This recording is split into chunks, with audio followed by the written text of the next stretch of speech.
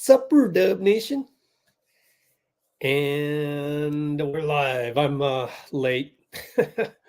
I thought I would be able to get on here earlier, and so we will not be able to look at the Steve Kerr pregame or listen to it in time because we're probably just 2 commercials away from tip-off. Oh, well. So if you're new here, welcome. You have found literally the most positive Warriors channel on the planet Earth, let alone NBA channel. Quite frankly, I've seen NBA sponsored media be more harsh on their players and coaches than we are. But it's not like we don't analyze. In fact, I probably criticize Steph Curry more than anybody else on the planet at the same time in terms of rooting for him, more than any of the fanaticals out there. Because I just call it like I see it.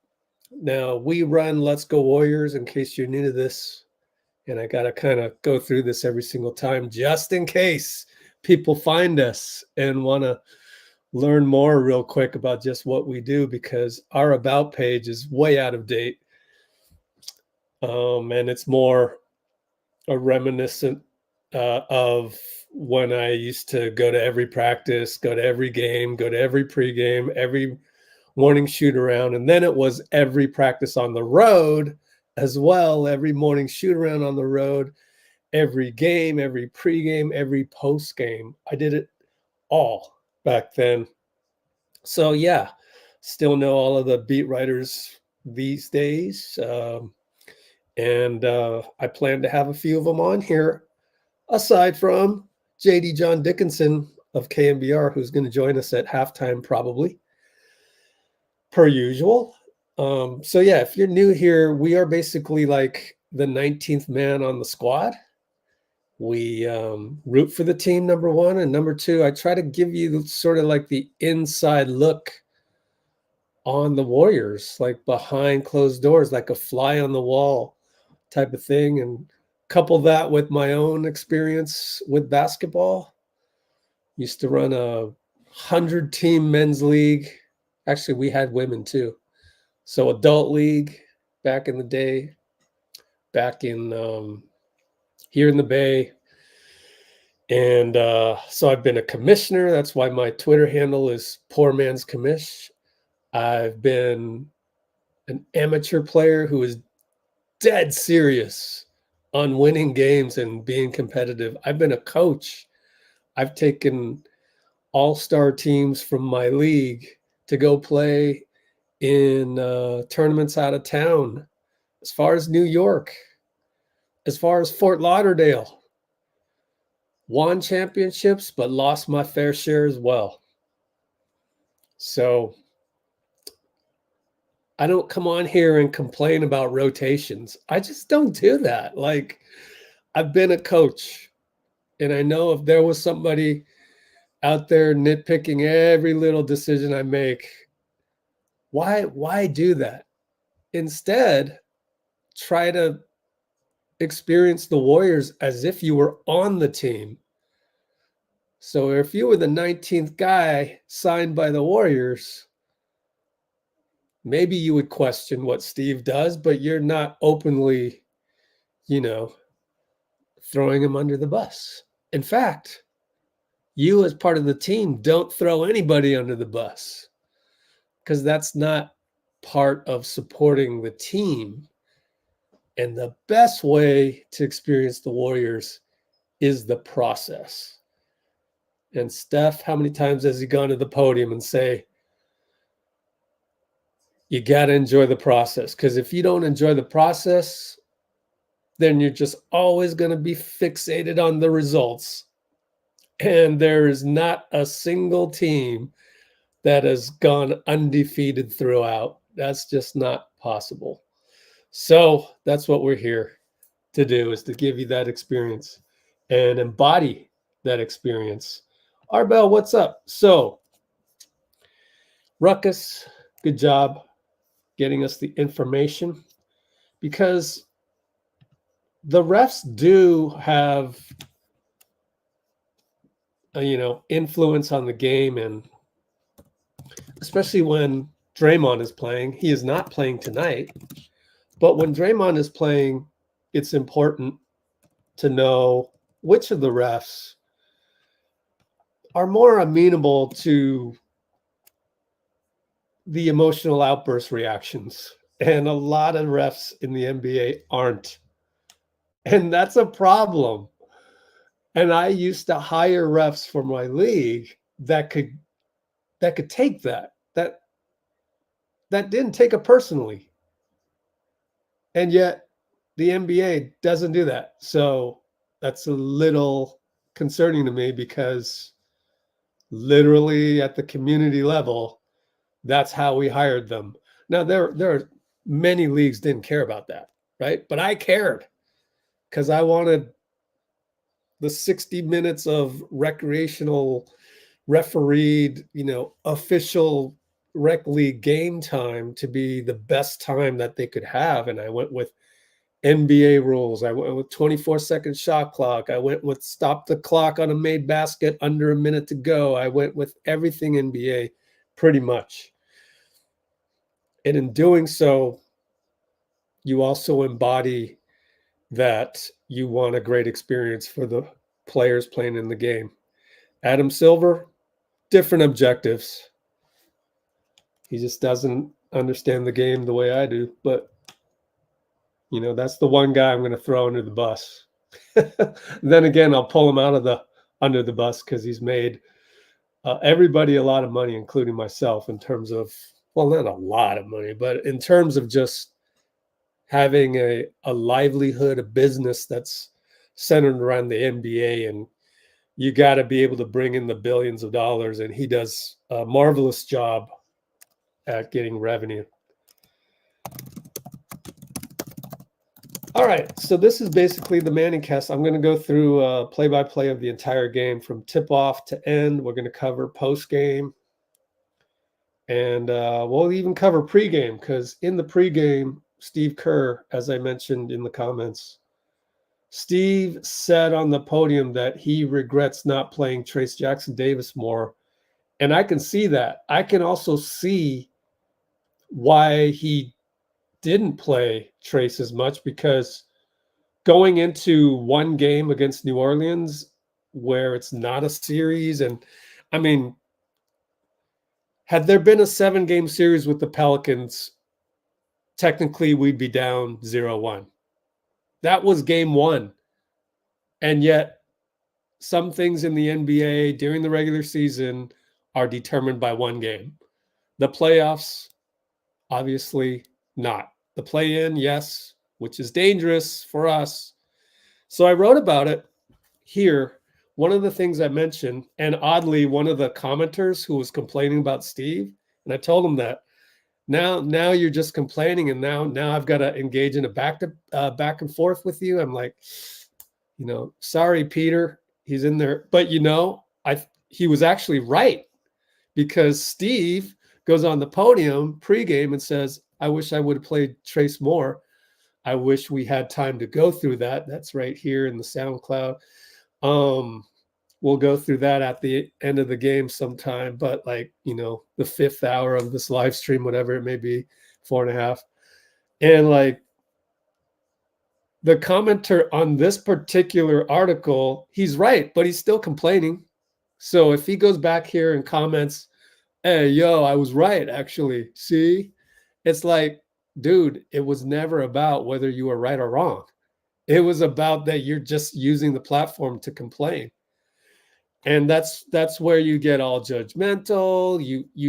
You purposely want to be addicted to the peanut gallery stuff, when I'm trying to bring you inside the room, inside the locker room, what they're thinking. And what Steve's thinking is what 99% of coaches out there would do in game one, which is match up Draymond's minutes to Zion and match up Trayce Jackson Davis's minutes to Jonas Valanciunas, JV.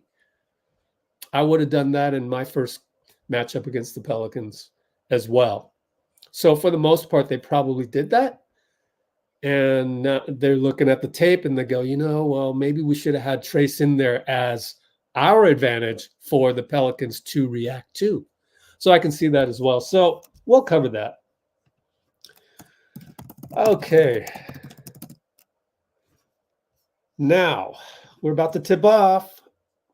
Klay Thompson will do the stanchion run. Okay.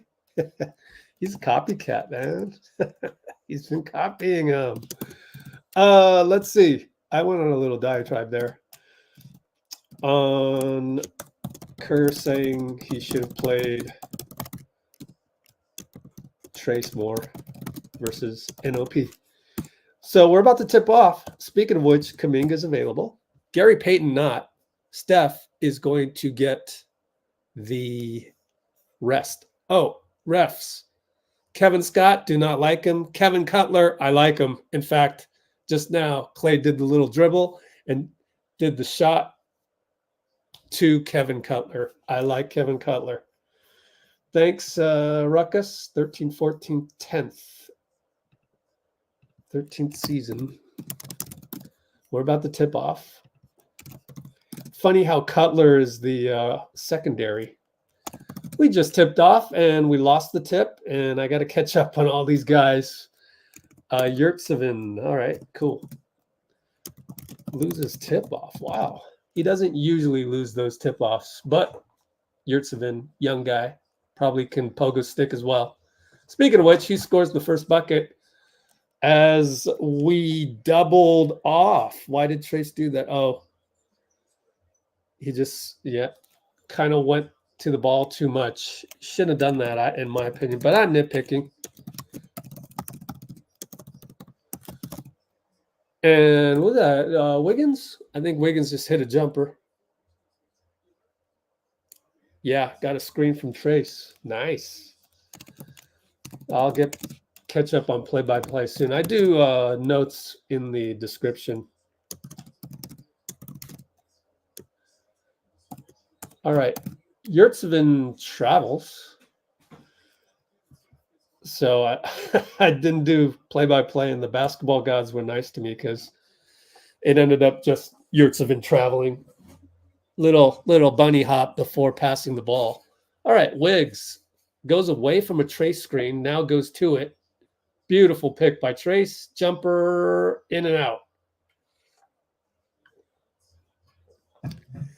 Nicely executed pick. Oh, and then I look up and they're already at the rim. That's the problem. Our point of attack. Yep, got by Wiggins. That's not a strength of Wiggins. He's more of a recovery type player. Klay misses.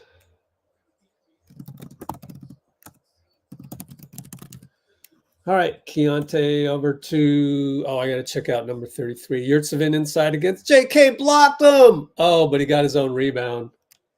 And one against Chris.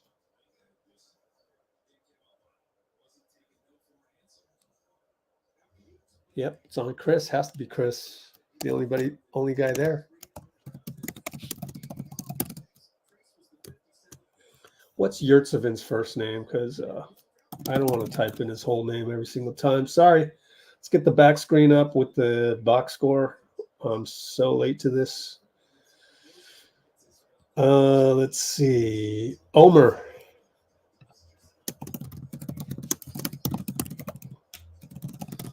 CP down the lane. Oh, what a nice drop off. That's patented.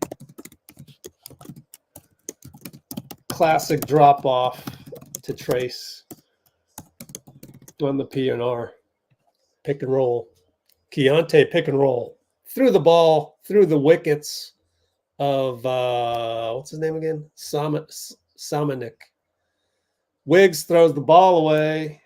Got it deflected. And he winced after that in terms of his own frustration. Good physicality by Klay on the post up by Samanic. Or is it Samanic? I don't know.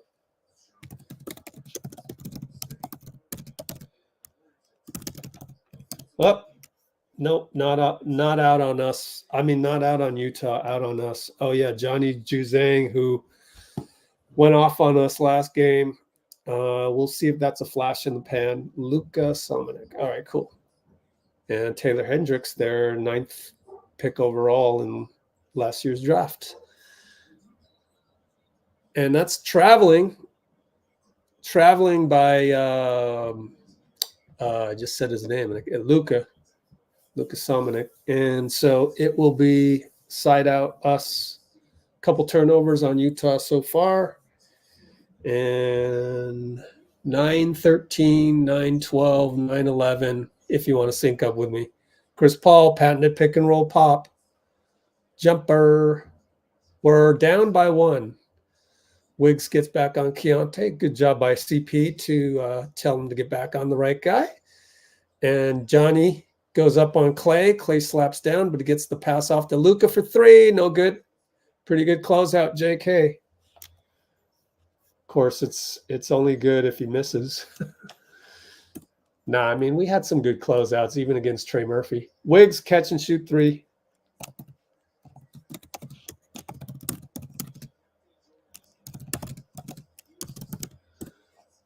Assist Chris. And this is Hendricks, number 9 pick, 2023.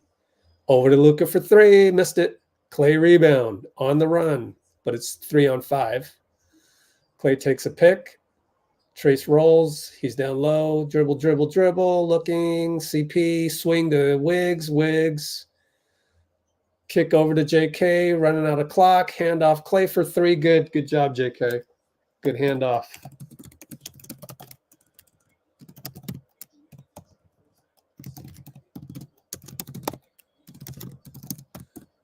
And Luka loses the ball. JK stays in front. Another point of attack win for us.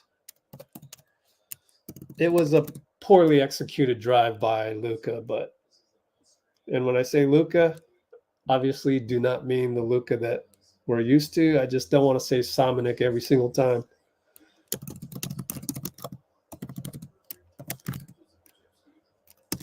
And JK's trying to get downhill, kicks it to CP, catch and shoot 3, short, or to the right, really. All right, a bunch of notes in the description, which will transfer over to the comments and have timestamps for when the live stream is done, 4 hours from now. Luka scores and 1, and Kuminga thinks it's a ghost foul. Does he want a review? He's not going to get one.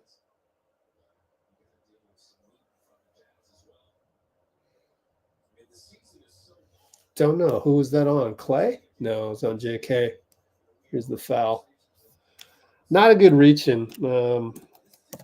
That's the problem with that. Klay takes a seat. Brandon Pajemski in. Check it out. I finally got Brandon Pajemski on a thumbnail behind me and for this video. I thought it was apropos in terms of finally 82 games later. And, of course, he's been on Summer League ones or whatnot.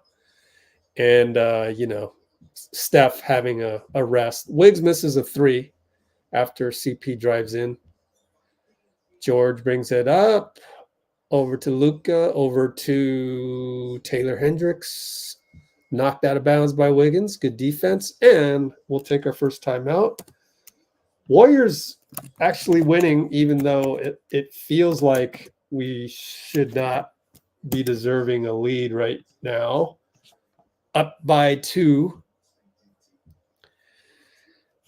Bruce Morrow wants CP to stay with the Warriors as long as we get some regular season point of attack help. But my guy, Eric G, our draft guy, Eric G, might as well bring this up right now, says keep a lookout on Jaylen Wells. And I did some research, and I like what I see. Let's hope he drops to our, is it basket? I think it's Wells, right? Yep. Wazu. He's 6'8", 7-foot wingspan, approximately. They don't know for sure yet. Solid defender, jump shooter, can create his own shot. Oh, I can't wait, man. I can't wait. You heard it here first, baby. You heard it here first. Jaylen Wells. We are on the Jaylen Wells bandwagon, thanks to Eric G. I've always loved wings, long wings. Take a look at Trey Murphy. I loved him in that draft. Knew we couldn't get him because he was in between. We had, I think it was Kuminga's draft. I'm not sure, but we had number 7. We're not picking Trey Murphy at 7. Number 14, probably too low. Man, let me look it up. Trey Murphy, Wikipedia. When was he picked? 2021 draft. 17th. Told you. He was after 122. Yeah, after Moody. At the time you looked at the tape and you go, yeah, Moody, man. And then you looked at Trey Murphy and you go, is he too skinny for the NBA? And nobody knew he could shoot from 30 feet like that. But anyway, I digress.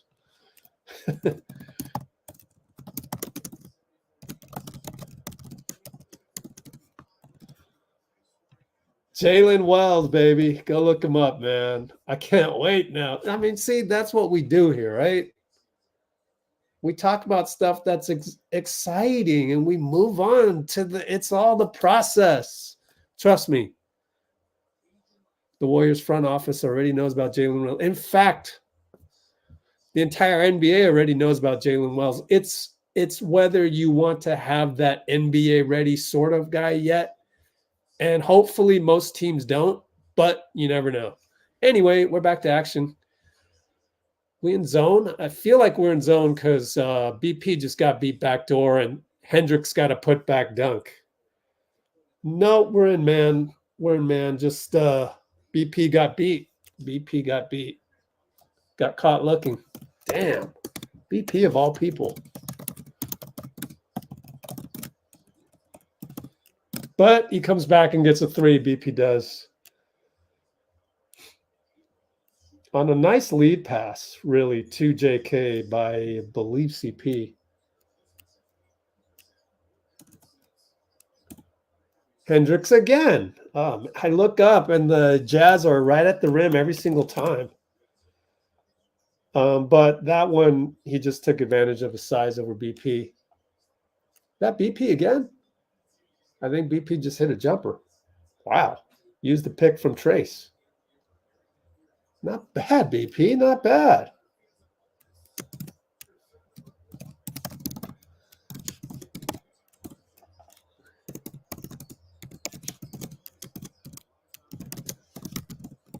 All right. And we're late shot clock. Utah. Hendricks hits his 3rd. I would call timeout, but that's just me. 3 in a row for Hendricks. Yeah, I'd call it anyways. I'd be Popovich today. This is still a must win.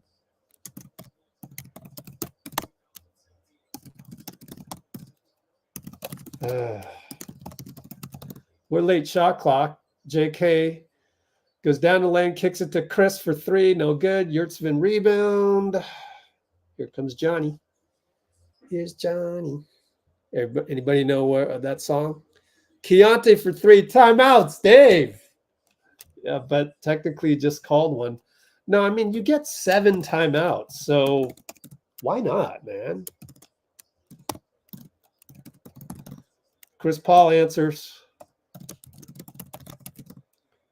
Goes with the mid-range from the pick from Trayce. 19 apiece. George. Catch and shoot Luka. No good. Whew, thank goodness. So is Luka Serbian or is he Bosnian or is he Croatian?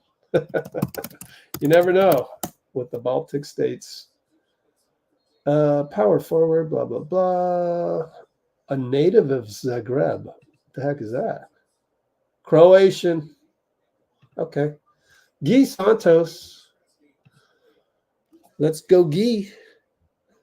Gets the call before Lester gets the call. So interesting. Yeah. Easier to fit in a wing in the rotation. Moody also in there. Looney also in there. But Chris and BP stay. Smart rotation, I think. Guy for 3, no good. Rebound by number 25, Mika Potter. Or is it Micah? And Bryce Sensabaugh. We saw these guys 7 or 8 days ago, literally. So I should know these guys better. But anyway, inside, Gee, pretty good defense, but Luka forces it in and scores, and we're down by 2. Chris Paul looking for BP mid-post. Looking for somebody. Gee finally sets a pick for Moody. Nothing else happening. Pick and roll. Looney scores. Good job, man. Pretty good execution. Keontae, pull back 3. That's Keontae, right? Yeah, it is. Number 3. Shooting guard. Number 3, good.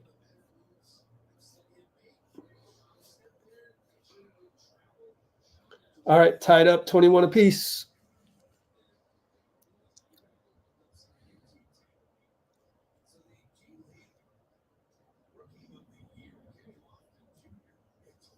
And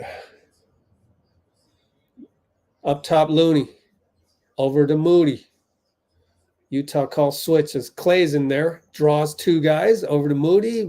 Moody does a flyby, but then drives, can stop. No look inside pass to Gee, but it was not on target and luckily out of bounds on Utah. We got timeout. Will Hardy, coach of the Jazz, tied 21 apiece, 2:55. Let's look at some comments. As I'm going to take a break from clipping stuff today unless it's egregious, such as a bad point of attack or whatever. But then I'm a broken record on the bad point of attack. So far, only 2 bad point of attacks. That's what we do here. We do a little X's and O's, and that's a key to the game. Obviously, turnovers as well. Wiggins, I remember his. Only 1. So the main things for the Warriors are always turnovers, and can you stay in front of people and you count the point of attacks. Defenses on that.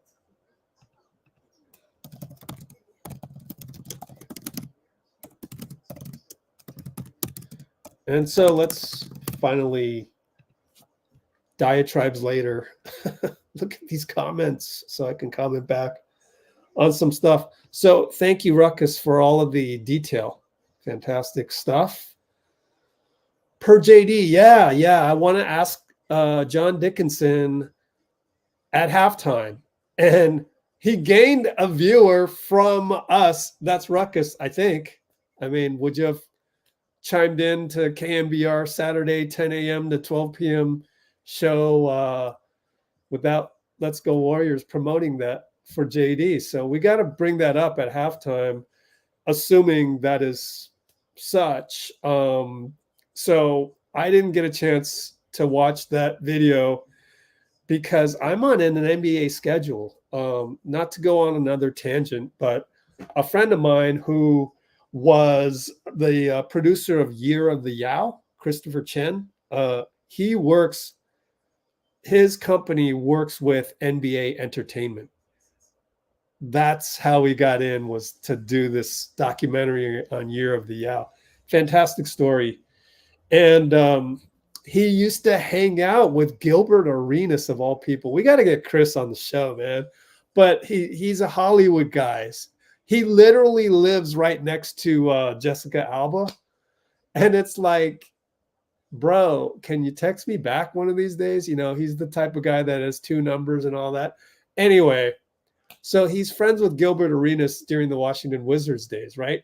And he'd be texting me every now and then. He'd go, yeah, I'm with Gilbert right now. And back then, you know, I wasn't as involved in the NBA as I am now. So I didn't really care all that much. I mean, it was kind of cool, but like, I didn't, one of my, you know, Gilbert left us to go to Washington.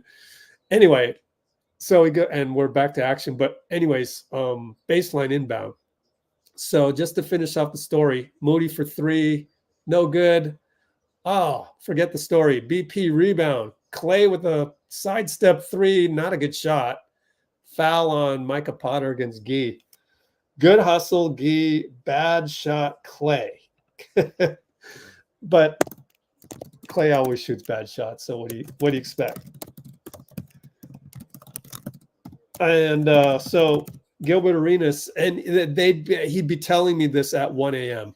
So I'm just saying that I'm on that same time where from dinner, Gilbert Arenas having dinner at 1 a.m. Gee, nice cut, nice feed by Loon. Gee is a good cutter. Look how good cutting gets you in the NBA. And he gets a good deflection. They track those, Warriors coaches. But fade away for their lefty. Who's that? Bryce? No, somebody else. I got to look it up. So, yeah, the NBA schedule means you eat dinner at 1 a.m. You just do. So do I. 7 p.m. tip-off. I'm on here for 5 hours. I'm eating dinner at 1 a.m., literally. No joke. That's why I could not tune into, to tie it back to why I brought that up, why I went on that tangent. That's why I had no time to watch John Dickinson 10 a.m. show on KMBR. Klay gets fouled on three. Not a good foul by the Jazz. Although Darius Baisley says, what? I didn't foul him. Oh, my goodness. That's Kenny Lofton. Kenneth Lofton Jr., my friends.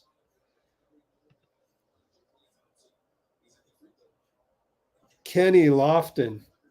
I mean, that's the former San Francisco Giant, right? Kenny Lofton Jr. Wiki. And it's going to sleep usually at 3 a.m. because at 1 a.m. I'm going to eat. So from 1 to 3, I'm just getting away from Warrior stuff. I'm on YouTube. We'll talk about that later, but family. National career. Oh, yeah, we got 3 shots here, so it bought me some time. Rumors of his father being former are false. I did not know that. Well, Lofton isn't necessarily a obscure name or anything. There's been plenty of Loftons all over the place. Oh, and I never talked about this actual comment that I have on the screen. Oops. Get back to you, Ruckus. That was like the 5th comment on here. And speaking of which, Bryce Sensabaugh, no, that wasn't Kenny. Bryce Sensabaugh scores. There's Kenny. No, maybe that was Kenny. Oops. Oh, well. I messed up. Klay does a flyby, kicks it to Moody for 3. Nice kick, Klay. Way to kick that, bruh. Nice. Oh, Lofton for 3, no good. Klay with the rebound, brings it up. Screen by Looney. Tries to drive. Oh, he does turn the corner. Nice kick to BP. 4-3. No, there was a foul before that, before the 3. Believe it's a foul on Baisley on the attack. Yep, it's a late call. Wow, Klay turned the corner at his age on a youngster. What? And he gets to the line because we're in the bonus. What?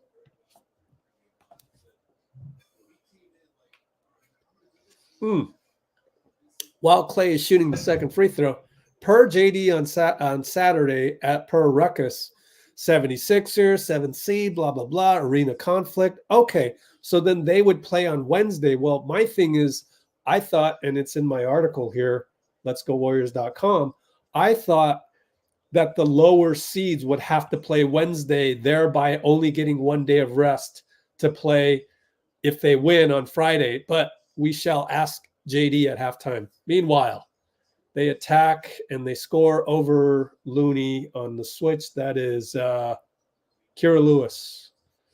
All right, now that I've memorized all the Utah players, BP down the lane, lob to Looney, but he holds the ball too high and gets blocked. That was too easy. Too easy on by Looney, but kind of off balance. And, you know, Looney's not the most agile guy getting up off the hardwood a la Trayce. Like, Trayce is this and Looney's that. Uh-oh. Will Hardy is exasperated by the scoreboard operator. Come on, guys. I happen to know 2 of them. And they screwed up. Kira Lewis for 3 pull-up. Why did he do? Oh, it was a 2-for-1. 28 seconds left.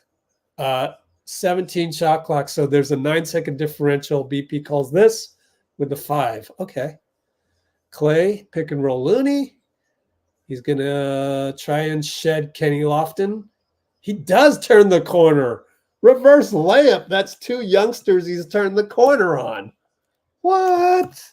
Not bad, Klay. Wow. I am literally shocked.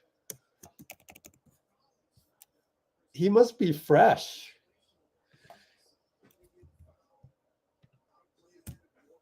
Take that for data, Rich. I'm not 34. Is he 34? Yeah, 34. Nice little Euro by Sensabaugh, but Klay gets a deflection. This man's everywhere. What the heck?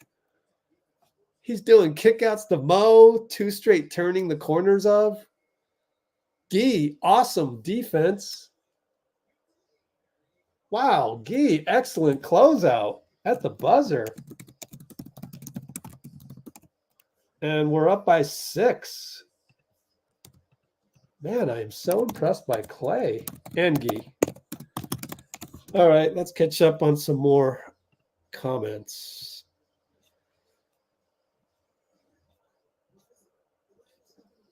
Okay. What else? Ingram is back. Interesting. Yeah, them scheduling everything at 12:30 p.m. for the West is fair. So no scoreboard watching and tanking. Nor scoreboard watching, resting type deal. Anyways, you know what I mean by that. Nikki in house. Monet in the house. Suvanch in the house. Steph ankle, not an issue. I would like to say that it's not an issue, but to me, that means it's between 90 to 99%. And if Steph isn't 100%, then I'm resting him. I know some of you would say, no, rest him because we potentially have, 3 games in 5 days coming up next week. Okay. All right. I get that. But at the same time, I'm the basketball gods guy. And if you're 100%, I think you should play. Now, Steph, a tiny little asterisk. I just don't want to mess with the basketball gods. And, I might even go 51% resting them just because it's Utah. If it was like any other non-tanking youngster team, then I would put Steph in there because I just think you put Steph in there against a young team, they're probably going to play better. You know what I mean? That's my thesis on that.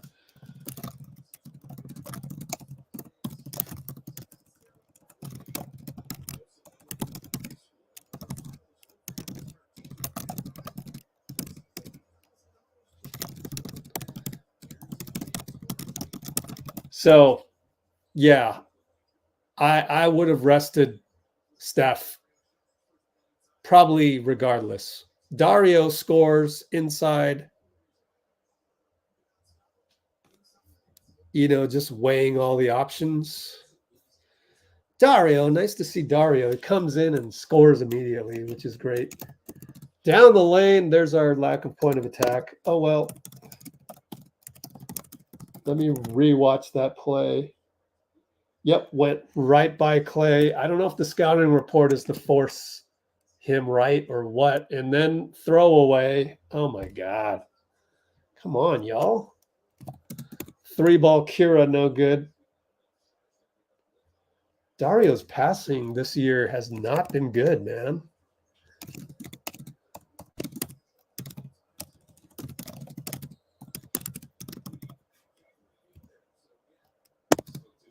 Moody foul? Oh my God, offensive foul on Moody? Let me see. Traveling. Just pivot foot issue.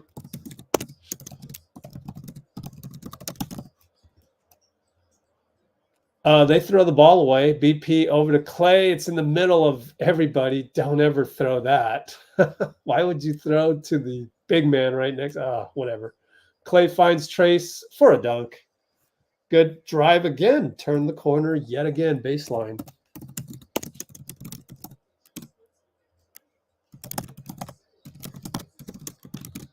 And goaltending. Goaltending Trayce. He shakes his head. I am so far behind on the play-by-play. My bad. I'm trying to catch up on some of these things.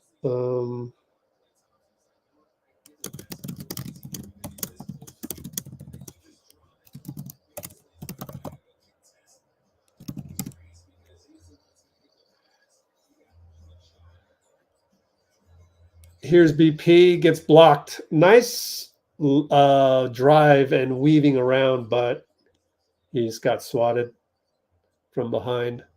Sends the ball for 3. Good corner.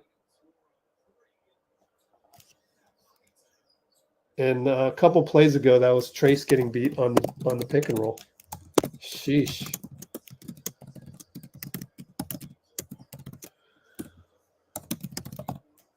BP for 3, no good.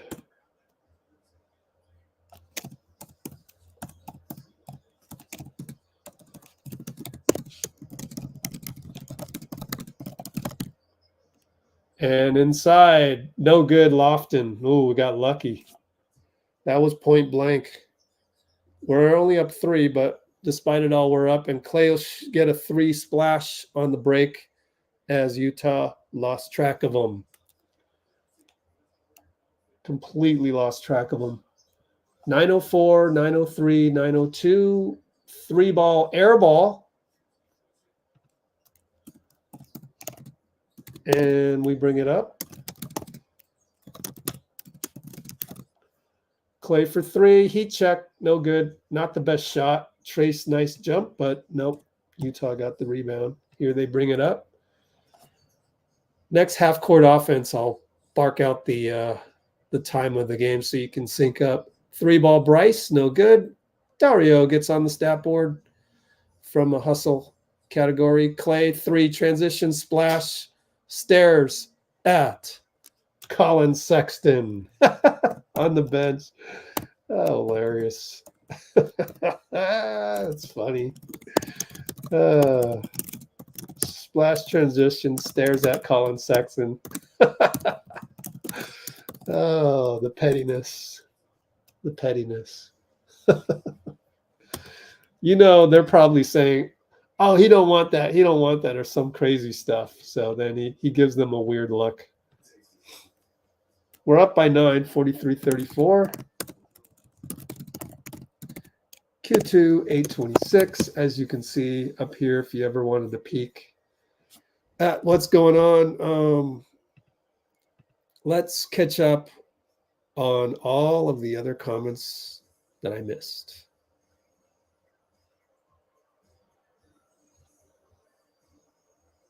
Utah's resting everyone. Yeah, in terms of Colin Sexton, and they were tanking already. No Markkanen, no Jordan Clarkson, no, Utah Watanabe. I think they still have like personal reasons. Don't quote me on the Utah. What Utah and Utah? Actually, now that it's Utah and Utah, we got to look it up. Utah Watanabe. But Utah, whatever team he's on right now, he is definitely Memphis. Yeah. The other team that is depleted, and then you're so depleted you might as well tank and put personal reasons for Watanabe. Okay, whatever. Like Utah, that Utah, and then the Utah Jazz. Yeah, as we're seeing tonight. Yeah, let's not injure Colin Sexton before we trade him. I don't know. Let's check the salary. Colin Sexton, yeah, they don't want that. They don't want to pay Colin Sexton 18 million coming up. Nah. They probably actually Jordan Clarkson, that's an affordable salary. I had no idea it would reduce from 23 to 14. Wow. They don't want to pay John Collins that. Heck no. So he's on the block. Sexton's on the block. Markkanen probably not. We talked about that. We talk about Markkanen like every single stream because we love him. Only 18 million, which makes him, makes the Jazz probably want to keep him. But then you got to pay him like crazy. He will settle for nothing less than the maximum of what his draft pick. That's why the draft is so important, because the maximum is determined which pick you are. So yeah, they're ready to clean house, man. But yeah, I think we should overpay somehow, so to speak, for marketing. I don't know. We'll discuss that later, and we'll get Utah native Dean Chambers a chance to come up with a dream scenario. BP gets a steal. Trayce inside, out to Klay. Took a while to find Klay, but he got it to him.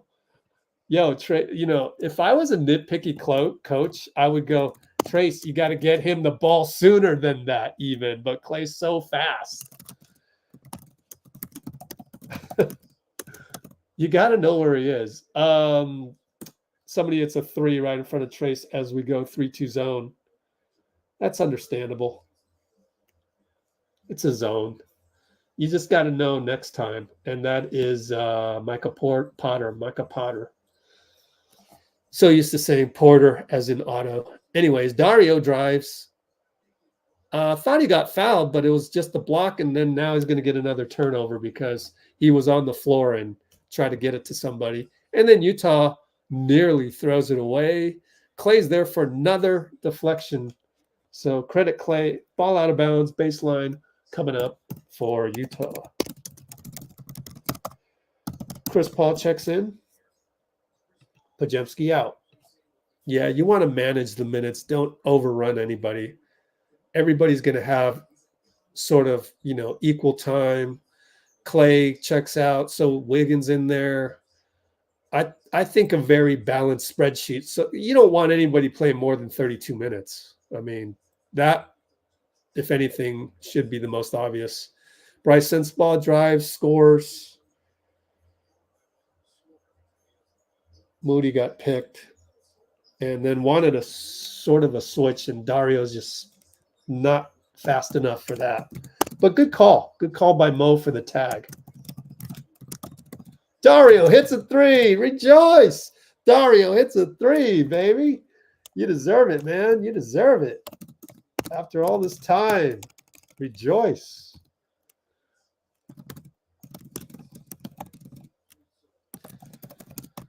And 3 ball over Dario. No good. Rebound, Chris. We got 6-18, 6-17, 6-16. Dario, another turnover. Run out dunk for Taylor Hendricks. Taylor Hendricks is a prime example of, drafting the wing archetype. 6'8", 6'9", Wiggs is going to get fouled by Kira. And is it a shooting foul or no? Yes, it is. Kevin Cutler. I like him. I have Kevin Cutler in my top 10. Forgot to mention that. He's good. I don't know why he's not the lead ref tonight, and they instead went to Kevin Scott. Don't like Kevin Scott.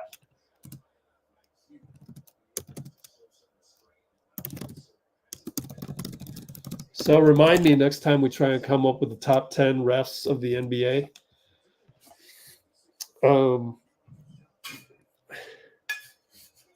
And you know, it's not really a racial thing, okay?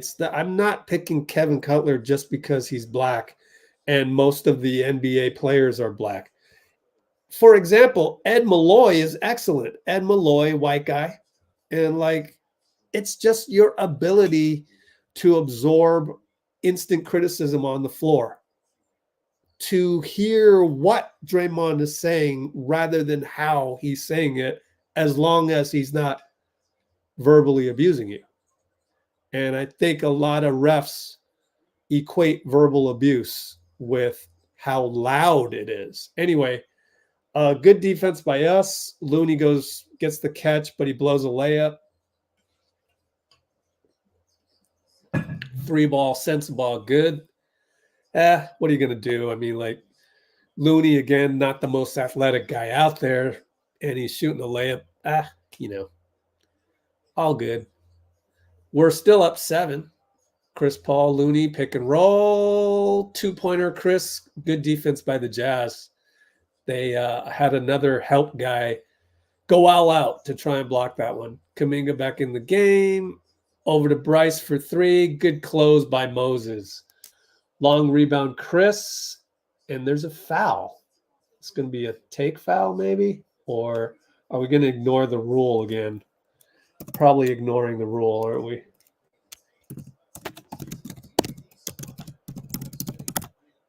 They're discussing it at least. Oh my gosh. They're really discussing it.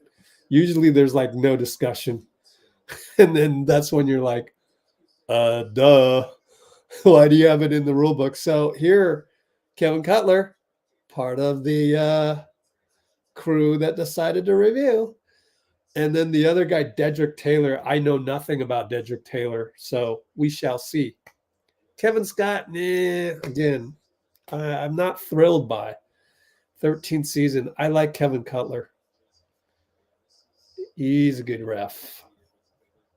Of course, until the next altercation with Draymond. But no, I mean, I can already tell which guys Draymond would have trouble with and which guys don't. Anyways, Tactical Spirit, welcome. Hopefully you're still with us right now. Jasmine's here with us. Shivansh is hopefully... Shivansh, wake up. Hello, Shivansh. Just kidding. Katie Boyd. Beautiful sunny day in Pacific Northwest. It's supposed to rain here. I don't know if the rain was over with or not. I think it's a take foul. I'm not sure. I wasn't listening to the conclusion of that. Just we'll see in a second if they're shooting a free throw or not. I'm going the wrong way on the comments. All right, Nikki, how are we doing on likes? Oh, it's not a take foul, is it? Nope, we're still up by 7. Whatevs. I didn't even see the play, so who cares? Pick and roll. Kuminga out. Wiggins out to BP over to Looney. Here comes Wiggins. One-on-one attack, spin, fade, 2-ball. Good. Versus Hendricks. Keontae brings it up. Handoff with Yurtseven. George shoots it. Great defense, BP. Rebound, BP. Touchdown pass, JK. Oh, 1-on-3, though. He thought about it. Good pullback, I think. Handoff to BP goes crazy, but he's got it. So good point of attack there. 2-ball Chris, no good. Looney tap, nope. Over to Micah, over to Keontae, over to Micah, down the lane, foul Wiggins. Up by 9 we are, and Micah will go to the line. Is it Micah or Mika? How do you pronounce these? Oh, I'm not listening to Fitz. So let's just Micah Potter pronunciation. Oh, come on. Click here to hear pronunciation. Okay. As long as Safari responds to me, I shall click. Where's the click? Click. Nope, there's no click on this. Whatevs. All right, somebody tell me. Micah or Mika? And JK, disrupted at the rim. Oh, well. Keontae brings it up. Got a little too deep on the baseline, JK did. And it's going to be Yurtseven, one-on-one Looney. Jump hook, no good. Over the back on Looney. Like, they didn't call it, but Looney gets a steal. And then there's a scramble for the ball. He's basically fouled. No call. It's going to be a jump. Probably.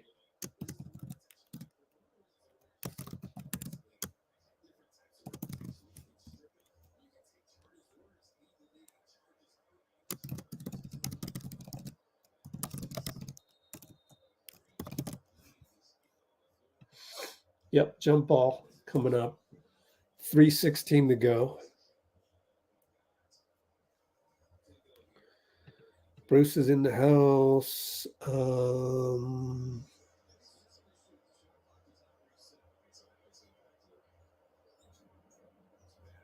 Okay.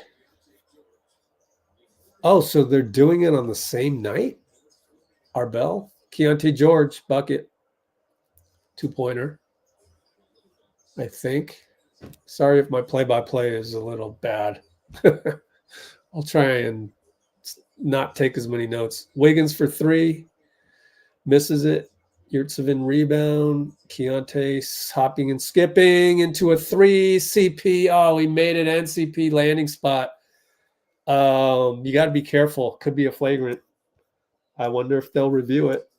That's just the brain fart. Timeout, Steve. But why do that? Don't take a timeout. They might review it now. Oh, Jesus.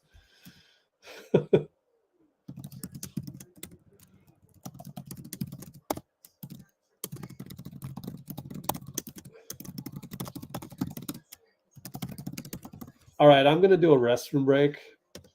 And yeah, I'm a little worried about them reviewing this.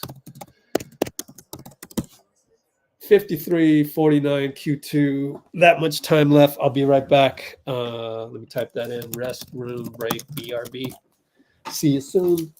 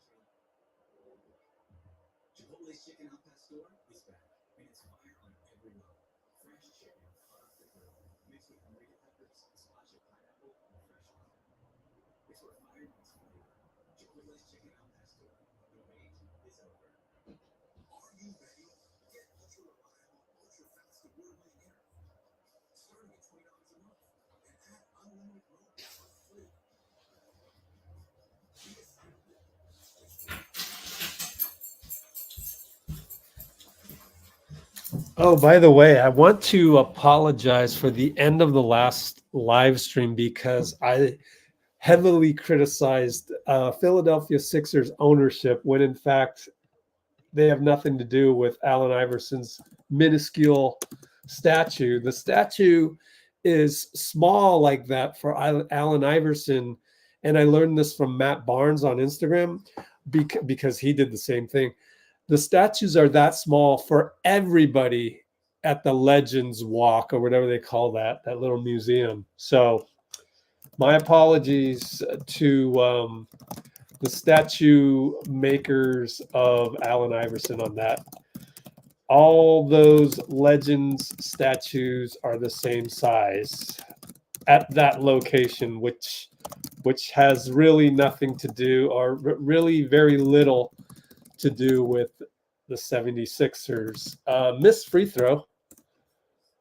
All right, so there was no review of landing spot. Thank goodness, because I'm sorry, that was a landing spot foul on Chris. They've now had two things in the rule book which they don't care about. And that's the thing with the NBA. I don't get it. Why have it in the rule book if you're never going to enforce that shit? Whatever. Like, that's not how I would run my league, but whatever. Just pick and choose league, as it always has been, even under David Stern. CP, surprisingly, no call on the little deliberate drive. Keontae 94 feet later, dunk by Yurtseven. He's a little bit bigger than Trayce, so Trayce overpowered on that one. Over to CP in the corner, no good three ball. Oh, man, we're only up by 2 now. We've been up by 9 like for a very long time, then 7, and then now we're only up 2. Oh, man. Nothing's going to matter if we lose this game, so we're definitely 10th if we lose. And by the way, Luka Samanic scores down low. I'm probably pronouncing his name wrong as well. Oh, well. BP runner, no good. Tie ball game, 136, 135, 134. Keontae, 94 feet. What a beautiful take against Trayce. Somebody stop ball, yo. Golly, man. BP has to get in there, but I don't know if you had to analyze and nitpick that one. Wiggins down the lane, scores. Stops the bleeding. Sheesh, man.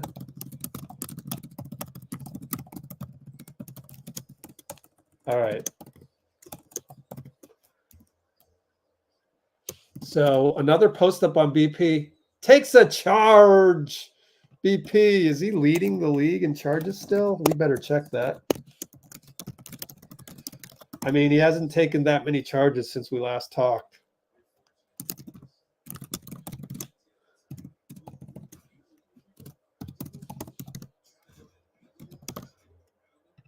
Let's look it up real quick here. We'll leave that one up. Let's see. Oh, Trayce. And 1. Left side. His strong side. NBA charges taken. Well, they had a close-up on BP because, you know, that's what happens when you don't hire basketball people to do basketball. Old media. So we focused in heavily on BP while the play was happening. By the way, meanwhile, Wiggins got an offensive rebound putback. So suddenly we're up 4 on the free throw miss. Another miss. You know, I'd rather just take that back and have Trayce make a free throw, for God's sake. Trayce fouls. Man, how many straight free throws has Trayce missed now? Of course, we got to credit him for that one time when he got 4 in a row. But, geez, bro, why is it so bad? 56. That's worse than me in high school. That's worse than, and dude, my shot release in high school was whack. Whack. And I shoot better than you in high school? Come on, bro. Come on. That's horrible. You can't be shooting better than rich high school level. That's I don't want to say the word because I don't do the Sith Lord absolute thing, but come on, bro. What am I looking up here? Trayce. Oh, how many free throws has he missed? Good Lord, 0 for 3 after that. So he was 0 for 4 after going 4 for 4. Meanwhile, Wiggs downhill on a 2 for 1. What an inside-out dribble, and then a hezzy change of pace type. Good move, Wiggs. We should do more of that.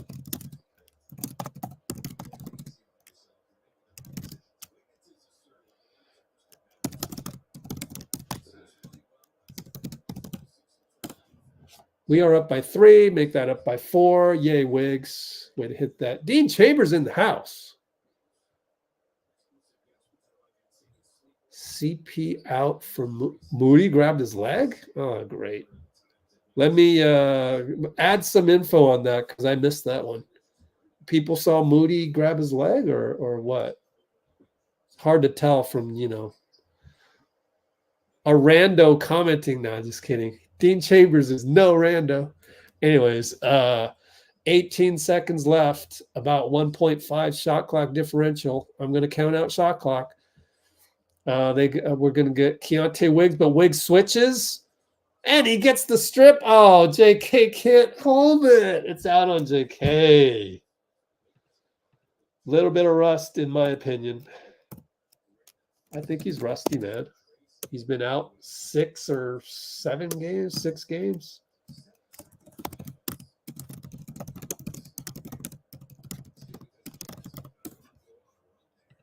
Good defense, Wiggs. Good point of attack. We got to give the credit. 3 asterisks for point of attack stuff. They are going to review who this is out on or what's going on here. Just checking. Is the ref still at the table while everybody else? We get the Wiggs smile. All right, cool. Kevin Scott, you took too long at the scorers table, but you're absolved because during that process we got a Wiggs smile. And they inbound it. 4 seconds, give and go, stolen by Wiggs, touchdown pass BP, and BP scored a layup, 1.1 to go. BP layup, what? It was basically a bad pass, but Wiggs gets a steal. So, wait, did we foul somebody? Oh, they threw the ball away. I look up and the Jazz threw the ball away. I'm going to have to look at the replay. Yeah, amazing. I thought the quarter would just end. And 0.2 left, so JK can get it off. Let's watch the inbound. Oh, just a bad inbound by the Jazz. Man, they're making some AAU turnovers. Thanks, tanking team. We needed that. BP finally made a fast break layup.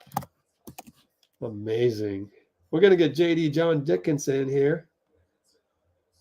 Oh, CP grabbed his leg. Okay. I'm so far behind on the comments. It's ridiculous. BP will have some words right here. Yeah, it's a great passer. I thought we had another one just before that, but it went out of bounds. Just knowing the time in the score, knowing I had to get it up quick. AirPods, you led the league in charges drawn. You got one tonight. Was there any way you were going to finish the season without drawing one more charge tonight? Nah, I'm trying to get as many as I can. The first one, I bumped him, and then I pulled the chair. He almost fell over, but he got it up still. And then the second one, I was going to try to stand my ground, and I just felt after the first bump, I was like, oh, yeah, it's got to take him. Wait, we'll let you go. Where's that rookie wall? You're supposed to be tired after 74 games. I don't know. I think I hit it in summer league. All right. So BP just said he thinks he hit the rookie wall during summer league, which is funny. The legendary JD John Dickinson joins us from Chase Center. How you doing, JD? Hey, what's going on, Rich? Can you hear me all right? Yes, sir. Smile for the screenshot. Ready to go. Yeah. All right, cool. Hey, JD. All right, so I have a burning question. Okay. What day does the 9-10 Western Conference happen, and what day does the 7-8, and how's that all related to the Eastern one where you, according to Ruckus, you got a new listener. He listened to you yesterday morning, 10 to 12 on KMBR, and you mentioned how the Flyers had a conflict with the Sixers. So if assuming the Warriors are 9 or 10, what day are they playing? Yeah, well, that part's already been determined. The Warriors' next game is Tuesday. That is official. No matter who they play, no matter where they play them, their next game will be Tuesday. And that is because now originally it would be the 7-8 games in both conferences would be Tuesday. The 9-10 in both conferences would be Wednesday. But the Sixers ended up with the 7 seed, which means that the Sixers would have been scheduled to play Tuesday at Wells Fargo Center in Philadelphia. But the Flyers play Tuesday. So because the Flyers play Tuesday, the Sixers cannot play their Tuesday. So they did a split flop, basically, with the 9-10 matchup in the West, which would have been Wednesday.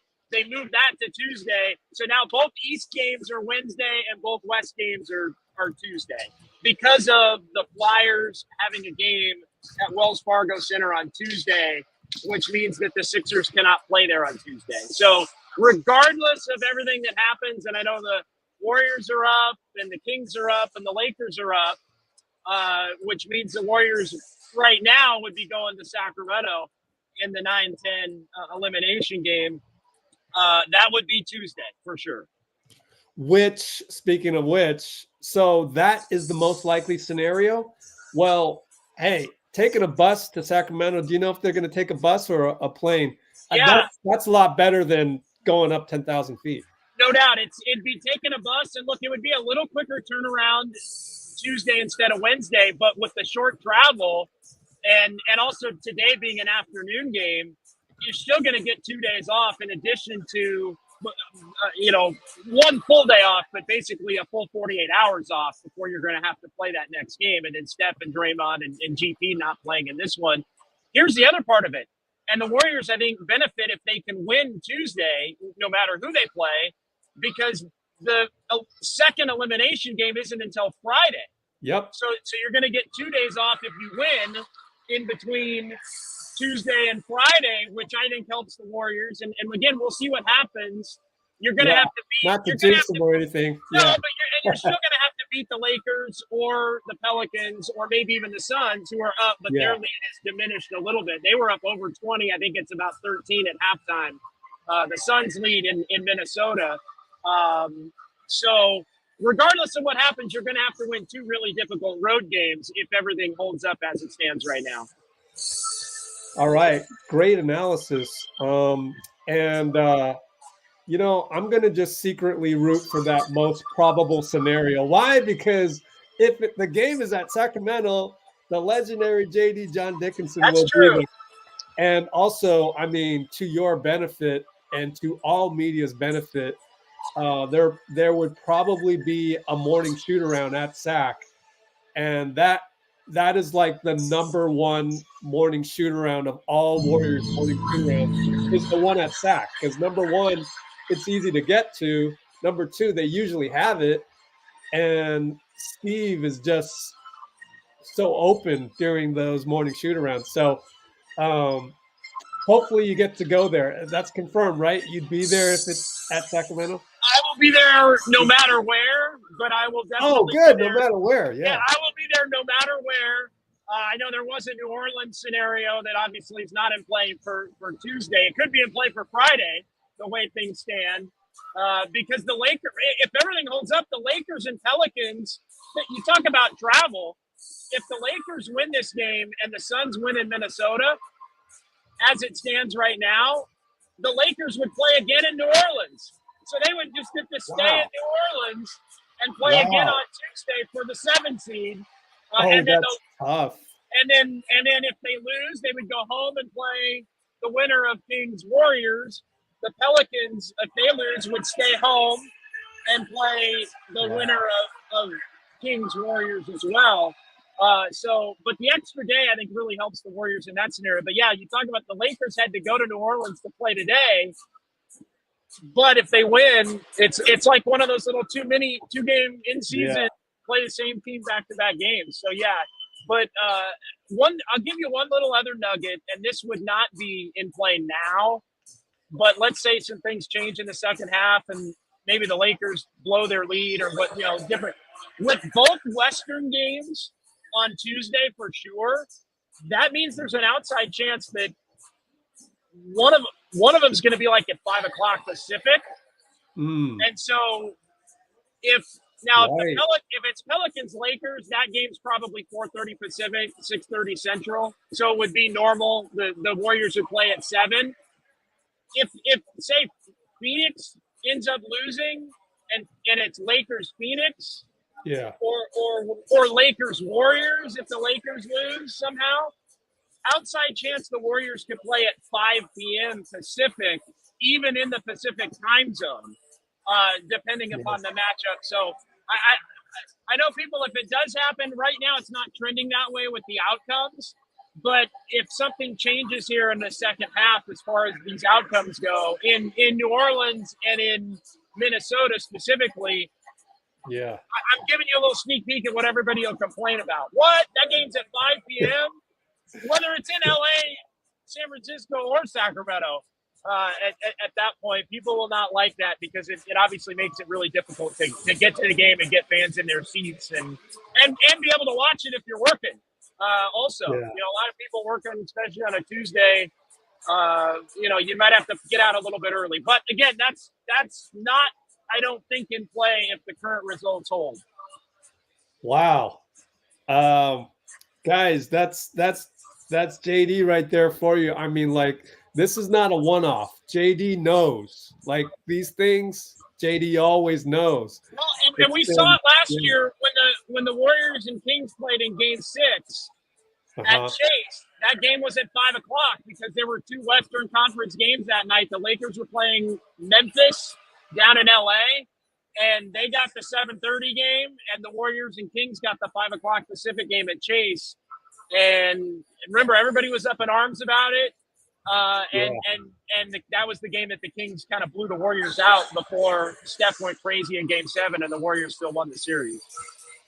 Yeah, I'm glad you never reported on the basketball league that I used to run, because then you would have caused a lot of more people to have an uproar over how I scheduled the games. Like, you were scheduling around the Warriors. No, I love it. It's not easy to do this stuff, but it's kind of neat to come up with why the NBA chooses to do certain things. And this whole Sixers Flyers thing, when's the last time that happened, right? I can't remember. And typically the NBA, it must be an issue where I'll tell you why I think it happened. My theory as to why it happened was that nobody in Philly thought the Sixers were going to be bad enough to be 7. I agree. Totally agree. I think they thought there's no way the Sixers, and if they are, then we'll figure it out. And then sure enough, they ended up 7. Like, I think everybody would have thought, well, they'll be at least top 6, right? I mean, most people thought they would have been top 2 or 3, in the West or in the East coming into the year. So I think that's why it happened. And then, in that building, it must be the Flyers take precedent also, because a lot of teams that share building, there's one team that has the first priority over another.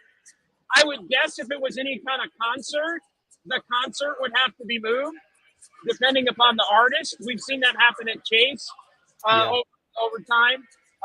But yeah, I think the Flyers game, and they're obviously winding down the end of their season too. So the Flyers game would take precedent over what's going on with the Sixers as it does. Wow. Super interesting stuff per usual, JD. This time of year, man, you got to follow JD on Twitter and all that, just because all of this stuff, he's right on top of it. Thank you so much for that. So we'll let you go, but where can we find you? Yeah, at KNBR. We've got a dual YouTube and radio today. We're starting at 3 o'clock. Greg Silver and I were starting at 3 o'clock at Harmonic Brewing in Thrive City. The first hour is going to be YouTube, Twitch, and the Twitter stream only because of the Giants game earlier today. And then at 4 o'clock, we're going to join on the radio as well. And then we're going to keep it going at least until 5, maybe even 6 out at Harmonic. We're both going to be out there. So if you're in the area in San Francisco, in the city, stop by and say hi. We're going to be out there, at least until 5, probably a little bit beyond 5. And then if you want to watch or listen, you can obviously go back and check it out on YouTube at KMBR, or you can check it out. Every show gets podcasted. For those of you that want to hang with Rich throughout the rest of the afternoon, that's always a smart thing to do. Thanks, buddy. Yeah. So can't wait to retouch base with you wherever you are on Tuesday. Yeah. Oh, man. It looks like I'm canceling LA. I might be canceling LA flights. I always say might. Yeah. I never count anything as done. Not knock on wood. Yeah. All right, then. Take it easy, Rich. If it is SAC, drive safe, and we'll see you then. Absolutely. Appreciate we'll you, talk man. to you then. All right. Take care. The legendary JD, John Dickinson, the other GOAT. Thanks, Bloomer. Yeah, I mean, I think it's a situation where JD covered all the bases, so there's no question to be asked of JD. I asked you guys, hey, if you have any questions, but yeah, awesome. Good to have you, Daniel Berry. It's a playoff game for the Flyers. I have no idea. I don't follow hockey at all. So maybe. Of course, we can look it up real quick, but I want to catch up on comments and spend every morsel of time that I have. Sacramento blowing out Portland. Yeah, 71-45, as you can see. Spurs are blowing out Detroit. That's too bad. You kind of want, I mean, Spurs are home, so end home on a good note. But poor Pistons, man. Oh, geez, are they going to get the worst record ever? I don't know. Somebody let me know. Houston beating LAC. I'm sure they're resting the Clippers because they're locked in at 4. Dallas is locked in at 5, so they're getting doubled up. Oh man, a lot of these are just ridiculous scores. Phoenix is beating Minnesota, and if they win that, they need LA to beat New Orleans, which looks like it's happening. And of course, we're beating Utah, and then a whole slew of Eastern games that we don't really care about. So let's see. Pelicans are playing so bad. Yeah. So isn't that cool? I mean, the Lakers might have to play the Pelicans again. But if the Pelicans are just half-assing it, let's just call a spade a spade. If they're doing that, then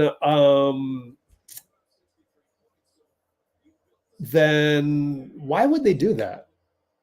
Then they would lose the 6th seed. I don't know. Because they would play the Lakers again. I don't know. And get revenge. I don't know. Whatever. Anyways, we're about to start the third quarter. Thanks everybody for being on here. Thank you, Dean. I missed that at the time. All right, we just started. Chris Paul over to Wiggins. Gets a double pick from Trayce Klay. Flare Klay. Flyby. 3-ball. Oh, what a play call. What a play set. Play set. Sounds like a play set, like a Barbie doll house or something. So Klay fly by 3 splash via, and Wiggins fouls Hendricks down low, so he will go to the line.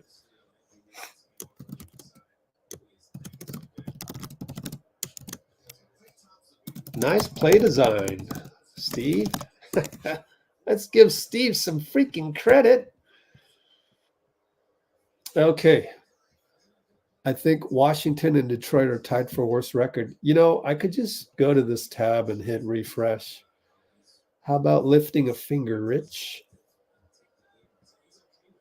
Looks like Detroit is 1 worse than Washington. But Detroit will lose this one probably and be 1 worse than Washington. Don't know if that's a record or not. Somebody let us know. Wiggins for 3, in and out. We're up by 8. Third quarter just started. Man, it's a thrill to have JD, huh? He's a good guy.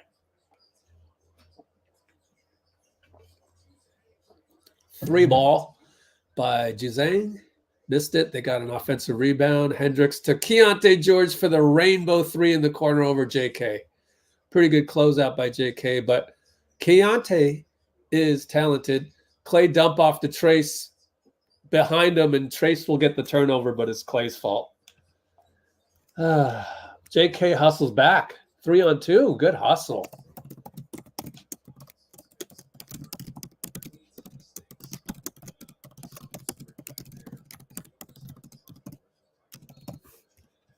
Yep. Kalena says you don't want to start turnovers. I am in full agreement of that. All right. Johnny up top. Got the switch. Yurtseven. There's Klay, and Klay strips him again. I don't know if it was Yurtseven last time, but Klay, again, strip a guy. And he gets the handoff from, or bounce off from CP. Early offense.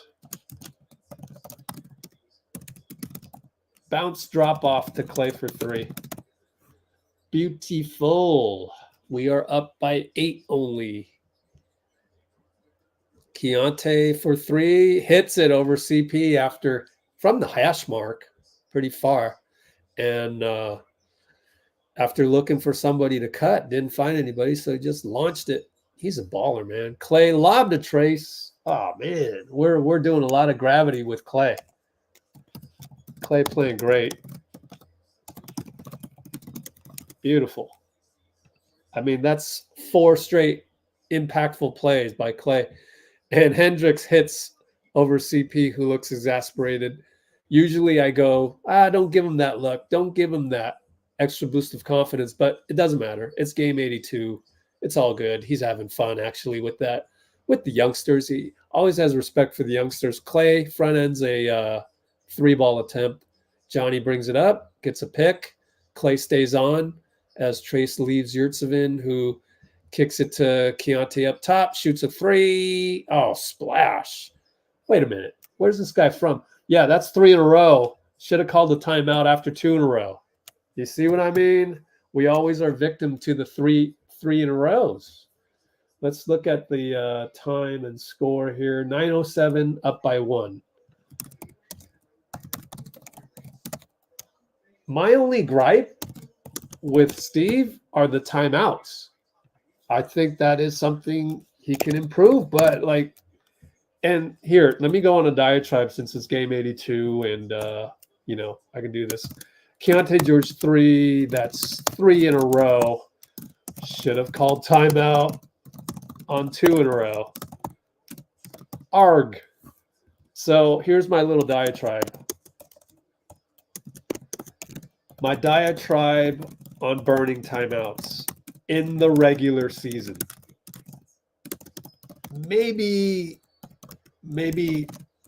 adopt some philosophies for playoffs. I don't know yet. So I literally wrote an article about this. Here it is. Let me link it for you.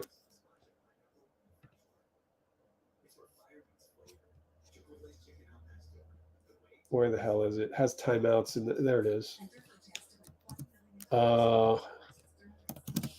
My diatribe on using timeouts. The one thing that I actually did not write about in that article is I feel in the regular season, due to the pace of the NBA and how so many guys are talented and so on and so forth, just burn your timeouts. F it. Just use them, because in the regular season, by the time you get down under 3 minutes and let's say you have no timeouts, guess what you do? You tell your team, you throw your hands up and you go, well, I don't have any more timeouts because you guys, okay, maybe it wasn't their fault. Like one of the philosophical things, adjustments, is to use a timeout as defense. Break your momentum, break Keyonte George's momentum, which you had to call here, but I would have done it after the second one. Never allow 3 things to happen, whether it's, and you get the usual admonishment, punishment timeouts, like 3 turnovers in a row, timeout on the second one. Say, hey, I'm not going to 3. 3 threes in a row, timeout on the second one. Especially in the first half, establish that precedent.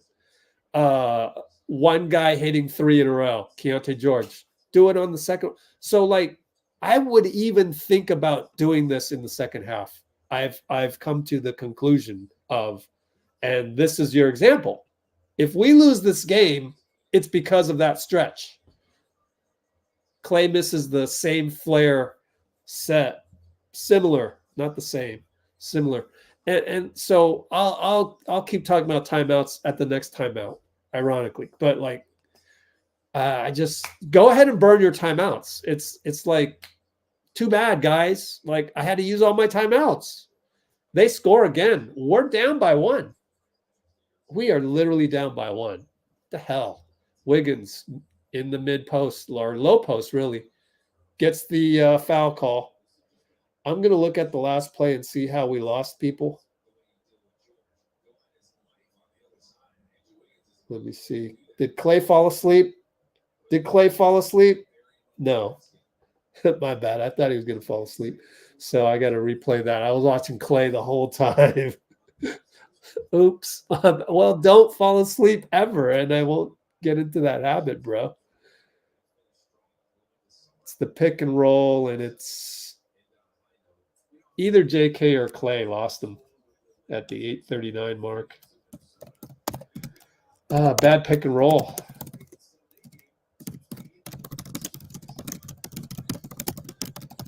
Wiggins missed a free throw after all that. So are we tied up? We're tied up.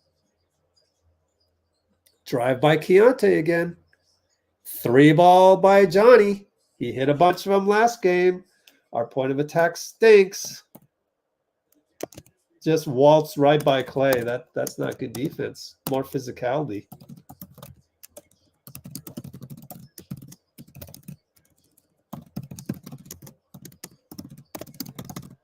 Lobbed the Trayce, but wasn't on target. So he got it to Wiggins. Push shot, no good.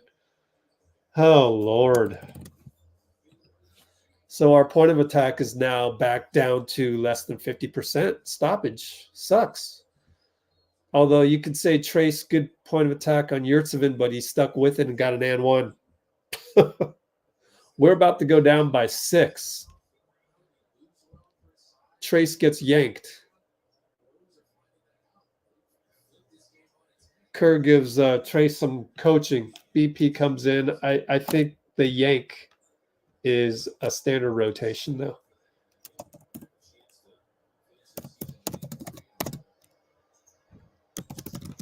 Gee, good box out on Hendricks.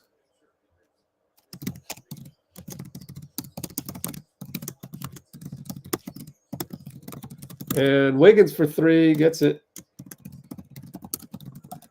So we were down 5. The 3 ball makes us down 2.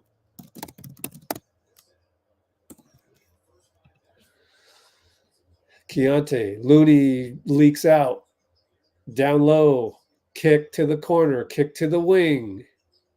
Johnny finds a nice backdoor cut by Potter. Did we find out if it was Mika or Micah? CP, pick and roll Looney. Fakes a dump off and shoots the jumper. Good. Classic. CP3. And Johnny. Reverse layup. Bump by Looney. We'll go to the line. A little bit too easy by BP again. Let's analyze this. BP had to cover 2 guys. And he had to close out. So what you going to do? That's not BP's fault. Maybe it was the fault of somebody else. Let me see if we could have done anything better. That's a good play design by Will Hardy, man. Multiple screens.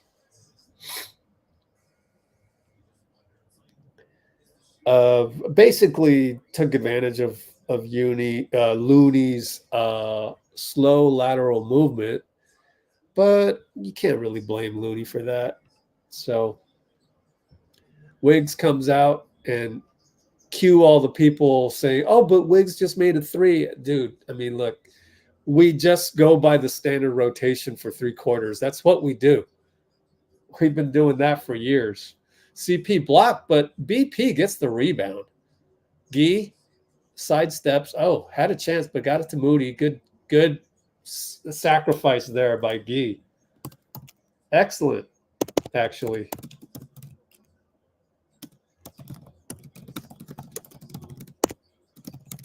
And 3 ball for Johnny. No good. Moody, good closeout, but they got the ball back. And they kick it over to Johnny for 3, and Chris is late to that one. Oh,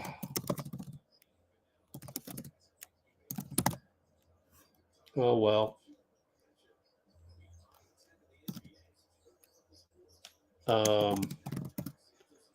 Guy Santos, baseline sneakage. Assist.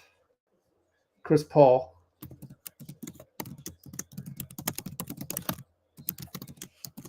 Utah throws the ball away. Thank you. Kira Lewis, not a good pass. And we're down 2. Oh, Guy's got the Zorro. No, it's not Zorro quite, but he's got a mustache.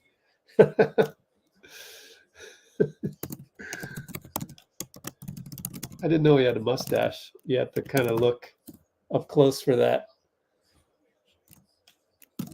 Not quite Zorro, though, but that's what I would have wanted. He hecka looks like Zorro, though. Instead of the bandana, it's his hair. Anyways, we got an offensive rebound, but Moses put shot short. Lester had checked into the game after the Guy Santos close-up shot, close-up camera angle. So I guess I got to credit NBC for that one. Thank you for the close-up on his mustache. Kira Lewis, easy too. That shouldn't happen, but anyways, it did. Moses misses an open 3. BP gets another rebound. How does he do it? It's amazing. And Guy goes down the lane. Oh, switched to the left. Shouldn't have done that. And he missed it, but it's out on Utah.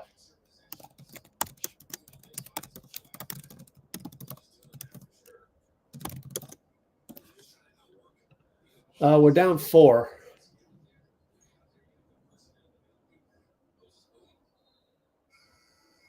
And they're going to get a late sub in here. So baseline inbound.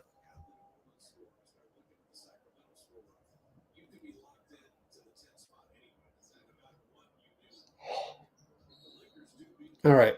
BP lob into Lester. Mid post, elbow. Finds Moses. 1 dribble pop. Good. Way to go, Mo. You love the 1 dribble pop. You love that. That's what a shooting guard does, man.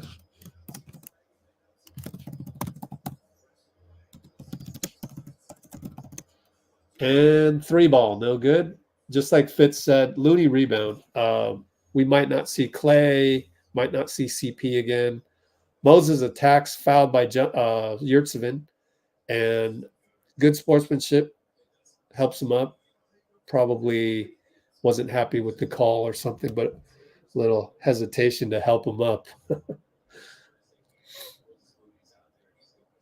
Yeah, a lot of contact there, but good job by Moses to draw the contact, and they've been calling that all year, so gets a free throw to drop. We're down 1. Checking the scoreboard. Sack destroying Portland. Lakers destroying New Orleans. Phoenix up on Minnesota.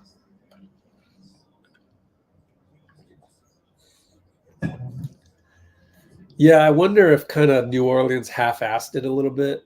Maybe they half-assed it because worst case scenario for them, they play the Lakers again at home, and they get another shot at it being the 7th seed in that scenario.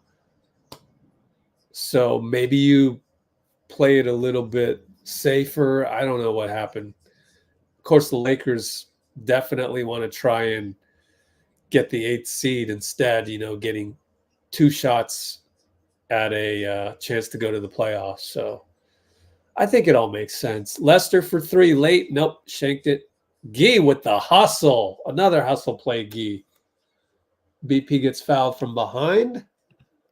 3:14 or 3:09 to go. My bad. 3:09 to go.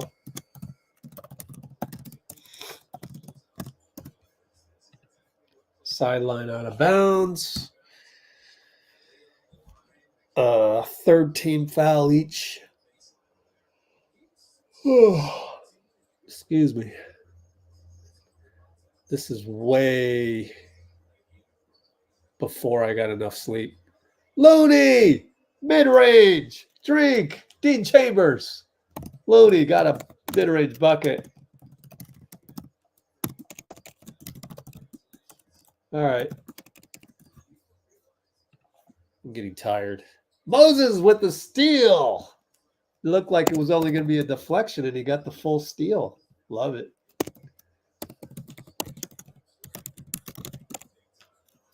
Moses for 3, short.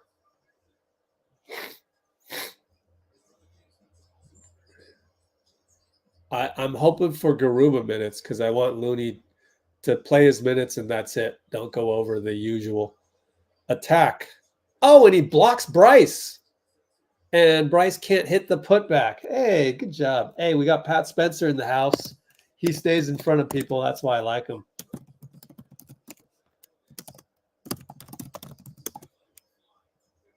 Yeah. Let's go, Pat. He's already got his first NBA bucket, which was a dunk a while back. He missed a 3, and Kira will try to push the action. Bank shot good. Or tied up.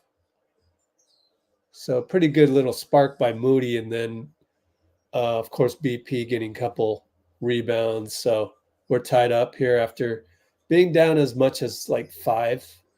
Moody, 2-pointer, no good.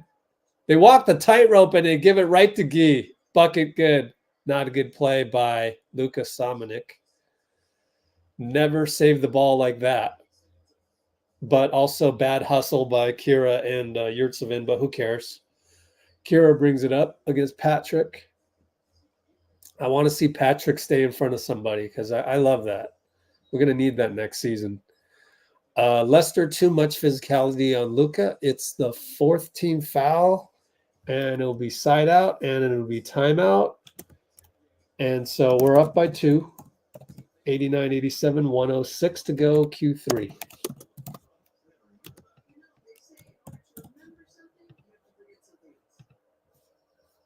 Okay.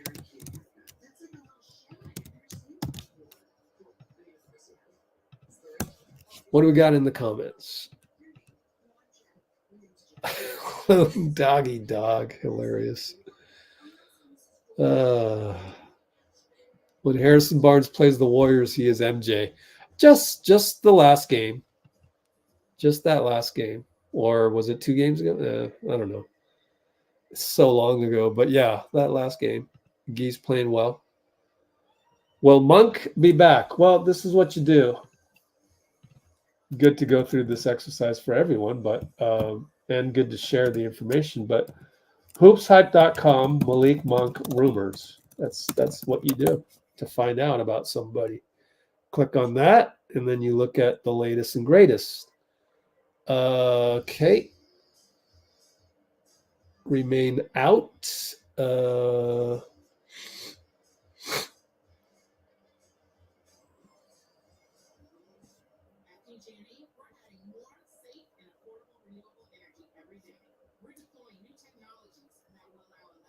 Oh, geez.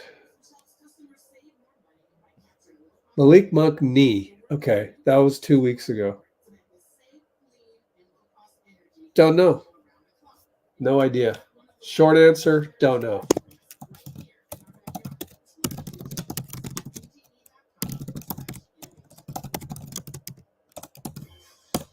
And you got to be okay with not knowing. You can't be like, your average Twitter user and go crazy over that. You just have to say, don't know, and we'll see. So that's how it goes.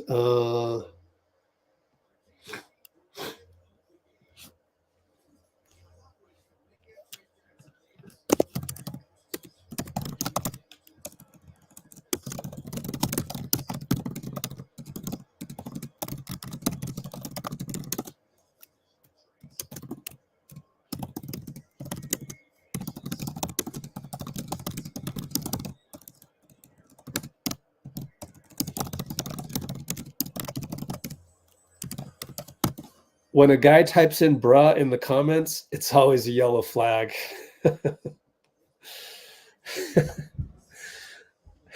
Bruh, you know, I used to hear bruh 10,000 times a day at my Sunday league, West Oakland, very bad part of town, Willie Keys Rec Center. I don't need to hear another bruh ever again in my life. But aside from the joking ones, but when you're trying to qualify yourself as an expert with the BRUH, it's a yellow flag to me because, bruh, I've been done lots of business and stuff, basketball leagues in the ghetto, and I've left that life behind. I really don't want to deal with that in my comments, let alone I did that every Sunday for more than 10 years. So hopefully the forthcoming comments from you are better. Yeah, exactly. Yep. You're funny to me, bruh.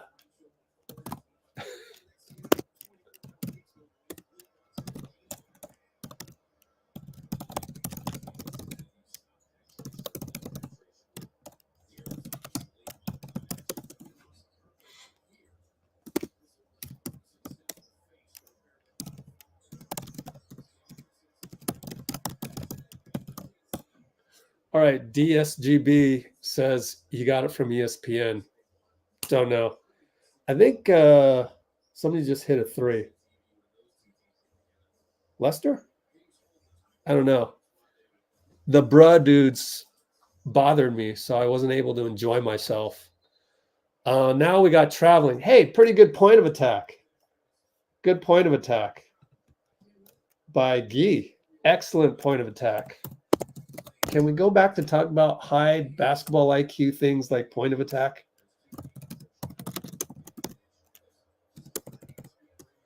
Oh, man. Guy for 3. On the flare. All right. That was executed perfectly by JK. Couple of nice plays by the Warriors. Kira loses the ball, and the buzzer sounds before anything else can happen. So there we go. 95-89. NQ3. Why are Fitz and Kalena like this? Thank goodness I can't hear them.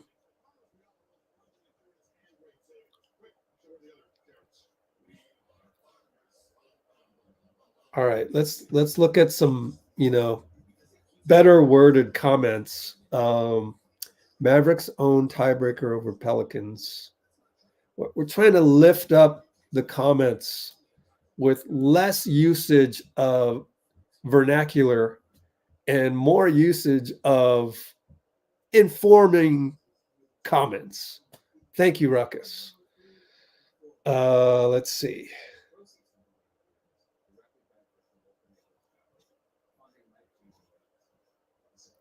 Or just, make a comment that's a happy comment like that, Loon doggy dog.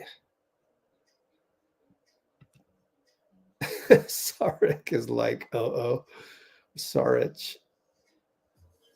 Yep, we're definitely resting people.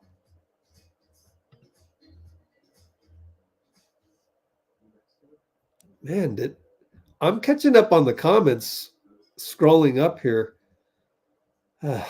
You arguing with my peeps? Don't know what's happening. The addiction to thumb typing. It's it's strange for me to say that because I own this YouTube channel. Therefore, you would think I would want more engagement. Actually, I prefer the comments not to have so much complaining. So whatever.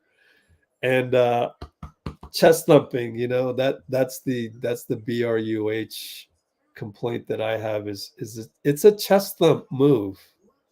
It is what it is. I'm so nervous right now. Yeah, I get you. But even us losing to Utah kind of was, as long as New Orleans is losing to LA like this, we can lose this game and it's literally harmless. So I think that's how the math works out. I'm not going to think about it any more than that. I want to protect my own sanity and my own happiness. I don't even, you know what? We're 10th, fine. And honestly, I don't think losing to Utah without looking at the math. JK just made an amazing athletic steal behind the back, and he gets an assist out of it as Guy follows up with a dunk. Beautiful play. Man, I wish we could vote for that as unsung play. Actually, we need some unsung plays here in the fourth because that's a dunk and that's not unsung. And JK got another steal and goes behind the back again and lobs the Guy and goes to Dario. Dario gets a foul. Thank you. Kevin Cutler saved the day by not letting that physicality go without a call. The youngsters, some flair there. Behind the back. BTB.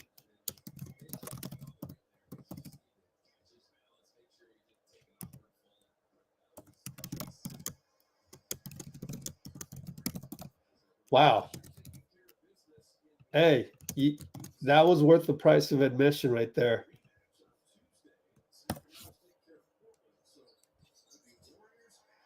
What's up, Havoc?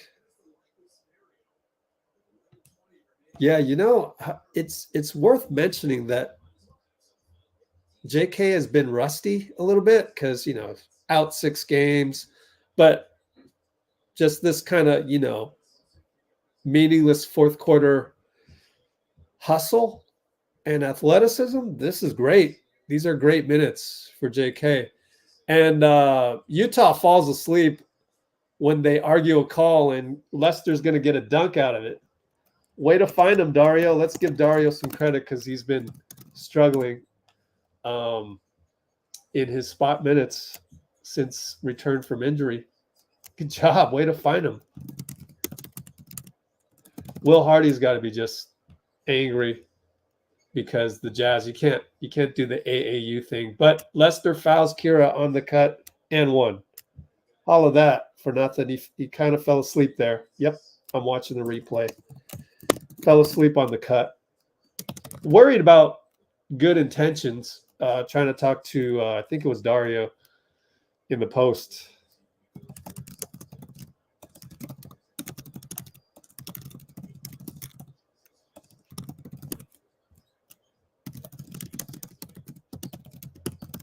All right. So we're still up by 9. And wow, first time in a long time because usually I stop doing play-by-play if it's garbage time. Look at the hezzy dribble by JK, but he's blocked. Good block, Micah Porter or Mika. Still haven't figured that out yet. Lester got a rebound. Out to Guy. Got to shoot it. Sidestep 3. Beautiful move. Oh, didn't know he had that. But I'm sure these days all the ballers have some sort of sidestep move. And they swing it around to Kira Lewis downhill. Misses it. Was that good point of attack by Pat? Let me watch the replay as they get a layup for Lester. Pretty good physicality point of attack by Pat Spencer. I told you we had that. And delivering the assist on offense on the break. Beautiful. But Kenny Lofton Jr. gets a 3.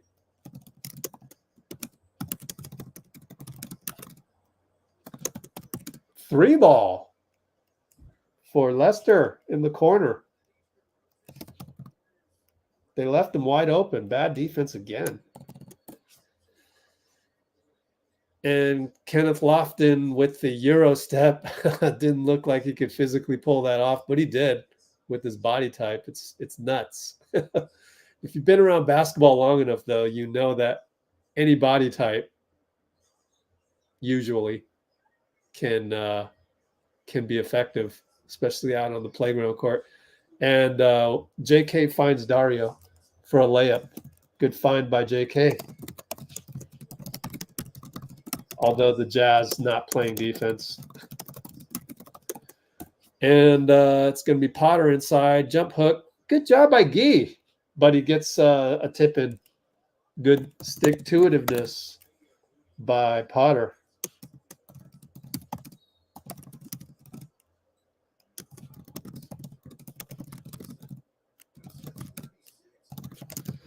Dario fouled. That is the second team foul.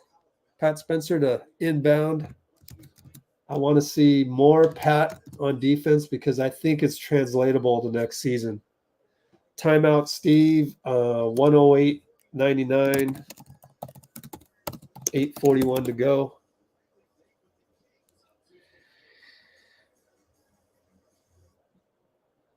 Arbel says OKC killing Dallas. Yeah, but Dallas is resting everybody, and OKC did not rest anybody because they want to win and try and get the 1 seed.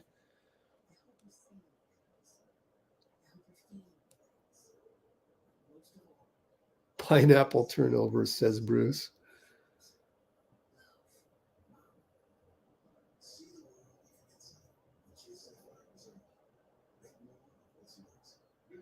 Pelicans are playing bad. They're not trying to lose. Interesting. Well, one theory, thanks for the heads up,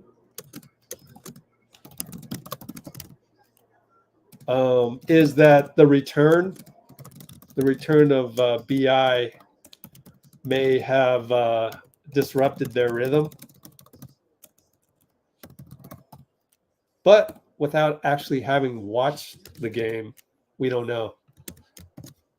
So, but that might be an explanation.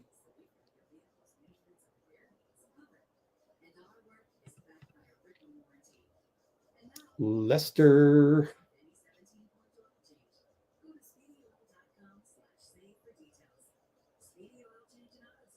Oh, you're right. IDK mentioning that, I wrote it in the latest article on the website. Go check it out. Right here is that, and I got this information from Matt Moore, aka HP Basketball, aka Hardwood Paroxysm, and the 10th seed has never gotten into the playoffs. They're 0 for 6. So I appreciate the support for the Warriors here because IDK is saying that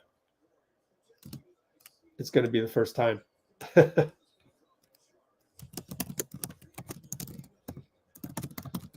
So hopefully you're right. Get in the playoffs against OKC. Yeah, that might be it, huh? They might get the first seed and us at 8th. Why not?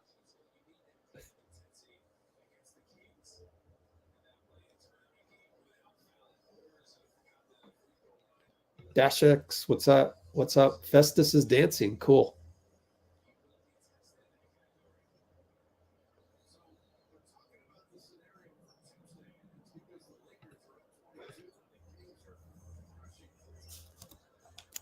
Yeah, we got a thumb typing addict in the house. We're not going to give him any more attention, Bruce. JK, down to Dario.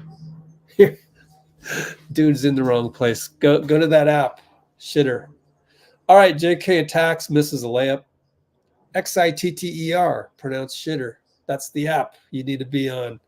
Or any other channel. Not here at Let's Go Warriors.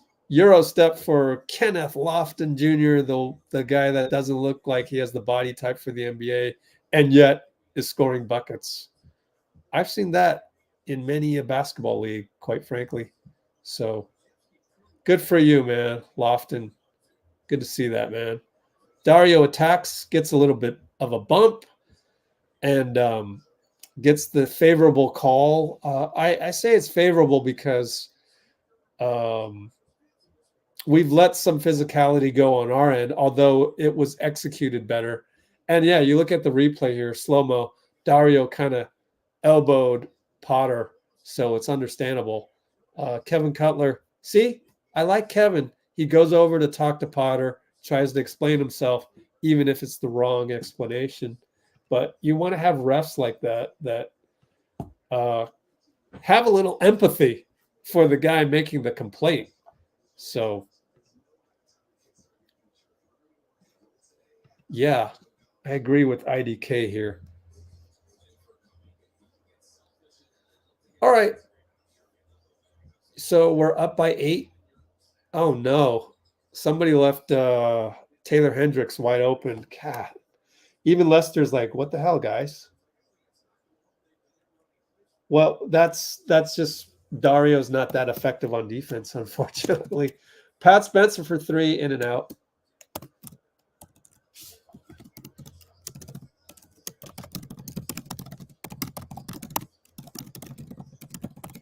And 2-ball missed by Bryce. Dario, I think, got a rebound.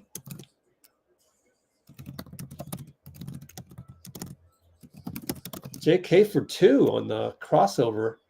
Oh, Pat got a tip over there. Beautiful. And Lester absorbs a foul by Lofton. Lester, he's so athletic. I mean, he's the type of kid that can absorb a blow like that. It's impressive, honestly. It's subtle. I tip my hat to Lester. Does Spencer get credit for that? Does he get an offensive rebound? I think he got credit for it. Good job, scorekeeper. Dario with the physicality on Hendricks scores. Way to bully him. No call. Hendricks has to stretch out his body a little bit. Dario.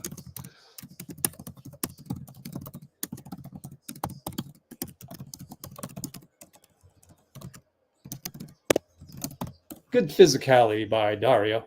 Inside pass. Potter. Dario gets away with more physicality, but it was all ball.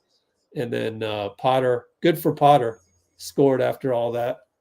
Lester over to Dario, open 3. Shouldn't have left him open, but it's short. Too bad, Dario. Look at Lofton turn the corner on JK. How is that even possible? Wow. And then he kicked it to 3-ball Potter.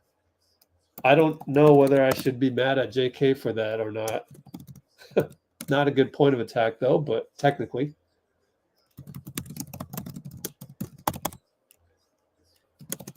Lester misses a 3, gets his own rebound. A lot of physicality, no good, no call.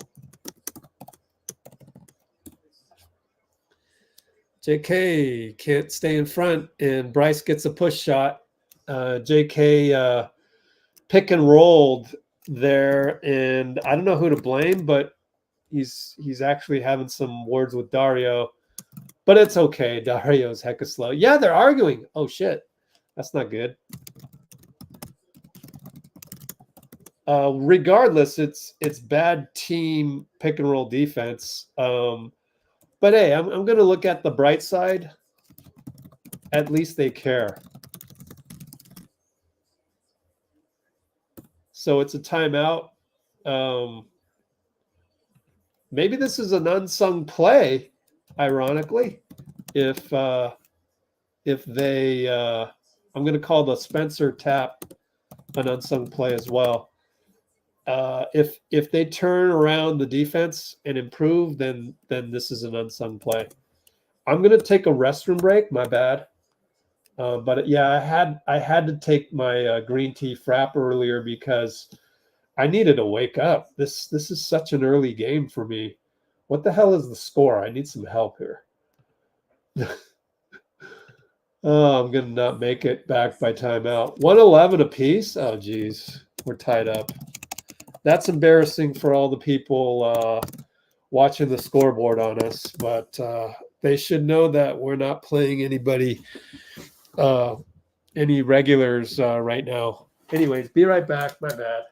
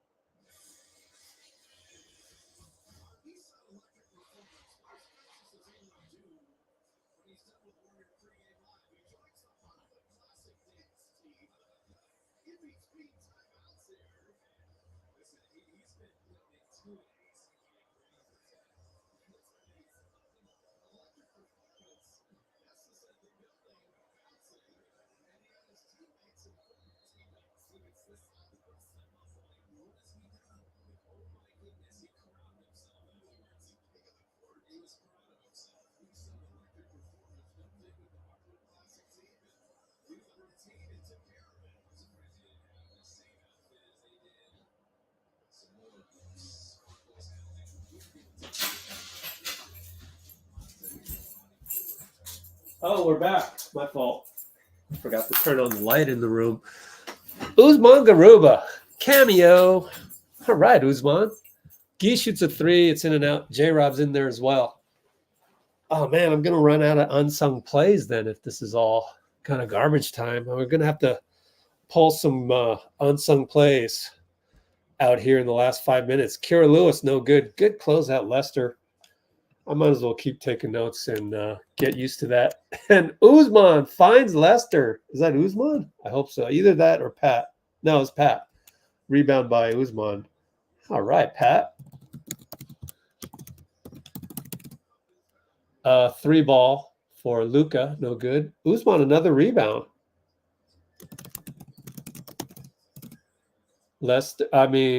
Spencer, turnover. I'm going to call that last play an unsung play as well.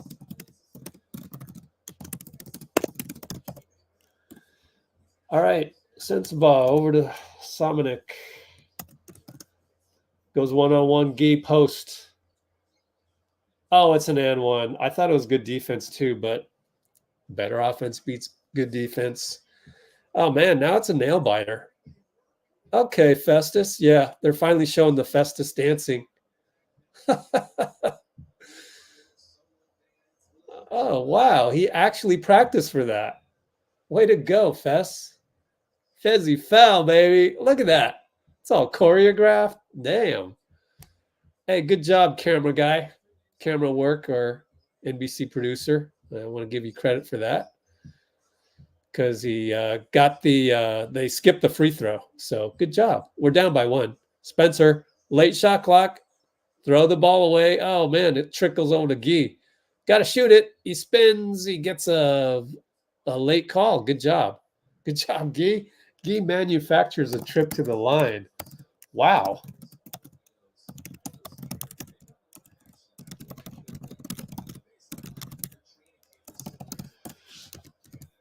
Hey, Kalena is complimenting the cameraman as well.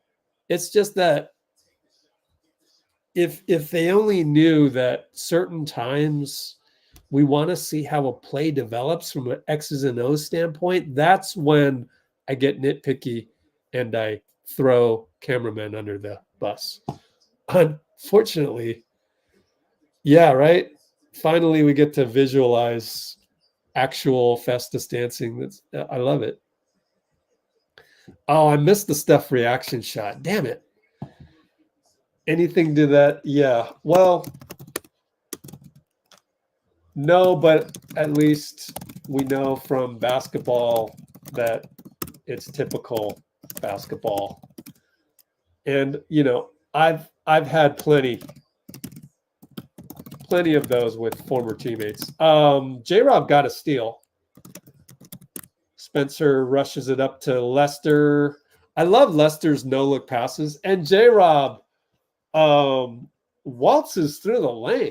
Good job, J-Rob, man.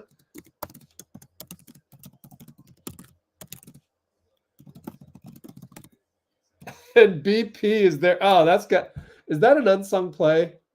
Oh, they scored. We're up by 1, though. Damn. Good job by Kira Lewis, actually, to finish that one. 3-ball Lester. Ah, no good.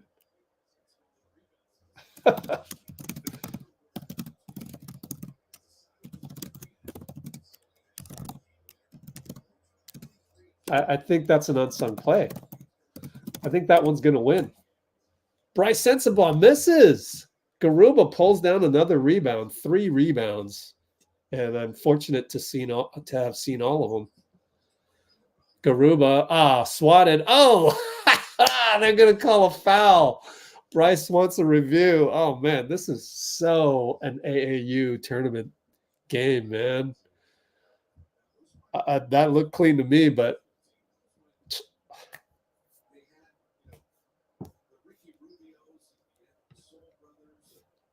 oh, Ben Conan in the house. I didn't see your comment. Say something, Ben. Second squatted, future champions. Sorry, I'm scrolling on YouTube and I can't just click on it to get there. We had a goat on the channel, but then you couldn't see it. He said something very offensive to somebody. Might have been me. Hopefully it's me, because nobody deserves to be called whatever he actually thumb typed in. And so I had to block you, bro. Like, come on, man. Nobody deserves ever to hear those words come out of your mouth again. So Usman will get a free block because Bryce had to go late and lean back and shoot an impossible shot. So we're up by 2, 2:08 to go. Free block for Usman. No block shot? What's up with that? Never mind. All right. You didn't deserve that one. I don't know. I mean, he should still have one. It's a block shot. It's a block shot. It's a block shot. And it was after. It was before the buzzer. So that they want to call. Oh, we got it finally. Okay, then my criticism is what took that so long. Oh, offensive foul? What? On Pat Spencer or what? What? On Jerome, maybe? No fouls on Jerome. So it had to be on Lester. Yep, 3 fouls on Lester. He sort of set a pick while moving around. I don't know. That was weird. But we've seen some ghost fouls that were in favor of us. So whatever. This is so AAU tournament right now. Even the refs. And even Bryce Sensabaugh. Man, that's comedic. That's never happened in the NBA. But technically, we've seen even Steph Curry do it. Little bit of a brain fart. It's embarrassing when you do the fake and then you decide to dribble, and that's a travel. Someone tell me what Steph's reaction was, because I totally missed it. Dean, let me know what that was. And let me know if you can get on the show. By the way, J-Rob goes reverse layup and 1. To me, that's not an unsung play. Or is it? I might as well put it in there. Reverse layup and 1. None of these are going to be highlighted by ESPN. So technically, even if it's a dunk, it's probably unsung, right?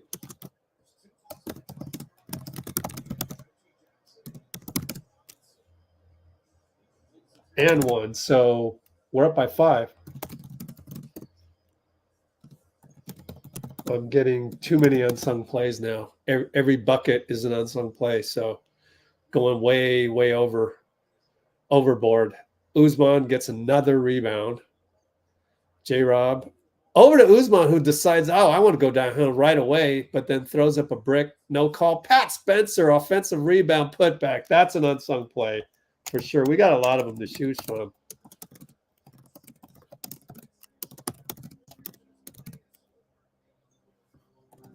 Every Warrior that has played has scored, says Fitz. Usman with the block. Oh, another unsung play. Clean block. That wasn't a gimme either. Non-gimme block. Lester tries to burn some clock. He does. Kick. What a kick pass to Gee. And then he finds Lester at the buzzer. Ooh, that was online, but missed it. Yurtseven down 7 with 18 seconds to go. That means we're going to win this. Hendricks. No. Yeah, Hendricks for 3. No good. Pat gets another rebound. And we're going to win this by 7. Yay. High five by Will Hardy and Steve Kerr. Nice to see that. I did not know they were buddies like that.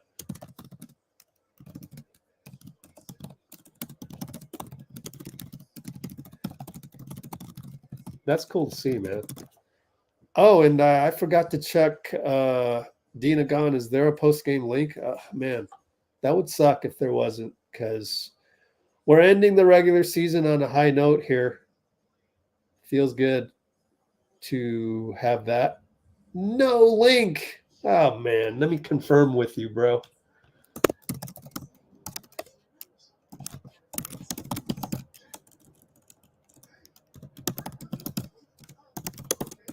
That sucks. That means I got to stay with NBC Sports Bay Area here.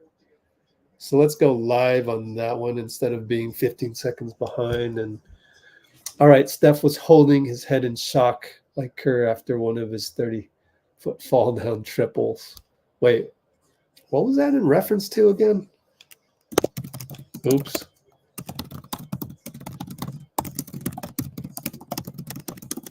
My bad. I'm all over the place on this. We got to do unsung play of the game, man. So, list of unsung plays. Need to narrow this to 4 for the poll. Let's come up with some. And what? It's going to be quite messy.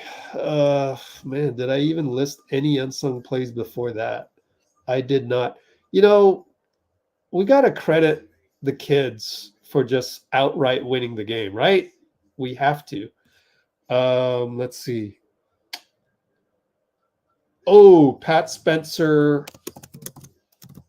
Oreb tap out becomes Sarek 2. Second one.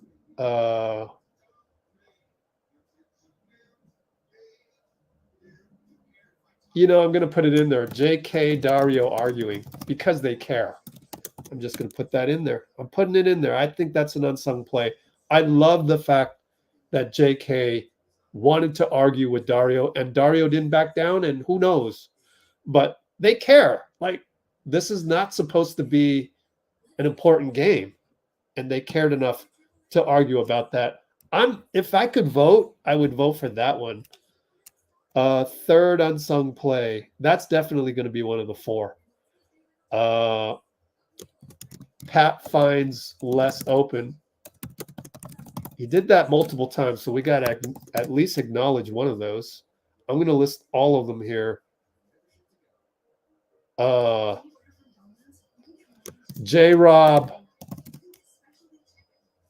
slow-mo steps for the lay-in, plus BP Selly on the bench.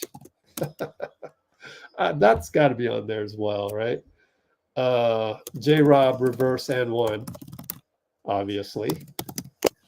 Pretty much sealed the deal. That was a dagger. And 2 more. Pat Oreb put back after Usman's crazy layup. And Usman clean block. That's 7 of them. We need to figure out the 7 of them. Yeah. Unsung playlist. You guys gotta write in some comments on this stuff right away, because I don't know. Oh, and the comments transferred from StreamYard to YouTube were ugly. So Lester goated. I just love Lester's jump pass no look. It's very athletic. Oh, Steph hands in the head was for Lester's dunk. Okay. Wait a minute. Because for Lester's dunk, dude, I can't even remember a Lester dunk. Sheesh. Gotcha. You mean it was an OMG one?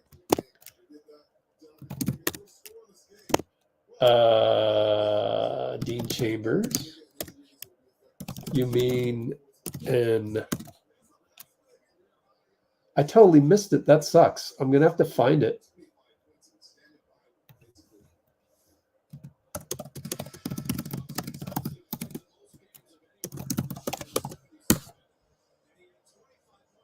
Bogus likes the third one. Pat finds less open. Is that what you mean by 3? Who owns the tiebreak between Suns and Pelicans? Pelicans. Suns have to beat Minnesota now, but Pelicans are losing to, looks like that'll happen. Wow, the Suns got the 6th seed. Hey, Klay.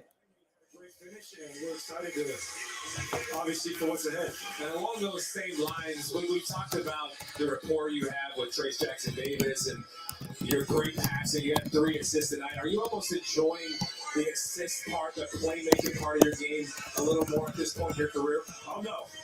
Always be a bucket getter. That comes on every time. So it always feels good to make the right play, though. That's for sure. What does it say to play 77 games and with the injuries that you've had and be that durable and show up for your teammates every night, Klay? I know you didn't feel great every night. No one does over 82 games, but you still saddled up and played. Was that a goal to just say, tell Steve I want to be out there as much as possible? Absolutely. I mean, that's incredible. After 2.5 years and no basketball, to be 3 years removed from that, play 77 games, I'm very proud of myself for the effort and discipline it takes to do that. Obviously, I want to hit another level come playoff time, but yeah, man, that's super special to be able to play that many games and lead the franchise in games played this season. I don't take that for granted. That's an incredible accomplishment. And we talked about your improvement defensively as a team, and obviously with the Kings coming, or you guys going to Sacramento, you guys will need your tenacious defense. How confident are you guys as a group defensively right now? We're very confident. We obviously need Draymond in there, but when we're whole, I think we can guard anybody very well, and we have so many great athletic players that we become very switchable and very tough for teams to go against. And we know what Sac's about. We've had a tough series with them last year, and it comes down to winning one and moving on, and it's exciting. So we can't wait to get up there and get situated and just have fun. You know, Klay, in the fourth quarter, when a lot of the Santa Cruz Warriors closed this one out, the bench was still having such fun. Yeah. And I think that's the one thing the fans don't maybe get. Yeah. This team's very connected. Everybody pulls for each other. This has been a fun season. It's been a fun season for the chemistry and camaraderie you guys have had together. Absolutely. I was so proud of those guys, and you saw the chemistry between them when they were out there. They're moving the ball. They're playing for one another. And that doesn't happen without the time they put in Santa Cruz. So that was really cool to see. I'm super happy for Pat, for Guy, for Lester, Jerome to get some really good minutes and finish that and win that game for us. It's still cool to be 10 games above 500 and finish the season strong. So we appreciate that. Yeah, how proud are you of just your effort overall this season? You guys have had to fight through adversity. You guys missing games, and you come through it. Hey, maybe you're not exactly where you wanted to be at the beginning of the season, but you still have a chance at it, and you got a puncher's chance. Yes, sir. Never count out the champs. We're excited. You doing the Hardwood Classic dancing like Festus anytime soon? No. But hey, Festus can move. I was surprised. He has decent rhythm, so good for Festy. All right, hey, Klay, thanks for stopping. Great seeing you. All right. Okay. Thanks for the link. Let me check the link. Nikki, hold on. I got to go to my YouTube version of the chat to click on that and to take a look.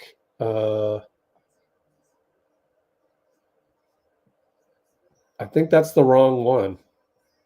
Ends in 510.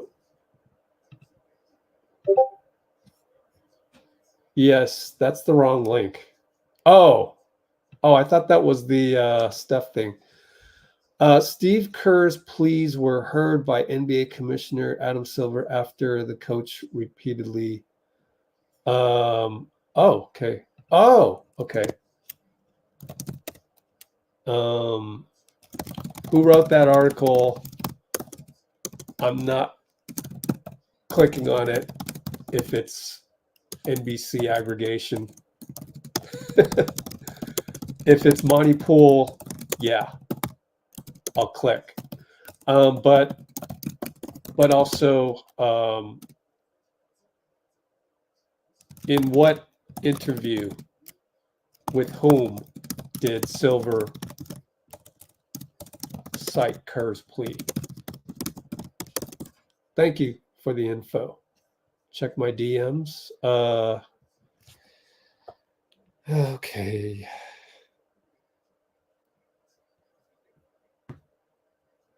Oops.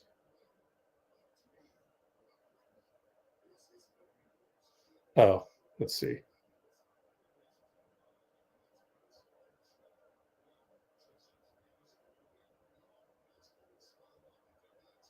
Yep. I would never want certain people on that shitter app to be my coach. I would never play for them because they're so Sith Lord absolute. It's truly annoying. And again, it's like, why do they credential that person, right, Nikki? You're literally throwing your coach under the bus multiple times, and let's give him a credential to go be in the same room as the guy they're throwing the under the bus countless times. Like, that makes no sense. Like, what is public relations? I don't get it. And I actually, by the way, Nikki and everybody else, I actually checked with, say, Draymond's camp, like somebody pretty important in Draymond's camp, and they are convinced that that person you DM'd me about with the throwing of Steve Kerr under the bus, the person who gets the credential, and go ahead, if you know who this person is, go ahead and send this to her. Who cares? I don't care. I mean, I need to call it out because what about the people that don't get credentials that support the team? Assuming those people ask for a credential that support the team, like, it doesn't make sense that you would say no. And I know the job of PR is difficult because you got to say no to so many people. It's like the VIP person at the club. You got to figure out who to say no to, right? And it's like, I know that's a difficult job and it's very stressful and it makes you look like bad cop, et cetera, et cetera, et cetera. But why are you giving a credential to somebody that repeatedly shows hate to Steve Kerr? Now, you can show hate. You can secretly hate Steve Kerr all you want, but then to publicize that on a public forum like that, like, how is that acceptable? If I own the Warriors, if I'm Joe Lacob, of course he doesn't know this is going on. So I kind of, asked around, and Draymond's camp is convinced that this person who has thrown Draymond under the bus multiple times, obviously, if you're going to throw Steve under the bus, you're probably throwing Draymond under the bus. Why? Because you're addicted to that. You can't help it. Anyways, so Draymond's camp is like, well, she probably has a relative that they owe a favor to, something of that nature. And I have to agree. Like, how can you not see these tweets? Like, did you know that if you take a picture of your credential, Warriors PR will be on top of it within minutes my guy Ryan one time, he's like, oh yeah, one time I accidentally took a picture during a Warriors game where I had my credential, and within seconds I was notified by Warriors PR to delete it, and I did. And I'm sitting there going, oh my God. And yet you let this person just repeatedly throw people under the bus of your coaching staff. And you're worried about it. I know that's a security risk, but if you're already nitpicking everybody's socials, why not nitpick that one? That one's so obvious. It's like a literal red flag. But just like with anything Steve decides, I'm not there in the room, so I'm not there when they're figuring out their process of who to tell to delete their Instagram story or who to say no to on the credentials. I guess, I mean, I respect the process. It's just that this thing to me seems like I just, why would you let the negativity of against the Warriors perpetuate like that? I just, it blows my mind. I don't understand that at all. And really, like, this is just trying again to embody the 19th man on the Warriors, like to present coverage of the Warriors as if you were kind of like in the locker room without being in the locker room. We're the only place that does it like that. This is the way it should be done. This across 30 teams. And yet, no, we'd rather let throwing guys under the bus be perpetuated.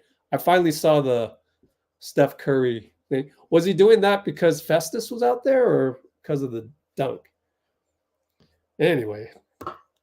All right. Nikki, I'll check my DMs on that article.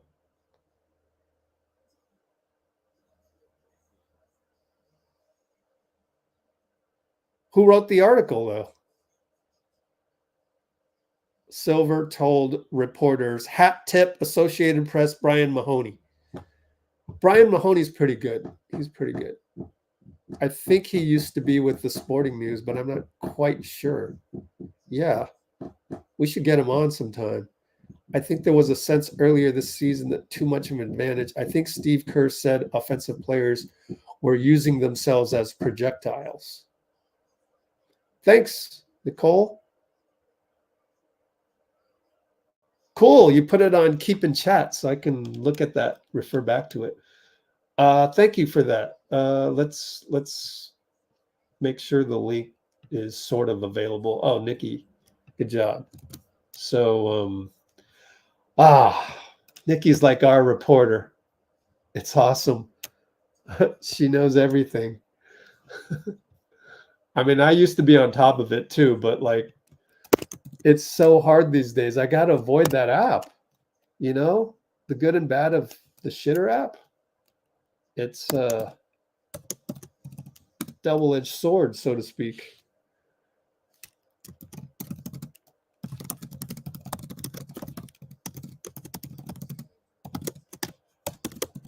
Okay, so they're just looking at various league games such as Lakers.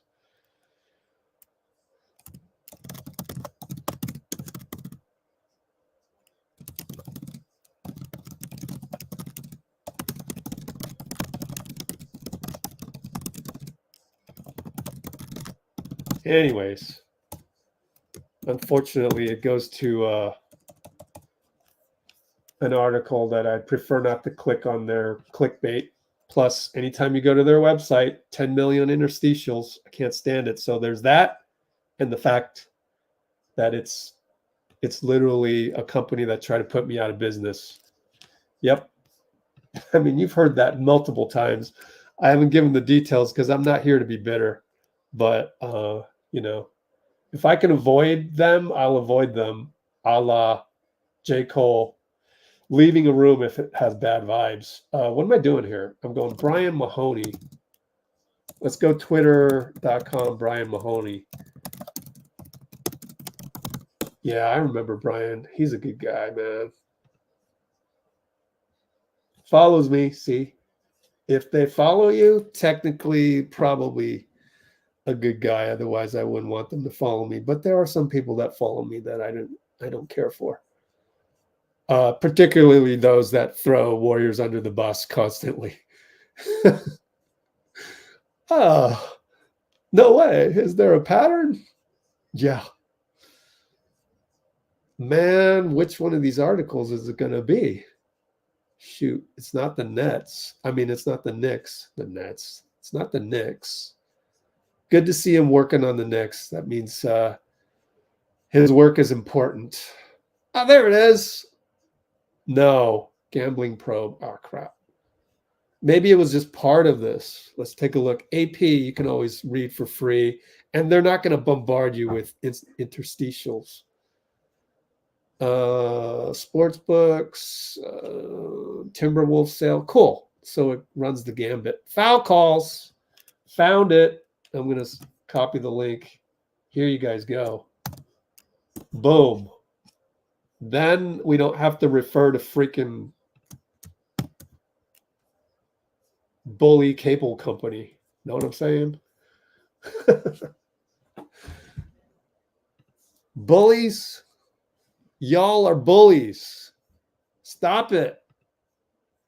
I'm just one guy trying to put food on my table. Shouldn't be trying to shut down YouTube channels, bros. Whoever it is over there. Kerr had a super quick podium appearance. Thanks for the heads up. Cool.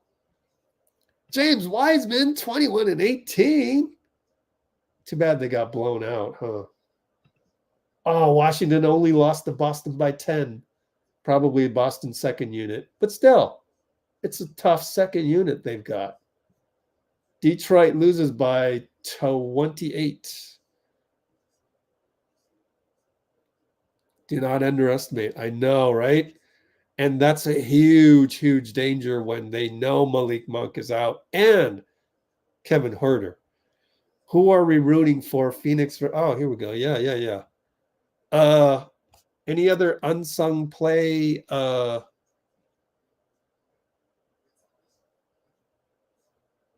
Any other unsung play talk?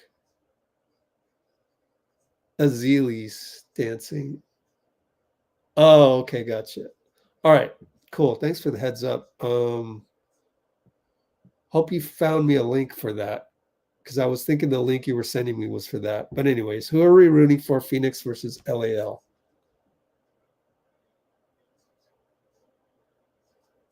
It's not Phoenix versus LAL. What do you? Oh, because Sacramento's in 9th. Gotcha. Oh. Gotcha, Dean. My bad. Yeah. Okay. We can do unsung plays later. Who are we rooting for with LAL Phoenix? Because LAL has to.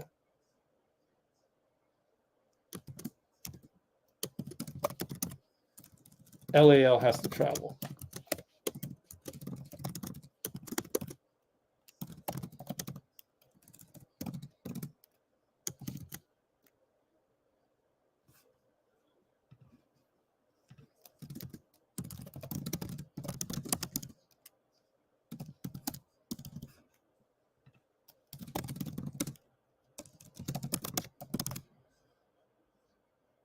Boom. Pull time. Oh, cool, bro. You gotta okay, let's do that over. Thanks, man. Yeah, that's a nice profile pic. Oh, Kuminga. Let me go back and screenshot your earlier one. Oh, dude. It doesn't update your profile pic. So let me say can you comment Lester goated again? I want to send it to Lester. See if he responds. All right, Steve Kerr at the podium, which thank you to Dean Agon, we think is going to be the whole thing here for you. Okay, so here we go. Meanwhile, vote and IDK, please re-comment so I can screenshot the one with your profile pic because StreamYard won't let me. Steve Kerr, presented by BMW. Hi, Steve. How do you feel about arriving at the 10th seed? Well, we're happy to have a shot, you know. It could have played out a number of different ways today and played out as it did, so we'll get ready for Sacramento. I mean, I'm sure you've kind of, I know there's been some type of playoff scouting behind the scenes. What are your early thoughts on, the fact that it will be Kings in an elimination game in like 48 hours? Well, it'd be great atmosphere. We were there last year, obviously, and they'll have their crowd behind them, and it's nice to not get on a plane. So we'll take the bus up there tomorrow, and have a day to prepare and be ready to go. Big picture, just how would you contextualize just the arc of the season arriving to this point? Well, I'm really happy with the way it unfolded over the last couple of months. We were a little bit in disarray for a while early in the season, trying to find ourselves. And a lot of guys really stepped up, not only on the court, but off the court, in the locker room. We have a really good connection on this team, good chemistry, guys pulling for each other, putting in the work. So I've got a good feeling about what's ahead. I think we still have a chance to do something special. Now, obviously, it's NCAA tournament. We got to get out of the first weekend here, win the first two, and get to the first round. But we have a shot, so we're excited about that. Back to the Kings matchup. I mean, you guys are very familiar with that team, but what defensive challenges do they present? Especially defense has been so important. Well, the Fox Sabonis pick and roll game is lethal, and they've got great shooting around those guys. And Sabonis is kind of the fulcrum of a lot of their offense, and we know them well. They know us well, and they're great coached team. Mike and his staff do a fantastic job, and they've been really good for the last 2 years for a reason. I mean, they're talented, and they've got a good formula, and they're a tough team. Coach, how? All right, I'm thinking I did the poll wrong.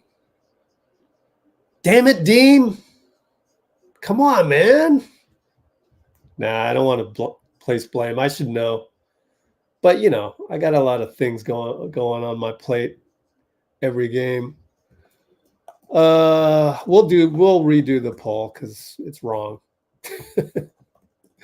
It's just dead wrong. Okay. Let me just think about this for a sec. Yep, Bruce says that as well. So what are we doing here? Let me just end poll. It's definitely Lakers, Pelicans. There's no Phoenix. Oh, then we don't need to do the poll. We don't want to travel to New Orleans. Are you crazy? Oh, wait. So in that case, we want the Pelicans to win. So we're rooting for the Pelicans. Yeah, we're rooting for the Pelicans, right? It's that simple. It's a no-brainer. We don't want to travel to New Orleans. Heck no, that's like a 5-hour plane ride, possibly 6. Ugh, no way, man. I've done that plane ride many times. No. Plus, the airport's not even close to downtown New Orleans. It's grotesque. It's one of the more difficult road trips just because of that. Even, like Denver sucks because it's a mile high. And a lot has to do with how far the airport is from the city. And Denver's airport is so far. things of that nature. Trayce Jackson Davis voice. Yo, Klay was 6 for 12. Oh my goodness. I didn't even realize it.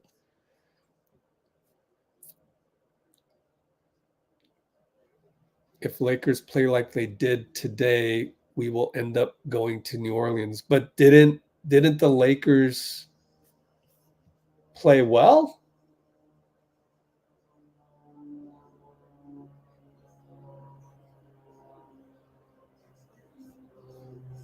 So wait.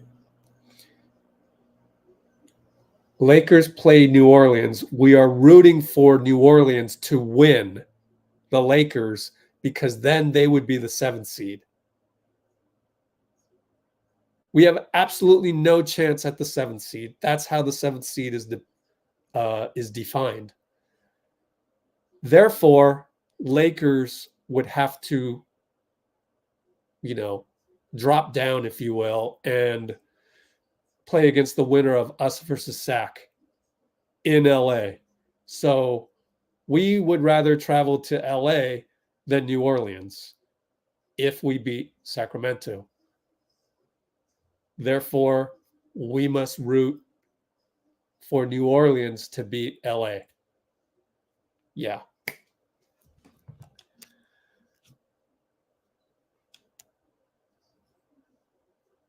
Okay.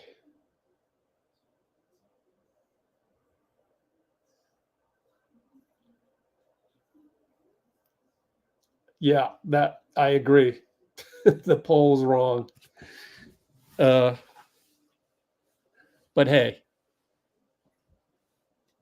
Dean can make 10 more of those mistakes and we'd still want to have him on here, right? Klay leaving in the offseason, don't worry about that.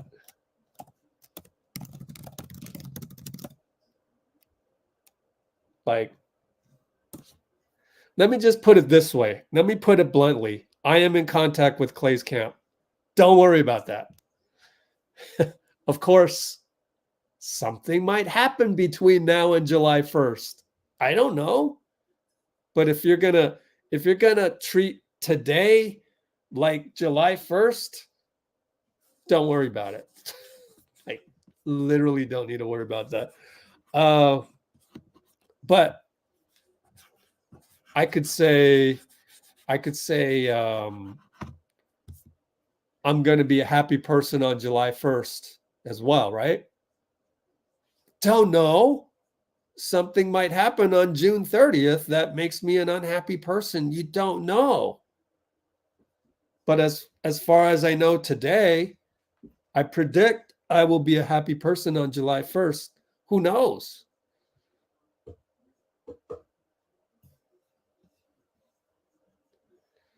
Kerr is back on the podium? What does that mean?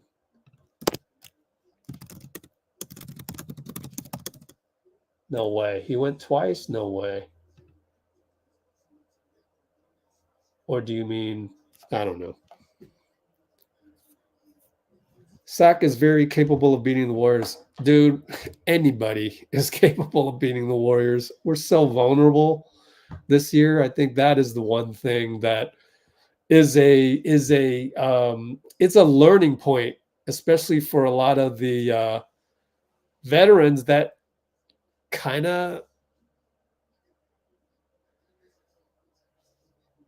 take their foot off the gas.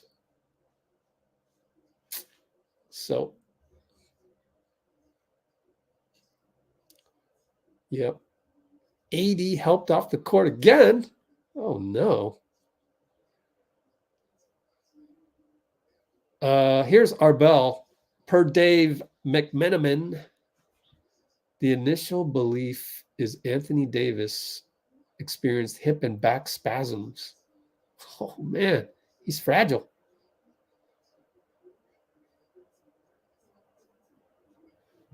Oh, interesting. Okay. Strange.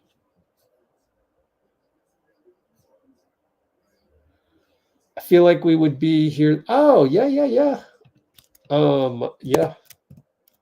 I totally agree. by my calculations, we were okay. We didn't have Draymond today, and we won.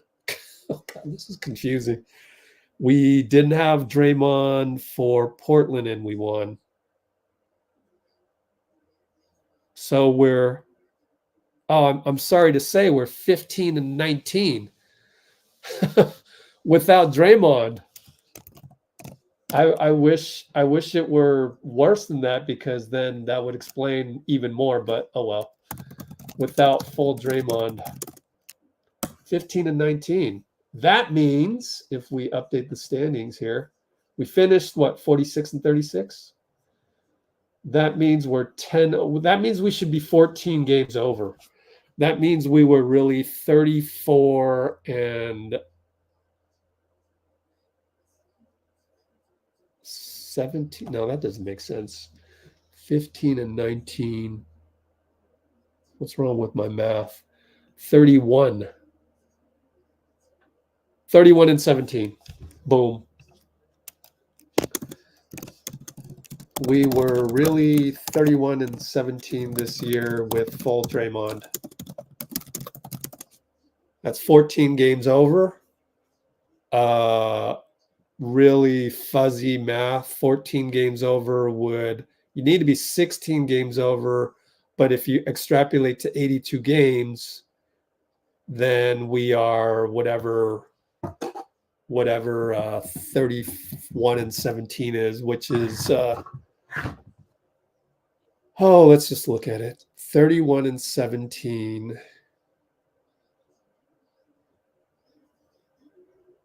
31 divided by 48, 64.5. 53 wins based on percentage. 53 wins. Fourth seed. It's settled. We would have been fourth seed.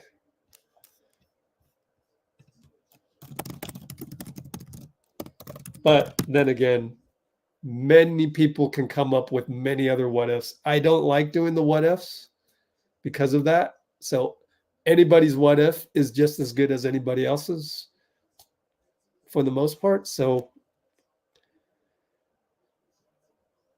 that, you bring up a good point.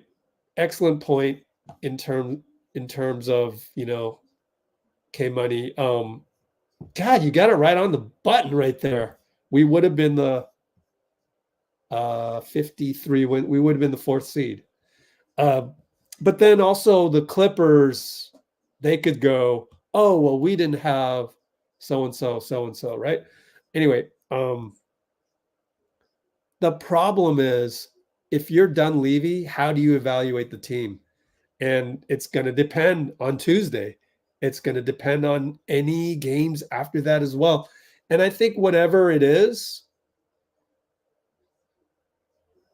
Dunleavy has no choice but to try and win more regular season games. Why would you not? Right?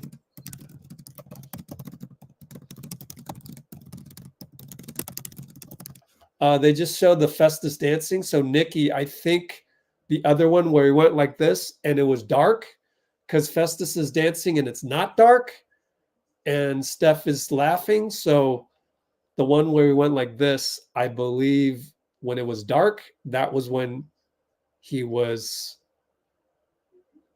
over the top celebrating Lester's dunk. Anyway, yeah, so Dunleavy. All right, so, okay. Oh, I'm so confused. What did we just talk about? Yeah, so we just ironing out that we definitely want NOP to beat LAL. Therefore, LAL hosts the winner of 9 versus 10, which is us at SAC, GSW SAC. So we talked about that for 8 minutes, and now we're talking about how do you evaluate this team. And yeah, so I already planted a seed.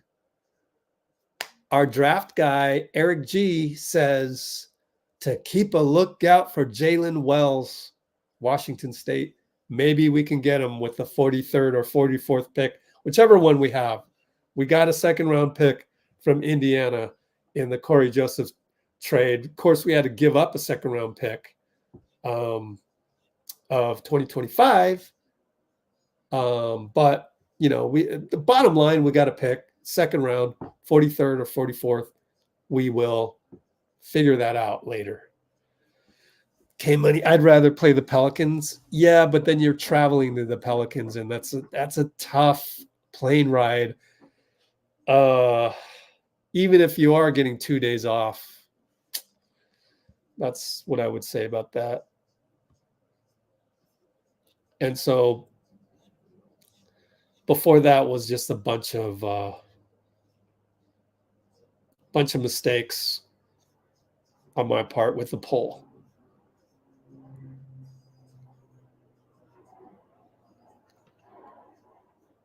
Hey, RJ, what's up? I know we totally need to act like the underdog. That's well put. It's like I do feel like we're not going to act like the underdog because of the arrogance of the veterans. Let me just call a spade a spade. Am I not calling a spade a spade? Sometimes the arrogance of our vets gets us into trouble. It's so freaking annoying, but it is what it is. I mean, they don't become that way without being a dynasty as well. It's a Mobius. It's a whatever they called that in the Loki season 2, the oreb borealis. Somebody let me know what they call that thing with the snake eats its tail.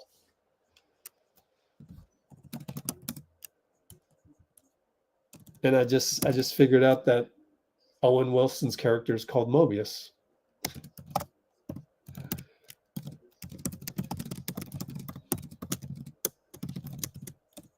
Loki season 2. Who's got the word for me? Aria Borealis.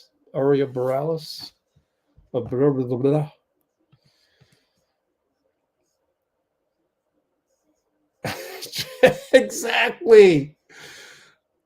On the nose, Bruce. It's so, oh my God. Don't do it, Dre, please. It's so true, though. Somebody stop Draymond. And if I knew Draymond more on a personal basis, I would actually send that to him. But I don't think I know him that well. Thanks for the spelling of that, Bruce. Ouroboros. Oh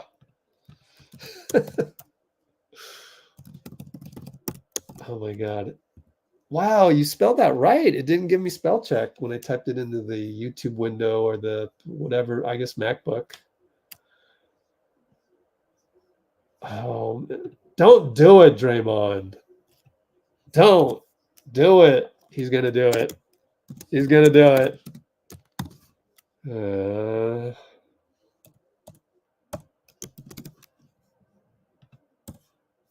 That's the comment of the night, man.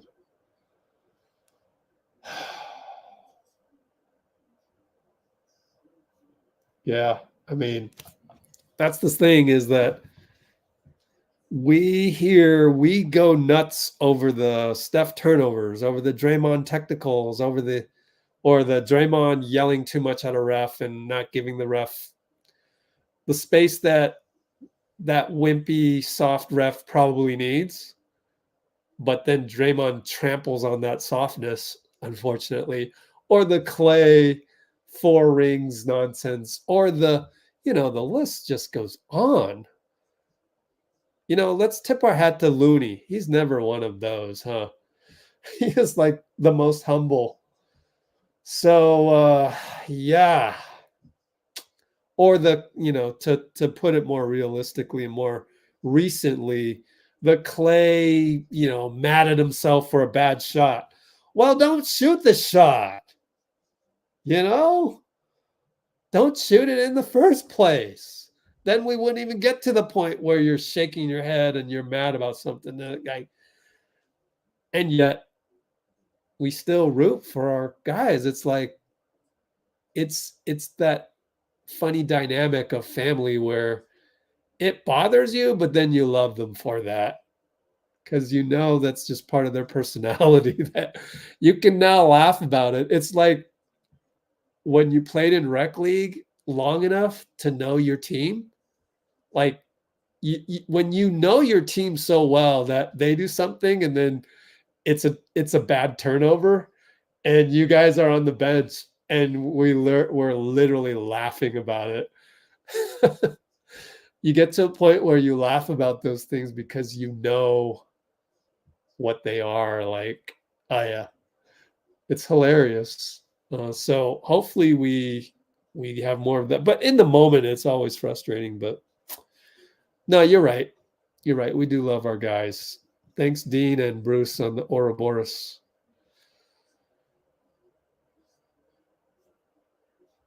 Want to retain CP? Hey, you and Bruce can be BFFs. Just kidding. Oh man, I'm just having fun with it.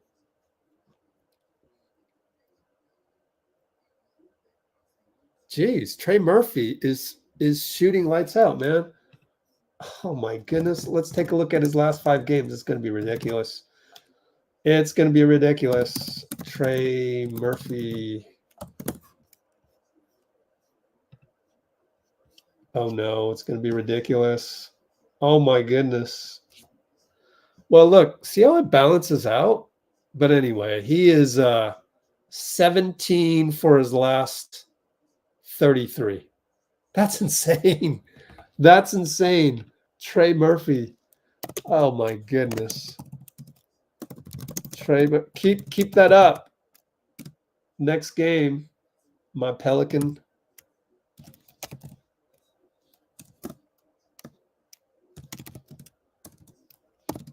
In his last. No, he's even better than that because last 5 games is excluding today. So 3 for 6, 20 for 39 in his last 4 games. Sheesh. Oh man, that's crazy. And did you read my article? Because there's a little tidbit in here. I got to credit the local radio station for that. You'll see it in here. Right here. Trey Murphy. No, it's not here. Antonio Daniels. Oh, Draymond is at the podium. Don't say anything crazy. Here's Draymond.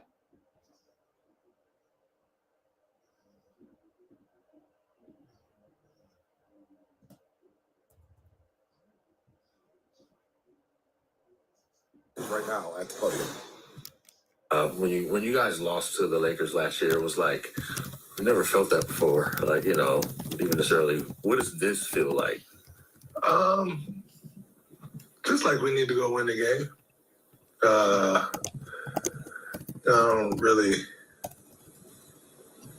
don't know. Just feel like we need to go win. But it's exciting. It's do or die. Probably feels a little more NCAA tournament-ish. Kind of give you that feel.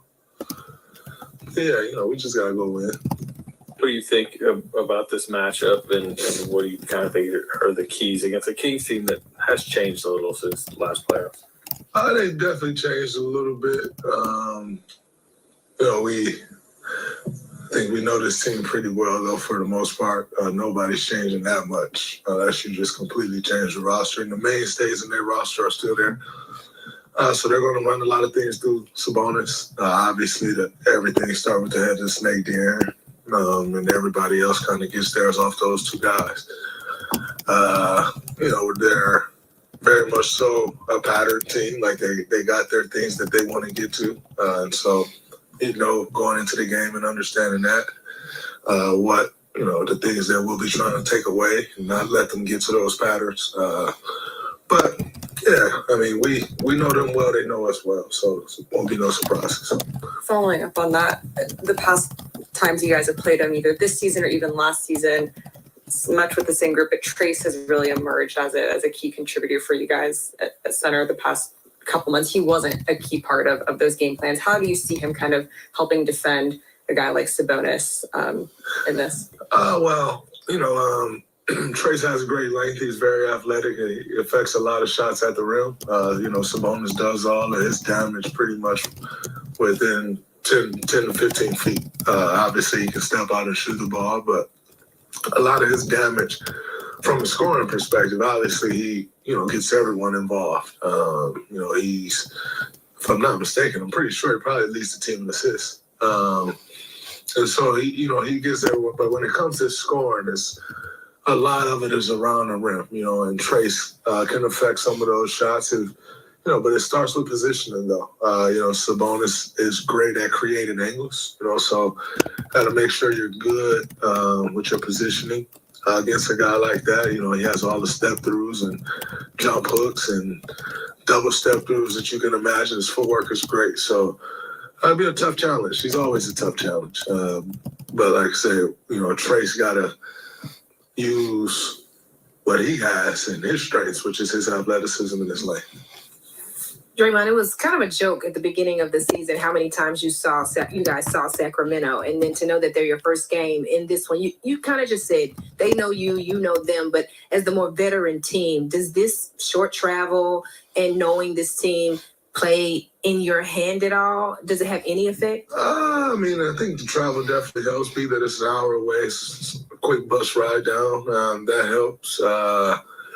Us knowing them helps, but on the flip side, they know us at well, and that hurts. So overall, at the end of the day, coaches are going to put a game plan together. Their coaches will put a great game plan together. Our coaches will put a great game plan together.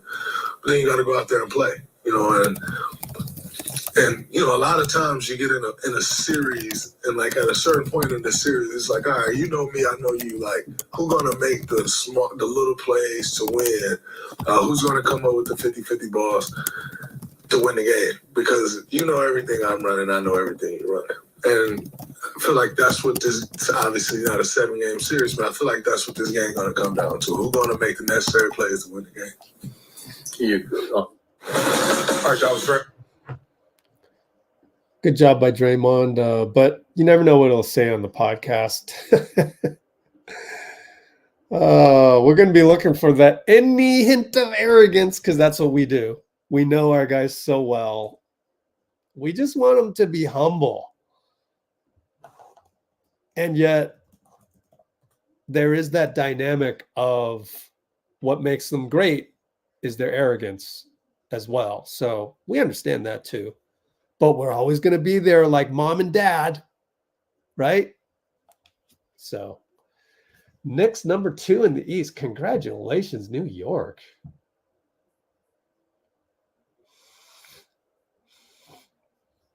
Yeah, Pinky clears it up. Yep. Yeah.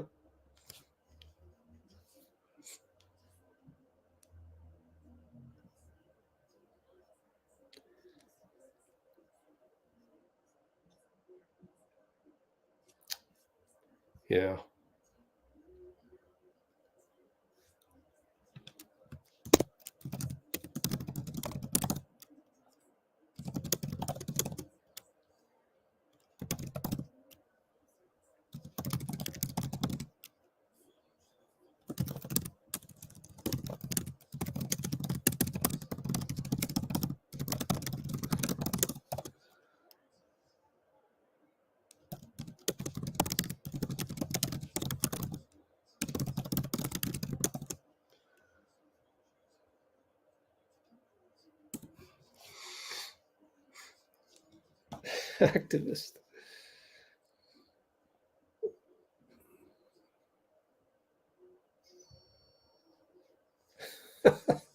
Activist. Oh man, that's hilarious. An activist.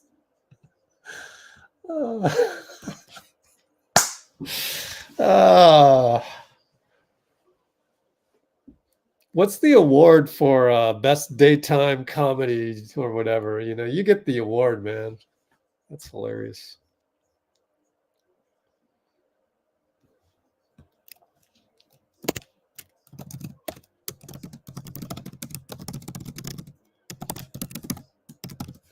What are the DEF CONs? DEF CON 1 versus 4. Is DEF CON 1 bad or good? DEF CON already, DEF CON 4 readiness.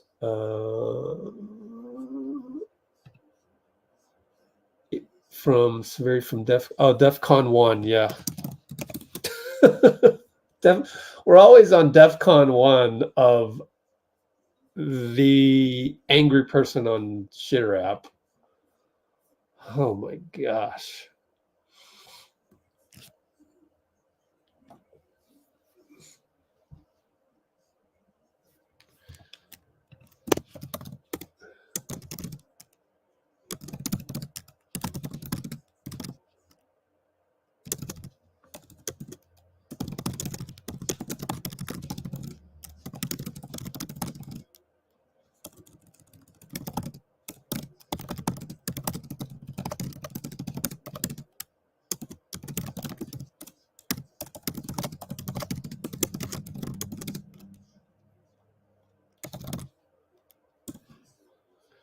Yeah, we might as well go listen to that pregame when we get a chance. Okay, let me look at my sources for like full postgame videos.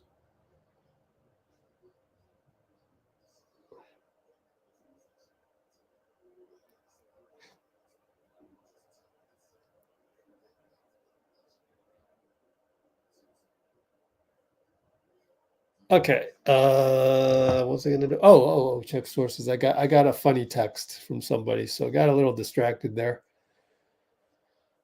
Oh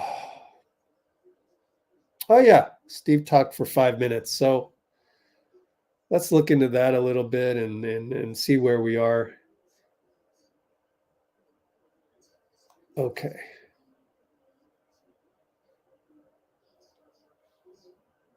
Hold on.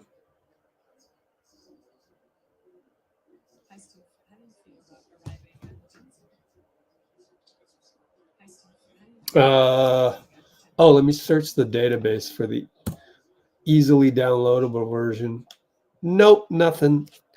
Oh, we got Willie Green. I wanted to listen to Willie Green. I'm going to download that for my listening pleasure personally later, even though it takes a while to download these, man. Kind of a pain, but all right. No Dean Chambers on the chat. Are you working, Dean?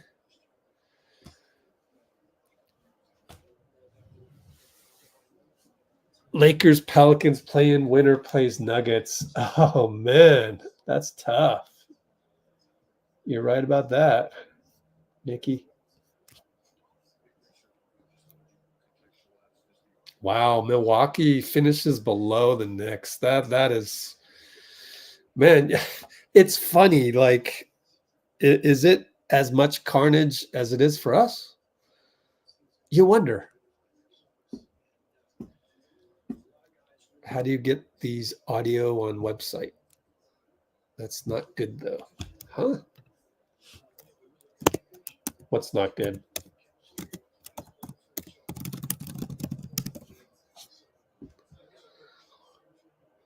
How you got these audio on website? Huh? I don't even know what that means. Giannis to the Warriors.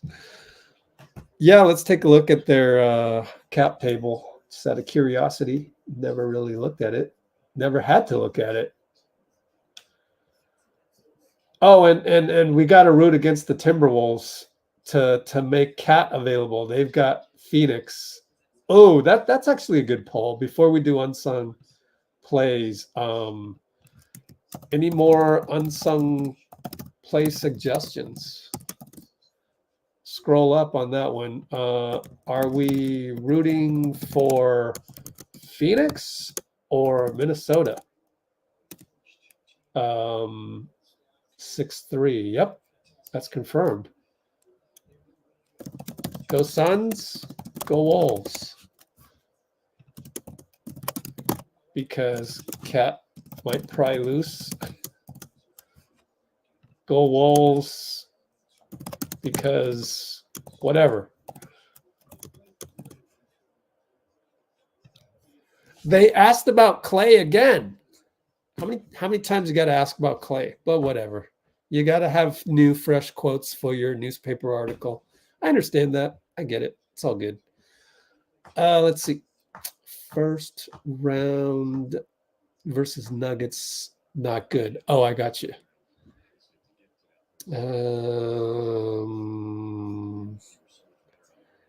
You have to trade everyone. Do we? Let's see. 50 million. I mean, you could trade Chris Paul in that. Yeah, you would have to trade everyone. Jonathan, definitely Jonathan's gone. Moses, Trayce, and BP. You still do it. I think you'd still do it. It's Giannis.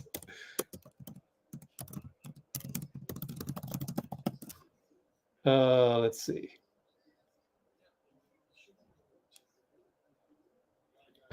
Save a spot for his brother.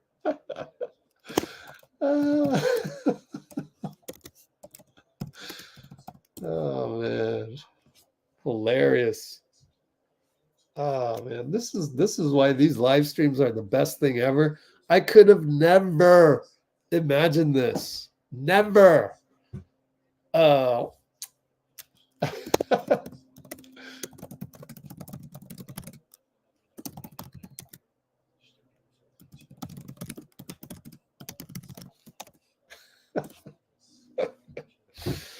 Oh, I love it. I love it. Where's Dean Chambers? We got to get Dean on here, man. This is hilarious. Oh gosh. You'd still have to do it. I mean, I mean, look. Giannis coming here would be actually bigger than KD, right? That's the next poll. Hurry up with the current poll. Let's see. Go Suns. We'll get the 10 votes and then we'll get out of there. Hilarious, man. Hilarious. These are crazy comments that we've got.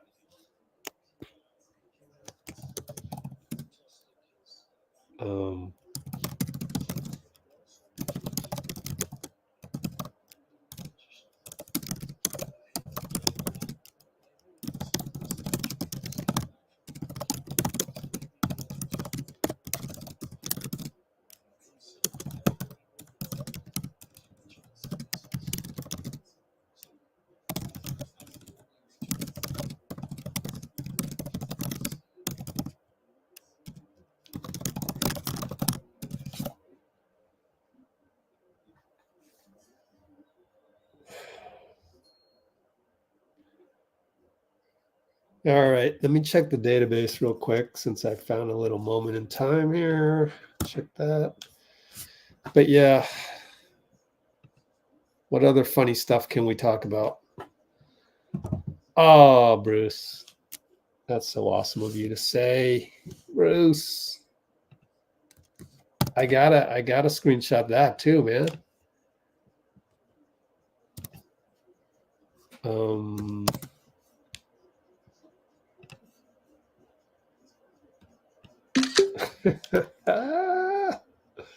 Love it.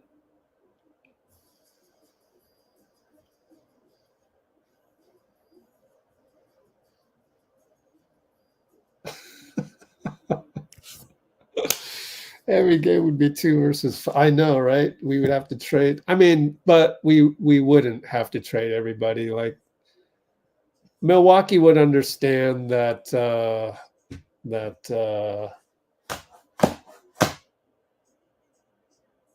I mean, you add up.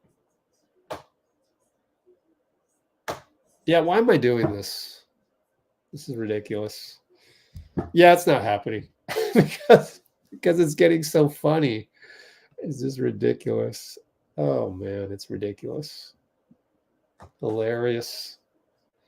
So we are literally rooting against Milwaukee and Minnesota. Why not? Go Pacers. Why not? They're exciting. We're going to root for them anyway. For some reason, we tend to root against Damian Lillard anyways. Just to make it more spicy. We want more entertainment during the offseason. So we are rooting for Phoenix. We are rooting for Pacers. I think. Let me just check the poll real quick. It's a no-brainer, right? Oh, actually, only 60%. It's not a landslide.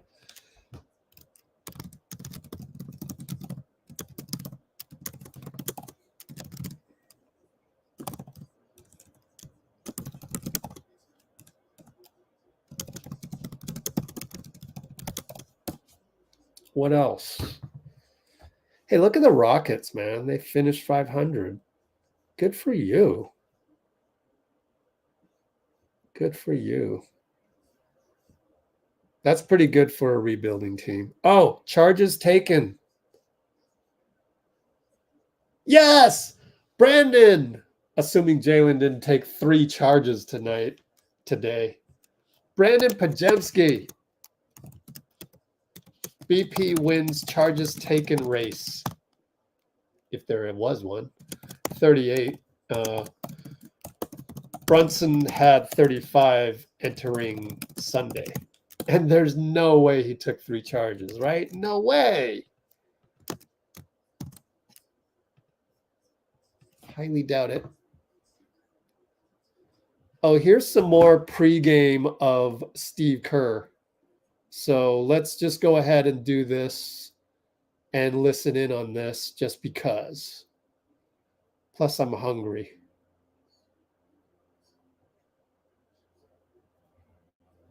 On the roster still remember what that moment is like. Steve Kerr remembers 2021. Here's what he had to say pregame.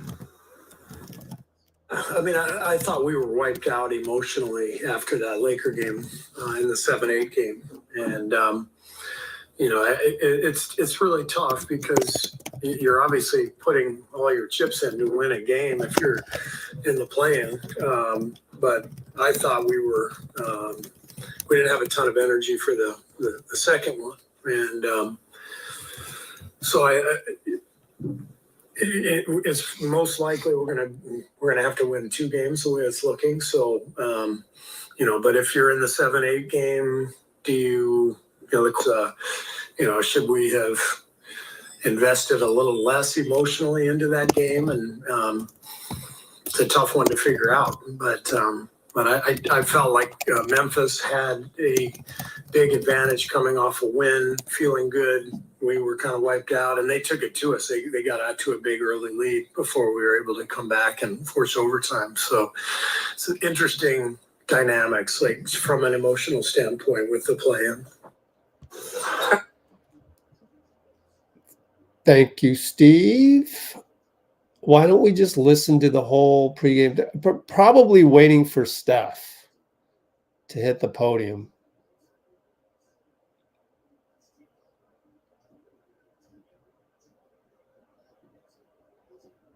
Plus, I am hungry. I need to get a snack. I'm dying.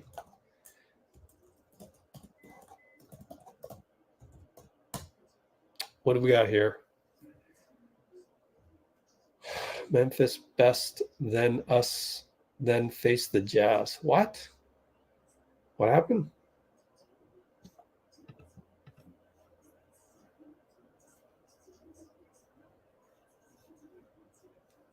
I think that's a thumb typo there, Dean. I don't even understand what you're saying. We got some more Draymond, so we're going to go Draymond, and then while Draymond's going, I'm going to grab a snack and just wait for Draymond to end. Let's hope it's a long sit down, but who knows?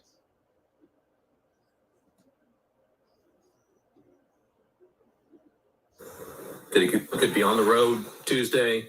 If you win on the road Friday, if you win on the Hold on. There was Let's do that step again. on Domantas My bad. Sabonis's chest. Okay, so all of that is going to carry into the next game. I think we should hear from Draymond Green. that it could be on the road Tuesday. If you win on the road Friday, if you win on the road, what do you think about that? You know, it sounds pretty daunting, but how are you approaching just that set of circumstances? Our last 8 weeks has prepared us tremendously for that. We've been on the road pretty much the last month and a half, 2 months, quite a bit. We fared pretty well on the road all year, you know, so we're capable of going to win some road games. And when this team's back is against the wall, I like how the group shows up. So, you know, it's not ideal, but it is what it is, and that's what we're faced with, and we want to keep playing for much longer into this season, so just got to go get it done. Draymond, in the last year or two, as the Kings have gotten better, there's been more talk about, you know, a Northern California rivalry, quote unquote. And when you play a 7-game playoff series, that obviously adds to it. I'm just curious if you could speak to what the energy, what the atmosphere is like. I mean, you guys played a very memorable Game 7. Steph drops 50. This year, they overcame a big deficit. What's sort of the electricity like when you guys play the Kings last few games? It's always a playoff type game. Like, you feel that. You go into their arena, their fans want to light the beam and see us lose and beat the crap out of us, and they come in here, we want to beat the crap out of them. A lot of familiarity amongst the two organizations, even beyond just us going out and playing in the money games that we've played against each other over the past couple of years. You know, Mike, Vivek, LB, like there's a ton of familiarity amongst the organization. So, yeah, I mean, that it kind of has brewed into that. But, you know, for us, it's another game that we have to go win. It's not just another game in the sense of like, oh, it's just any other game. It's another game that we have to go win, and we got to go get it done. It is interesting that despite the Warriors' success,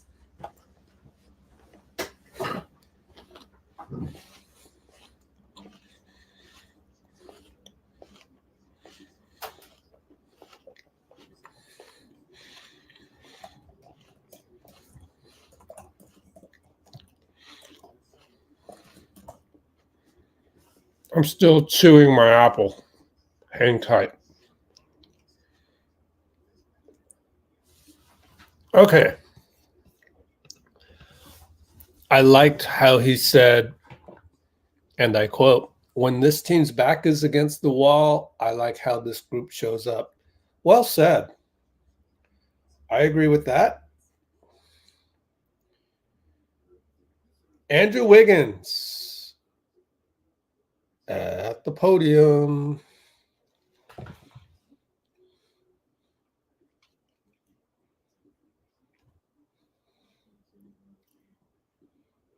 Here he is, Andrew Wiggins.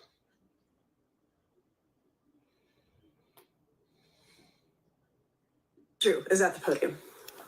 Andrew, if you could just sort of speak to your thoughts on facing the Kings. I mean, given the recent history, 7-game series, and played them a bunch early in the season in some memorable games. How do you view that matchup, and what it will take for you guys to beat them?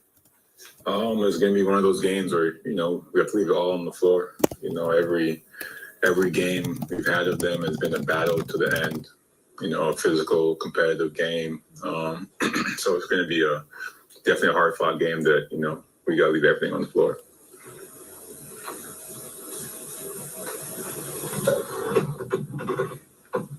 Andrew, both Steve and Draymond mentioned how it feels like the NCAA tournament for the upcoming play-in series. How does that impact the mentality of you preparing for these upcoming games? For sure. We got to be ready because now it's, you know, you can win or go home. No second chances.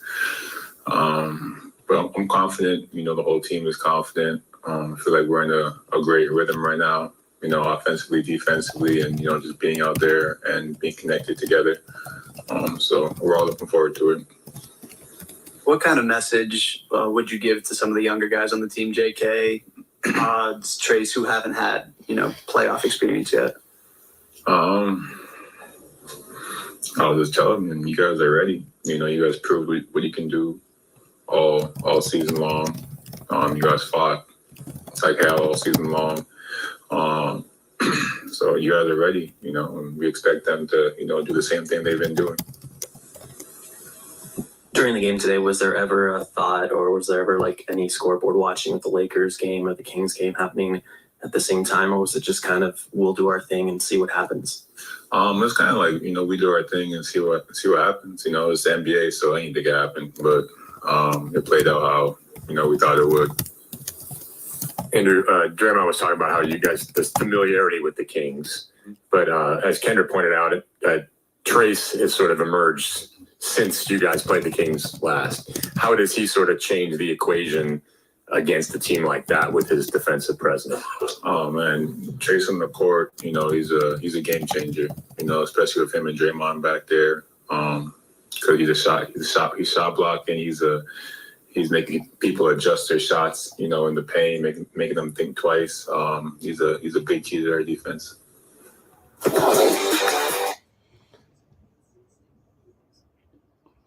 Okay. Wiggy.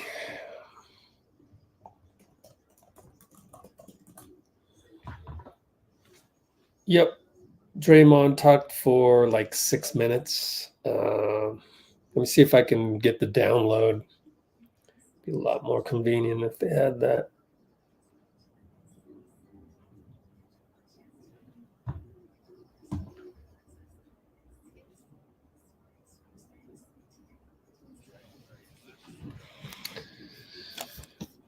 Okay.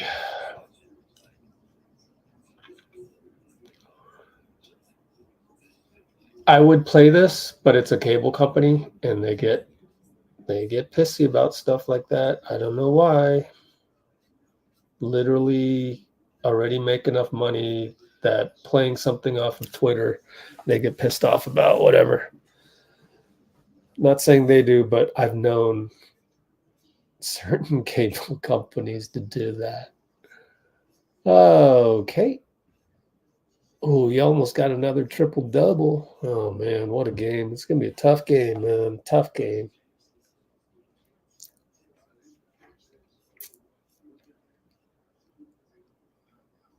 Keegan Murray.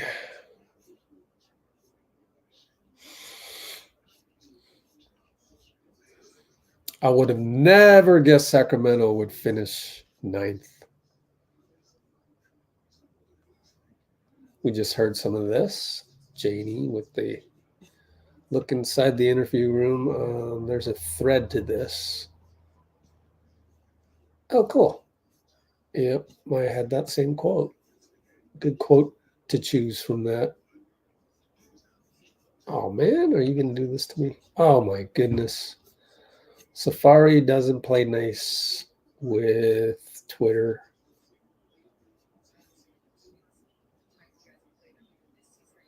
Wow, Vic and Spurs teammates throw signed merchandise. Nice. Oh, man, the Spurs are coming. Oh, no.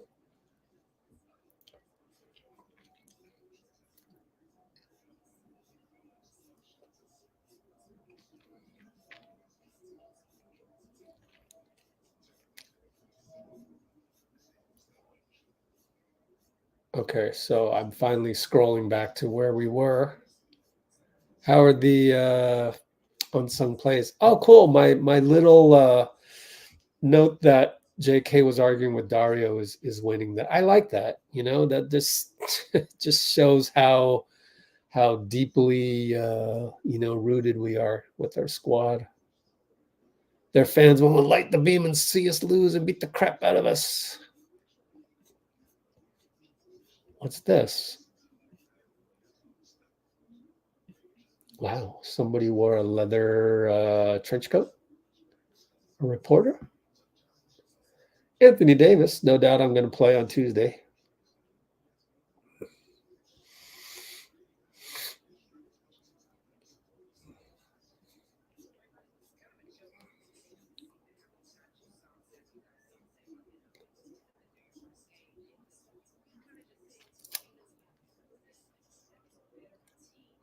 Let's see.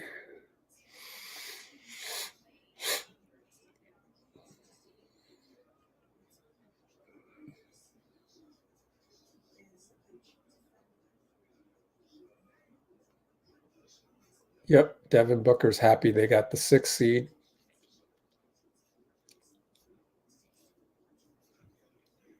I wonder what the record of Phoenix is without Beal, and therefore what their real record is with fully healthy, fully available Bradley Beal.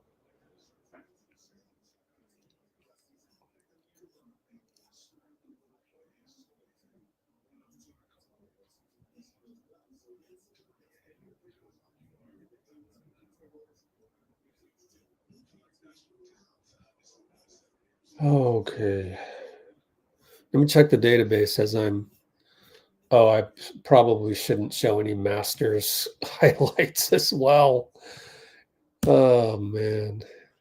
That one I can understand. An interview, I don't understand. Actual sports, I can understand where you want to be real nitpicky about that. But like getting mad that I show interviews, that doesn't make any sense to me.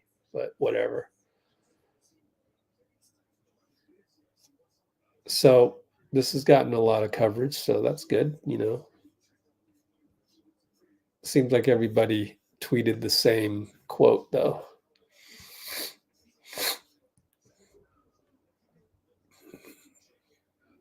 Heat Knicks first round, guys. The rivalry is back. You guys remember Pat Riley and versus Jeff Van Gundy? That was awesome. Aloha, Arbel. You want a gi dunk? That's dunks are by definition not unsung plays. We already established that.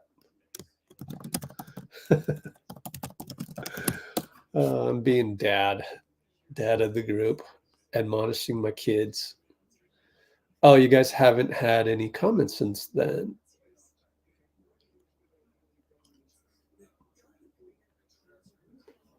Yeah, Dean, I agree.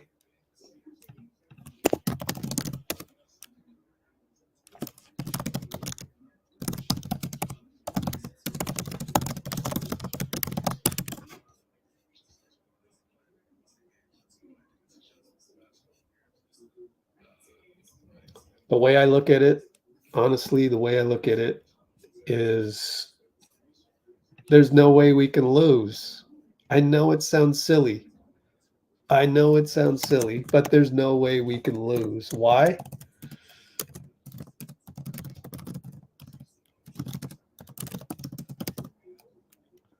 Oh, by the way, I should, before I get into that, I want to officially say that we are rooting for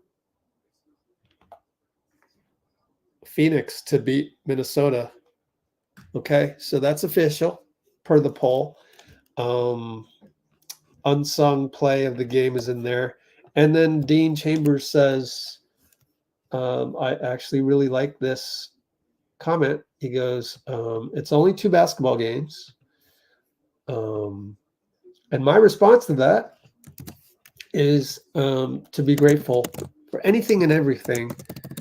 And we will be. Why is it a no loss situation for you and me and everybody on this channel? Hopefully everybody on this channel who is, you know, pretty active and goes out of their way to be happy. Be grateful for what we have regardless. And this is how we're going to win no matter what. If the Warriors lose, wouldn't you look back at the season and go, wow, we had a live stream for only 83 meaningful games. Brandon Pajemski coming up. And then you think about it, you go, man, that's pretty rare that we only get 83 times together that are meaningful in terms of wins and losses that day in terms of standings, in terms of etching it into history. I say all that because, of course, we're here for preseason games. Of course, we're here for summer league games and so on and so forth. So there's more than that, and you should be grateful for that. So if we actually lose Tuesday, it makes you really appreciate the previous 82-83 that had just transpired, because they are actually pretty rare. And then you start to plan for the off season.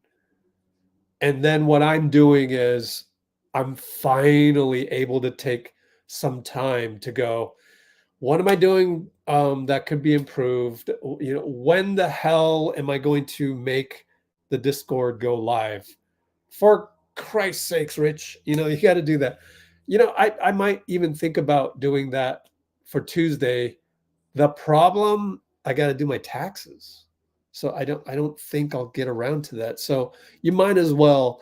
And then, so for me, you start planning and you get to, start to plan for stuff that you normally wouldn't have. Now, that would mean that we lost. And nobody likes to lose. Of course not. So what if we won?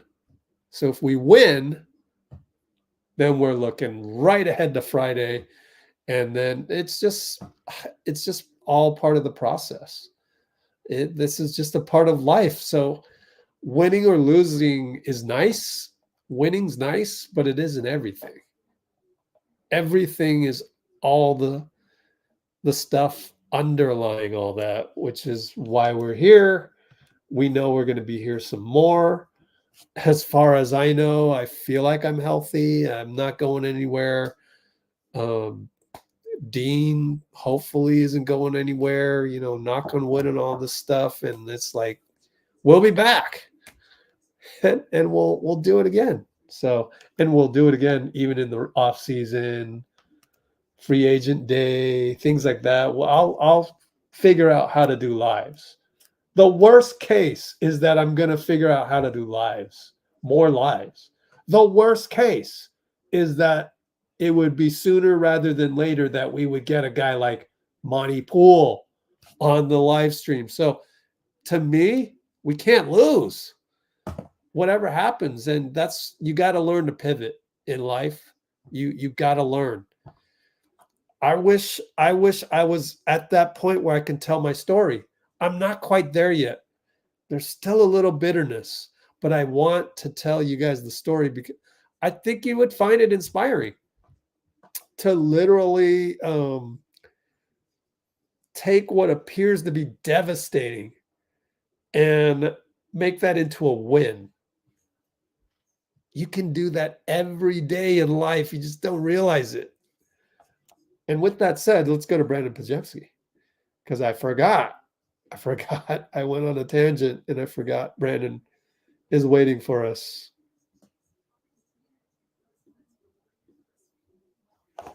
Guys, obviously you're a rookie. You guys are headed into here you go. Hang your hat that experience should go a long way for Trayce Jackson Davis. Yeah, and Trayce just needs to play tough and smart, but that's something that he's done all season. All right, and speaking of rookies, Brandon Pajewski sat down at the podium. Guys, obviously you're a rookie. You guys are headed into the play-in series, headed to Sacramento. Do you think that being a rookie at all, do you think that you're settled in, being that you've played them so many times this season, to what it is that you got to do to come out victorious and then go on to the second game, which is also on the road? Yeah, I think me and Trayce, our roles are pretty defined at this point. We know what's being asked of us, what we're supposed to do when we're out there. No matter, the lineup, who's where, who's with us. So I think for me and him, it kind of gives us a comforting, knowing what our role is, knowing what kind of minutes we're going to get, all those type of things. And it's magnified more because it's a win or go home game. But at the end of the day, it's basketball just like every other game. Brandon, did you watch the Warriors-Kings first round last season? What were your thoughts, takeaways? Just what do you remember from watching that back? I feel like that's, for me, kind of what solidified Steph as one of the best players ever. Just watching his performance, specifically in Game 7. Crazy stuff. But I know it gets loud in that building. I know the fans are going to be crazy on Tuesday night, and I think we're ready for it. As another guard, what do you think about how De'Aaron plays? I mean, he's really a guy who finishes a lot at the rim and stuff. What makes it difficult to go up against a player like that, and just, I guess, the Kings overall as an I think it's just you got to show so many bodies at him in transition. When he's making threes, it's kind of hard to guard. I think in our first game we played in October there, him and Steph kind of went back and forth shooting threes, and just watching that is kind of like, how do you stop a guy like that? Because he's so explosive to the rim and can shoot. Obviously, he hasn't shot that way throughout the course of the year, but just knowing you got to always put two bodies in front of him to stop him. If we want to win, that's something we got to do for 48 minutes. Regular season finale, you've been through your first year in the league. How would you evaluate your first season? I think it was great. Obviously, I didn't play in all 82 games, so still waiting to do that so I can get the title of rookie off my back. But I think I have so much more to offer, in the coming years, not only in these playoffs, but in the years to come. So to see that potential and the growth for myself, I think is something to look forward to, and not only me, but to Dub Nation in general. Okay. A little bit of BP. Trying to catch up to everybody else. Hopefully there's some more coming up from everybody else. Okay. So I'm going to screenshot this Klay comment and send it to Klay's camp. See what they say. -X. Excuse me. I can't wait to eat lunch or breakfast or whatever it is. Dinner? No, I don't know. What does that count as for me?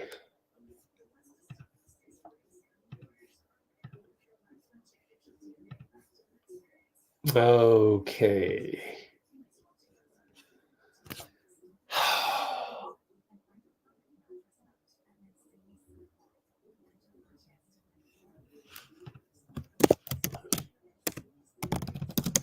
I'll be doing some more live streams even without GSW games. Don't forget Olympics. And the draft and summer league.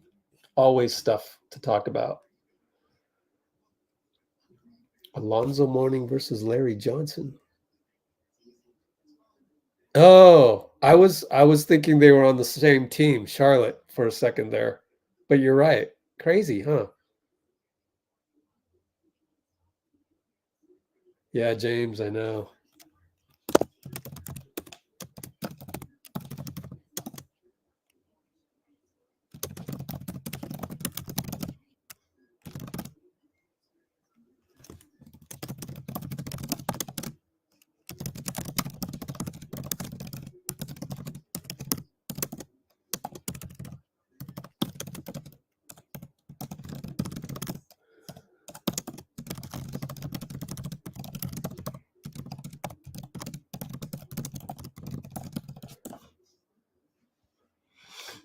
Okay. Time to play on the road again. No, on the road again. Arbel bought a podcast t-shirt. Man, that's what I got. If we lose, then I'll have time to come up with some merch. Ah, my bad. Yeah, we're doing the finals too. Yeah, Dean, yes. Regardless of whether we're in it. No. I have to say, of course we are, Dean. It'll be the Warriors, duh. No, just kidding. Yep. It's not the end. The run is definitely not over as long as Steph is a Warrior.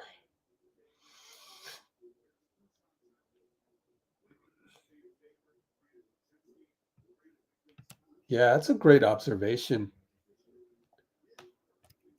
Wow, Monty and Dalton had Brandon Pajemski on a Zoom call. So it's on Dubs Talk. You can go check that out. Why am I advertising for free for the CEO of NBC? Why am I doing that? Because I'm not like him. I'm just letting people know about right information. Although seeing Brandon Pajemski's gigantic Apple 1984 commercial, yikes. It's funny. Okay. What else are we doing here? Oh, I need to look at the downloads to see if Draymond showed up. 6 minutes of Draymond. Come on. Nope. Let me try another source. Yes. We got it. We got it. Give me a moment, though.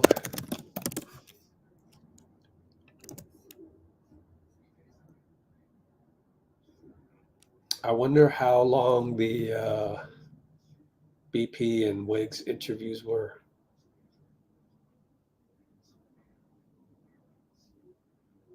This should be interesting. Let's just watch all of Draymond. I could do a restroom break and get some more something to bite to eat.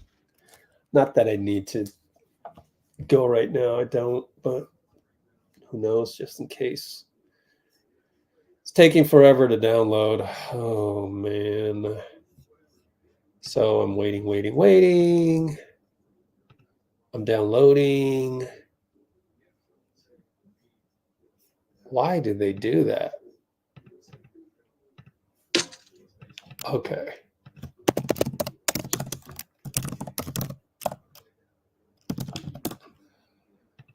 Here we go with Draymond, entire Draymond video. Here we go.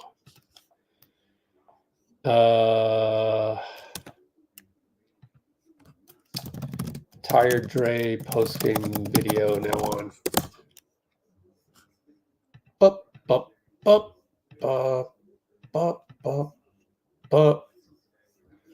Play. Dre, last year, y'all, when you guys lost to the Lakers last year, it was like, I've never felt that before. Like, you know, even this early. What does this feel like? Just like we need to go win the game. I don't know. Just feel like we need to go win. But it's exciting. It's do or die. Probably feels a little more NCAA tournament-ish. Kind of give you that feel. But yeah, we just got to go win. What do you think about this matchup, and what do you kind of think are the keys against a Kings team that has changed a little since the last playoffs? They've definitely changed a little bit. I think we know this team pretty well, though, for the most part. Nobody's changing that much unless you just completely change the roster. And the mainstays in their roster are still there. So they're going to run a lot of things through Sabonis. Obviously, everything starts with the head of the snake, De'Aaron. And everybody else kind of gets theirs off those two guys. They're very much so a pattern team. Like they got their things that they want to get to. And so, going into the game and understanding that, the things that we'll be trying to take away and not let them get to those patterns. But, yeah, I mean, we know them well. They know us well. So it won't be no surprises. Following up on that, the past times you guys have played them, either this season or even last season, much with the same group, but Trayce has really emerged as a key contributor for you guys at center the past couple months. He wasn't a key part of those game plans. How do you see him kind of helping defend a guy like Sabonis in this? Trayce has great length. He's very athletic. He affects a lot of shots at the rim. Sabonis does all of his damage pretty much within 10 to 15 feet. Obviously, he can step out and shoot the ball, but a lot of his damage from a scoring perspective, obviously he, gets everyone involved. He's, if I'm not mistaken, I'm pretty sure he probably leads the team in assists. And so he gets everyone. But when it comes to scoring, a lot of it is around the rim, and Trayce can affect some of those shots but it starts with positioning though. Sabonis is great at creating angles, so got to make sure you're good with your positioning. against a guy like that. You know, he has all the step throughs and jump hooks and double step throughs that you can imagine. His footwork is great. So it'd be a tough challenge. He's always a tough challenge. But like I say, you know, Trayce got to use what he has and his strengths, which is his athleticism and his length. Draymond, it was kind of a joke at the beginning of the season how many times you guys saw Sacramento, and then to know that they're your first game in this one. You kind of just said they know you, you know them, but as the more veteran team, does this short travel and knowing this team play in your hand at all? Does it have any effect? I mean, I think the travel definitely helps. Be that it's an hour away, it's a quick bus ride down. That helps. Us knowing them helps, but on the flip side, they know us at well, and that hurts, you know? So, you know, overall, at the end of the day, coaches are going to put a game plan together. Their coaches will put a great game plan together. Our coaches will put a great game plan together. But then you got to go out there and play, you know, and you know, a lot of times you get in a series, and like at a certain point in the series, it's like, all right, you know me, I know you. Like, who's gonna make the little plays to win? Who's gonna come up with the 50-50 balls to win the game? Because you know everything I'm running, I know everything you're running, and I feel like that's what this. It's obviously not a 7-game series, but I feel like that's what this game gonna come down to. Who's gonna make the necessary plays to win the game? Obviously the schedule's set, so nothing you can do about it now, but the fact that it could be on the road Tuesday, if you win on the road Friday, if you win on the road, what do you think about that? You know, it sounds pretty daunting, but how are you approaching just that set of circumstances? Our last 8 weeks has prepared us tremendously for that. We've been on the road pretty much the last month and a half, 2 months, quite a bit. We fared pretty well on the road all year, you know, so know we're capable of going to win some road games. And when this team's back is against the wall, I like how the group shows up. So, you know, it's not ideal, but it is what it is, and that's what we're faced with, and we want to keep playing for much longer into this season, so just got to go get it done. Draymond, in the last year or two, as the Kings have gotten better, there's been more talk about, you know, a Northern California rivalry, quote unquote. And when you play a 7-game playoff series, that obviously adds to it. I'm just curious if you could speak to what the energy, what the atmosphere is like. I mean, you guys played a very memorable Game 7. Steph drops 50. This year they overcame a big deficit. What's sort of the electricity like when you guys play the Kings the last few games? It's always a playoff type game. Like, you feel that you go into their arena, their fans want to light the beam and see us lose and beat the crap out of us, and they come in here, we want to beat the crap out of them. A lot of familiarity amongst the two organizations, even beyond just us going out and playing in the money games that we've played against each other over the past couple of years. You know, Mike, Vivek, LB, like there's a ton of familiarity amongst the organization. So, yeah, I mean, that it kind of has brewed into that. But, you know, for us, it's another game that we have to go win. It's not just another game in the sense of like, oh, it's just any other game. It's another game that we have to go win, and we got to go get it done. Right. Okay, that's it for that one.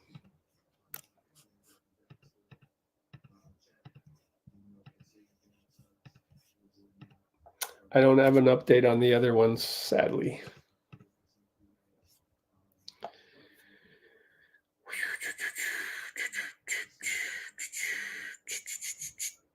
Someone is going to vote against Joker again. Yeah. I'll bet you Luka wins it somehow, huh? Someone made a case for it. Oh, Matt Moore. Hardwood paroxysm. Yeah, who cares? It's an award. But yeah, I know. Nothing else to talk about, though. So, Western Conference #1 playoff seed. I know, right? Congratulations, OKC. That's not bad. Oh my gosh, the Jazz were #1 in the bubble. No, it wasn't the bubble. 1920 was the bubble. Wow, Lakers won the championship as the #1 seed. I didn't realize that.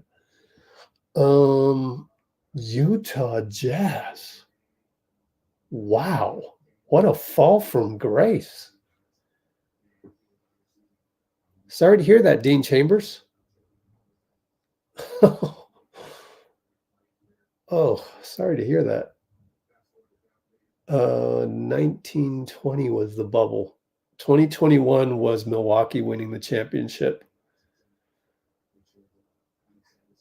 Why am I totally forgetting 2021? NBA playoffs 2021 wiki. I guess when it's not the Warriors, I tend to wait. Why is it a long bullet point list? COVID impacting. Oh, it was in July. Milwaukee, Phoenix. Wait, what? Phoenix. Oh, right. Phoenix was good in 2022, and then they got knocked out by Dallas. And then we knocked Dallas out. Oops, wrong tab.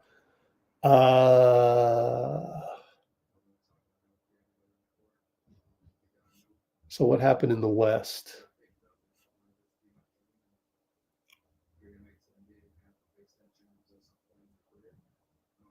Yep, we got knocked out in the, it's called the Page-McIntyre system. Did you know that? Isn't that crazy? I looked it up. Notable occurrences.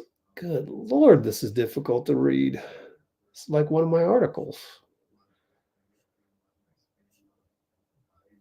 Oh, here it is. You just got to scroll down a little bit. What happened to your Utahns?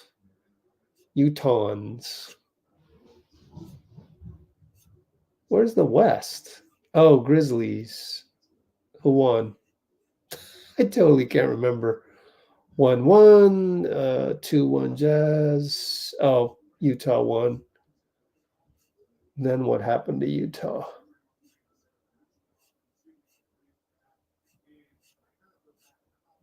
What happened to your Jazz? Scroll for days. Oh, Clippers. Yeah. 2-1, 2-2, 2-3, 2-4. Ouch. Went up 2-0 and then lost 4 straight. Donovan Mitchell. Ouch. What was I doing? I totally ignored this one. What was I doing in 2021? July. I went to Summer League. I remember that. I don't know. Maybe I was just exhausted. Maybe exhausted from the pandemic. I'm not sure.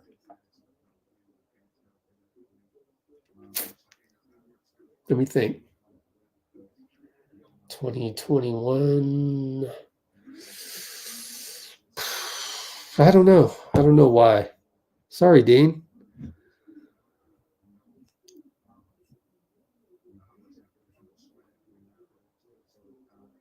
Donovan Mitchell era with Gobert. You're right. You're right.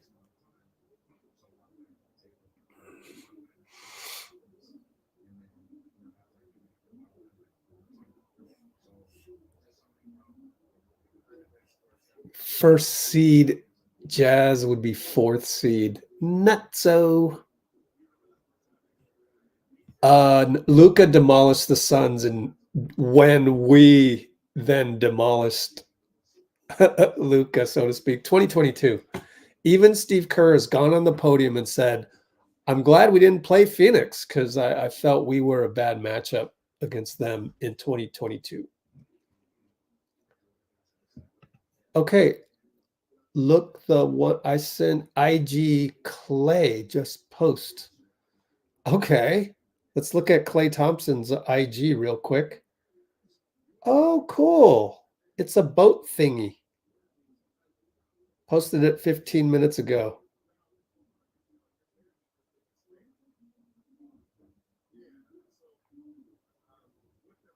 I'm going to comment on this. All right. What's that? Moses and CP. I thought it was Gary for a sec. Moses. Does Moses kind of look like Gary? Yeah. Never mind. I don't want to go down that road. Ha! Moses and CP. There's video.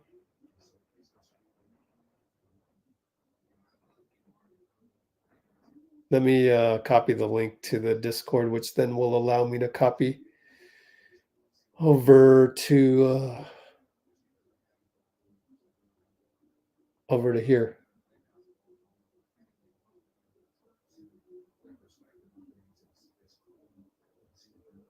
I wonder how long the video is.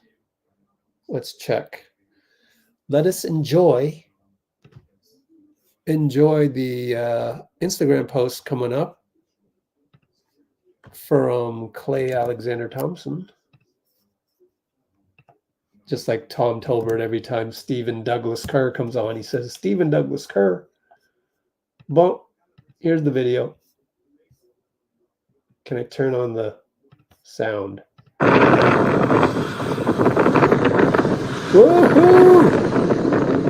Right choice! Right choice! Oh, that's it.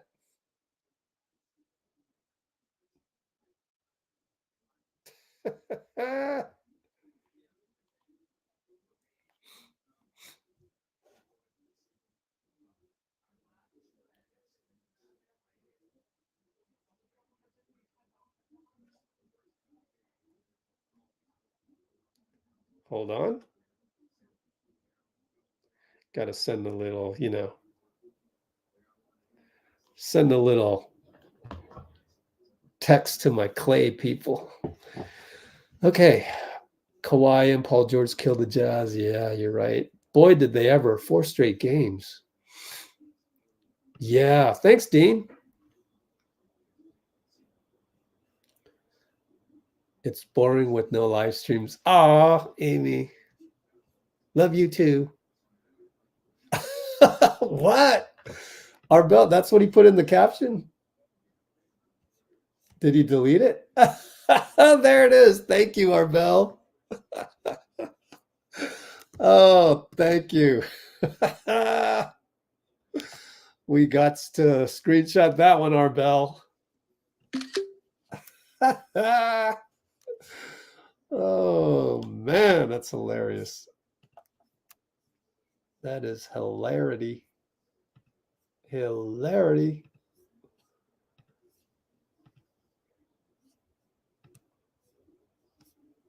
Oh, man.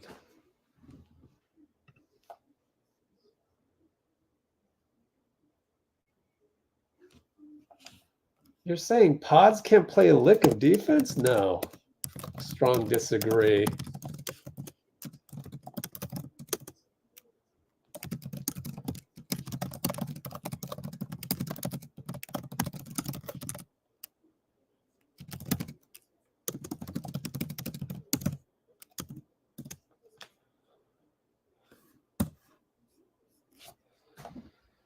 BP stays in front. He may only be 6'5" with bad wingspan, but he stays in front, and that's what matters. Point of attack defense. So I got to strongly disagree on that one. You can say all you want about Dario being bad on defense, though. I actually agree with it. But he's old. What are you going to do? And you know, it's not that athletic. I mean, what can you do about that?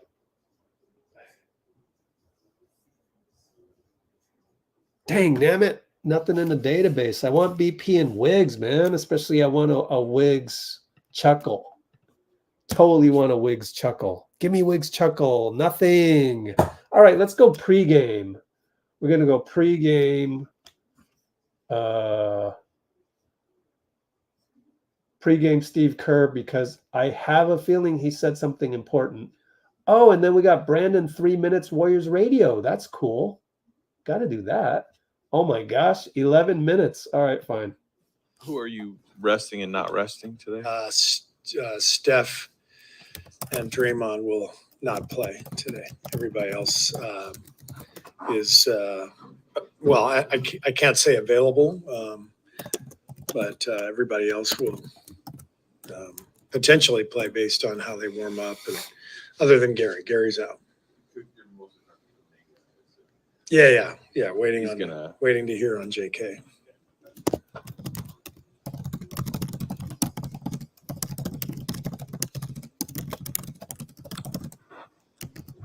Long silence. Rewatching the game yesterday, and I didn't realize this in real time, I guess, but Trayce was pretty effective when he was out there. Only played 22 minutes though, and I'm wondering how flexible are your rotations in a situation like that where you guys went small and got crushed for a while there? Yeah. We could have gone back to Trayce, and for sure we watching the tape was one of those things where you say, well, maybe we should have done that. We also feel like playing smaller gives us better opportunity to spread the floor and score.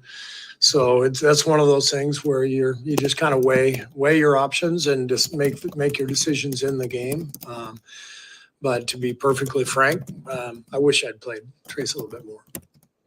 Obviously, what matters most is his health. But given that JK has missed a bunch of time in the past few weeks, is there more of an incentive to get him on the floor tonight to get some rhythm? No, he'll play if he's capable of playing. So the training staff will determine that with JK, and if he's available, then we'll get him plenty of minutes to try to get a rhythm. I know it was a while ago, but the experience with the play-in 3 years ago, do you carry anything you learned from that? I know very different team. Steph underlined that, very different team, but anything you might have taken from that? Okay, let's do a little differently. Yeah, I thought we were wiped out emotionally after that Laker game in the 7-8 game, and it's really tough because you're obviously putting all your chips in to win a game if you're in the play-in. But I thought we didn't have a ton of energy for the second one, and so it's most likely we're gonna have to win 2 games the way it's looking. So but if you're in the 7-8 game, the question that I had at the time afterwards was, should we have invested a little less emotionally into that game? And it's a tough one to figure out. But I felt like Memphis had a big advantage coming off a win, feeling good. We were kind of wiped out, and they took it to us. They got out to a big early lead before we were able to come back and force overtime. So it's interesting dynamics, like from an emotional standpoint with the play-in. Steve, I asked you something similar a little bit ago, I think before that Lakers game, but usually at this time, last game of the season, even if you're in the play-in, you may have an idea of who you're facing in that, or even if you make it past the first round. How challenging is it to go into the last game of the regular season, not know who you're facing in the play-in, but then even at the top of the West, that 1, 2, 3 is really jumbled. You can't do much prep work, I'm assuming? Well, yeah, we have a lot of coaches. We have Scott Vaughn, our advanced scout, is out there. He watches these teams all year. So we have a database with our, potential game plans for any opponent. But you can't really dive in, to one opponent at this point, obviously. So for us, it's, most likely be in, the 9-10 game. I guess it's still a chance we could be 8, but that's unlikely. But that means get ready for that game. And while that's happening, we've got people behind the scenes who are preparing for potential opponents coming up. Steve, how would you sort of describe where Steph is emotionally, physically? You've talked about how he really needed that break a week ago, and then he looked so sharp against the Lakers and kind of sluggish the last couple of games and tweaked his ankle, as you mentioned. Is today more of an emotional fatigue, break, or is the ankle a concern at all? Or? No, the ankle's doing pretty well. He could play. If he had to play, he would be playing today. But given what we're facing, it made no sense to put him out there today. We're hoping that we've got 3 games this week, and So getting a rest today and getting time to recover before that first play-in game, that's much more important. Gary's now missed a few games with this calf. Is there any doubt that he could be available for the first play-in game? I haven't talked to Rick about it yet. I talked to Rick yesterday, and he just told me that Gary was definitely out for today, and that we'll see over the next couple of days his availability for the play-in. Steve, take you a little bit even farther back, early 90s, Cleveland. When you were a player, and there were very few losing seasons in your life, but when there were, where were you able to find joy? And was it difficult to kind of find something to play for in those seasons when you knew that like the big end goal wasn't even on the table? Wow, way back. Yeah, we had a year in Cleveland where Mark Price tore his ACL, and I think we only won 31 games, probably because I was his backup. And so it was a long year, but it was, in seasons like that, you really, you lean into the game itself. I mean, we all grow up playing basketball because we love it, not because somebody forced us into it. And so even in a losing season, you can take a lot of joy from the game itself and from the relationships you have on the team. And, we were lucky to have Lenny Wilkins, an amazing coach who always had a good perspective on things. And, it's a reminder that life doesn't always go the way you want it, whether it's basketball or anything else. And so you just have to persevere and keep going about your business and have the perspective that we still play basketball for a living. We're living good lives. So those are my memories from the tough seasons that I had. Who's your Masters pick? Scheffler. I'm really going to go out on a limb here. Steve, on a player development end of things, you look at Jonathan Kuminga in his third year now, Jalen Johnson in Atlanta in the third year. Is there anything to that type of player, and I can go back and list a bunch more, where that is the timing that it takes for the 1 year college G League Ignite player to kind of get rolling in the NBA? I mean, it's hard to generalize it, but because everyone comes in with a different level of feel and understanding of the game.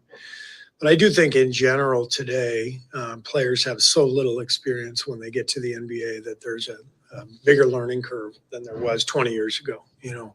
Instead of getting 3 years with Dean Smith, you're getting 11 games with the G League Ignite. It's kind of a difference. You're not playing in the ACC championship game in front of 20,000 people. You're playing in games that, frankly, most people don't care about. Or maybe you're getting 1 year of college, or maybe not even that. I mean, I think when we drafted James Wiseman, I think he played 3 college games.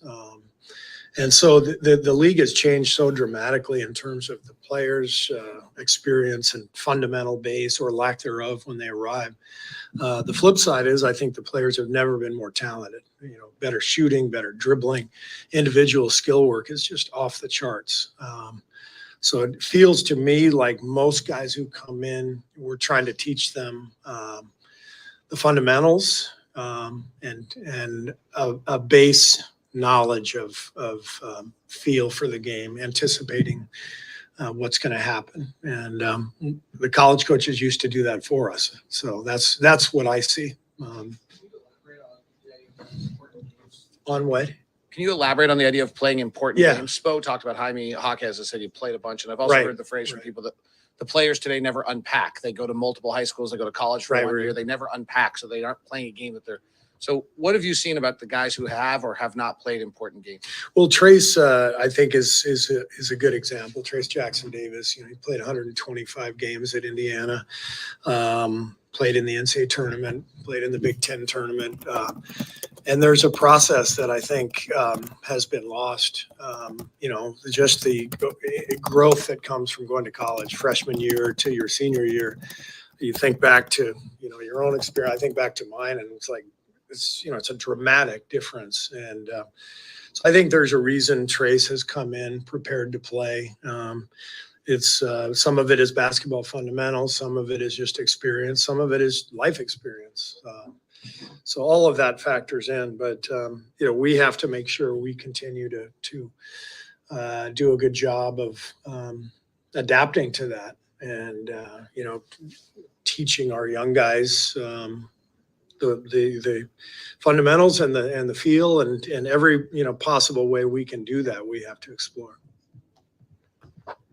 Will you be aware of the scores in the Lakers and Kings game while the game's going on today? And if so, maybe it's at halftime.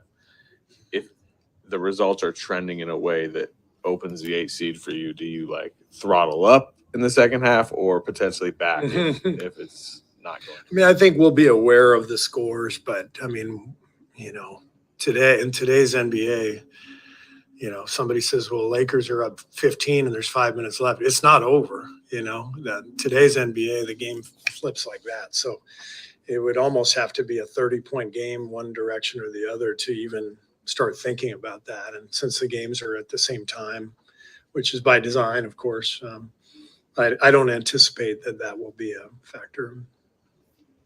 Okay, done with that. Sent in a request. I forgot our buddy Bill Hwang was at the game today, and maybe he's available. And it'd be great to know who that reporter was asking about the development of players. He sounds so familiar. But then who would be writing about player development? I thought for a second it might be like Dan Wojcicki of the LA Times, but no, he is in New Orleans covering the Laker game.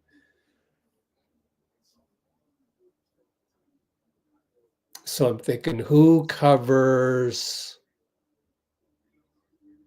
the NBA draft and stuff like that? And I don't know, but I know that voice. I know that voice.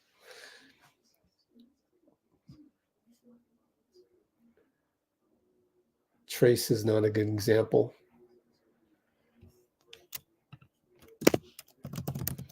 Maybe.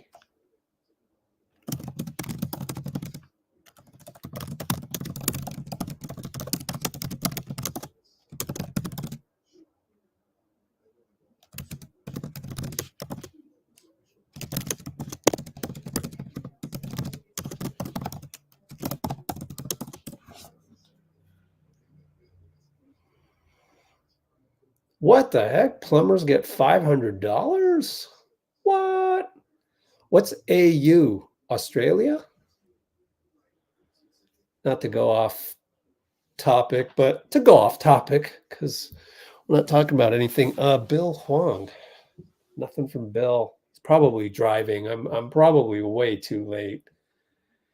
And I wanted to check. Oh, yeah. BP, people. Let's listen to the Warriors radio audio. Australia. Oh, cool.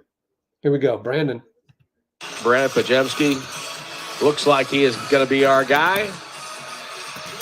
Going to get the headset on for us. And Brandon is sliding the headset on. Hey, Brandon, can you hear us? There. How are you? What's up? Hey, this is Tim and Tom. And Brandon, first of all, congratulations on your first NBA regular season. What do you think?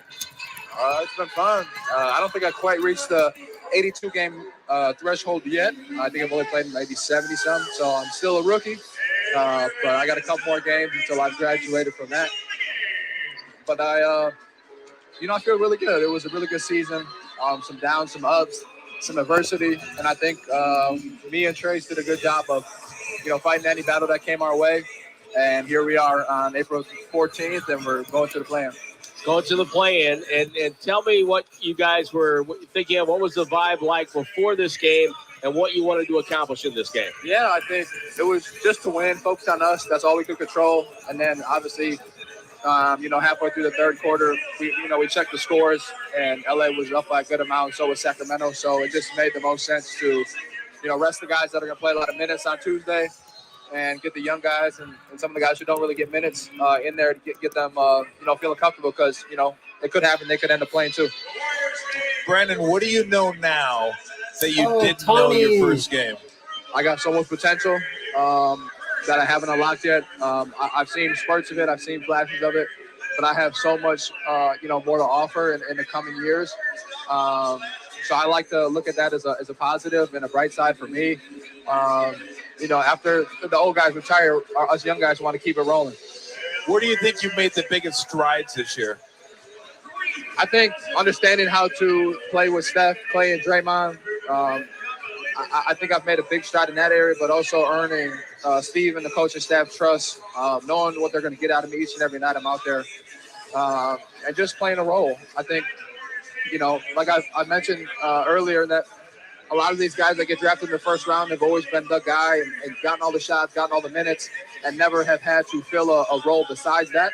And I think that's part of my journey where I've had to do that in multiple places I've been. So to not be the guy and having to play a role, I think is something that I'm really proud of. Well, the biggest compliment I can pay is you make winning basketball plays time and time again. I appreciate that. That's what I'm out there to do. All right, Brandon, congratulations. We look forward not only to Tuesday, the playing game in Sacramento, but also watching you the rest of your career. Yes, thank you, guys. Thanks, Brandon. Thank you. Yes, sir. Brandon Pajemski, our post. Yeah, I can't wait to ask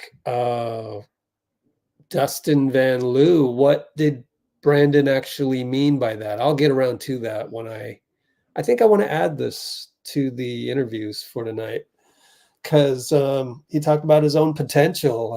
Have so much potential, and it's like, yeah. Well, I hate LeBron a lot. I haven't seen Bronny play yet, so I would like to see with my own eyes. But yeah. Bob Dylan. Wait, does he look like Bob Dylan? Stop it. No way. Kinda. Oh my goodness. Hilarious. Funny.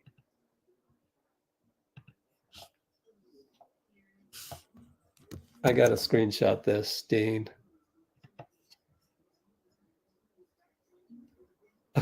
Kind of looks like him. Is there a color picture? If he's a redhead, oh my gosh. Oh man. Images. How can you tell? Oh, wait, no, this is Timothy Chalamet. Therefore, Brandon Pajemski looks like Timothy Chalamet by the transitive mathematical property. He is a redhead. Oh my gosh. Well, a brown head, brown red. Huh. That's crazy. Let's see. He's horrible. Don't know. Bob Dylan. Yeah, credit Arbel. Arbel is giving you credit here. Credit Arbel, who by the way, his stories get seen by Brandon. Congratulations. That's awesome. Brandon doesn't even look at mine, unfortunately, or Let's Go Warriors is. What was I going to say? Oh, Arbel with the credit card moniker. He's got the trademark for that.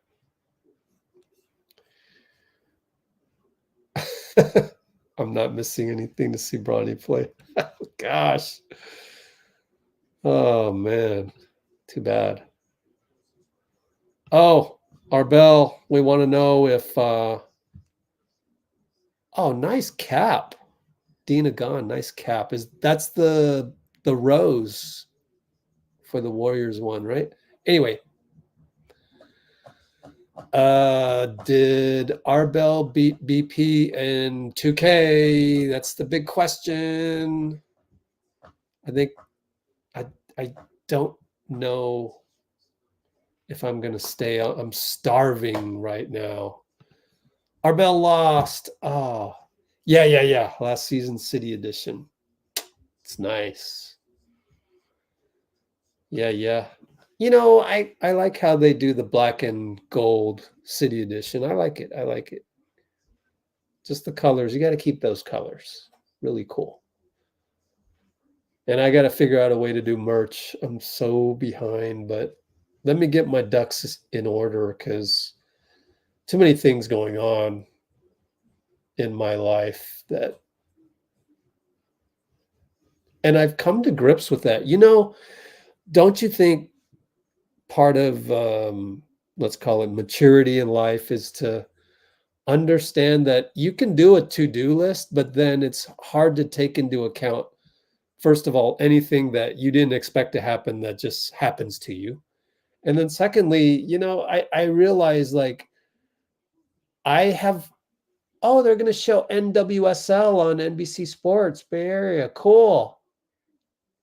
Bay Football Club. Yeah, nice. I love women's soccer. I could watch women's soccer. I could, especially, what's her name? Number 11. What's her name? Sophia. Sophia's my favorite. Anyways, I just, it's awesome that she's number 11, just like Klay is the favorite of women who watch basketball casually. So here's a guy that watches women's soccer casually, and I like a number 11, but no, I digress. So after every game, we do a 5-hour live stream, 4.5, 5. And it's like 1 a.m. after a 7 p.m. game. At that point, I need to eat dinner, right? And I'm pretty mentally drained, happily mentally drained, because I love being here with you guys. This is like our cheers bar where everybody knows your name. And it's not everybody, but it's enough people that it's great. Bruce Lee Curry cat? I didn't even know. Get me a link.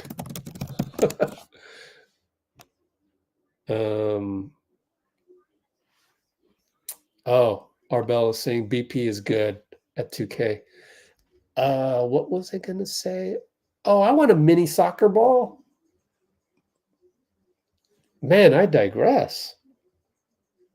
So it's 1 a.m. I eat dinner. At that point, I pull up the laptop. I go to my bedroom because it's too cold in my family room. The way that my place is structured, I don't want to pay extra for gas.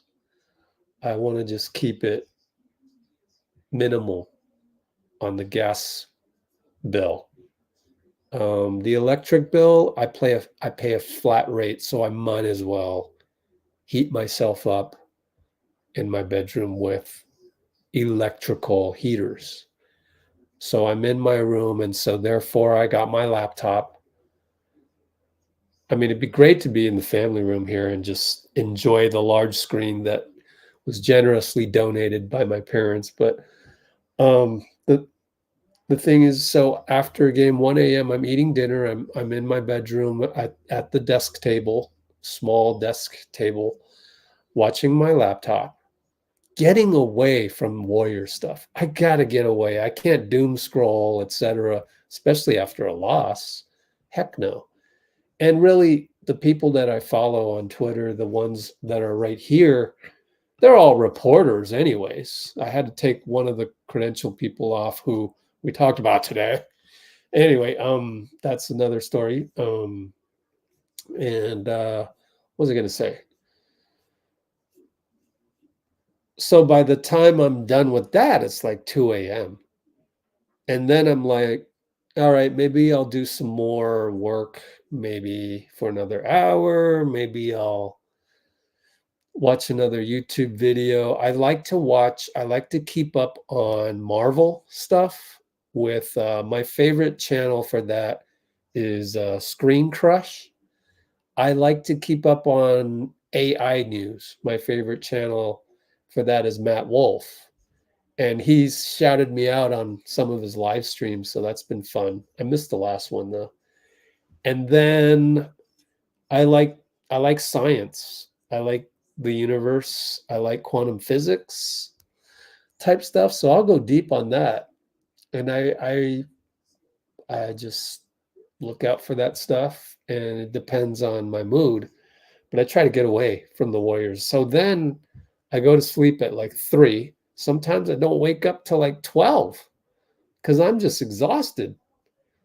And then I got to catch up on work, whether it's doing the next behind the scenes video, which obviously I haven't done any since we were in LA or whatever. No, Portland.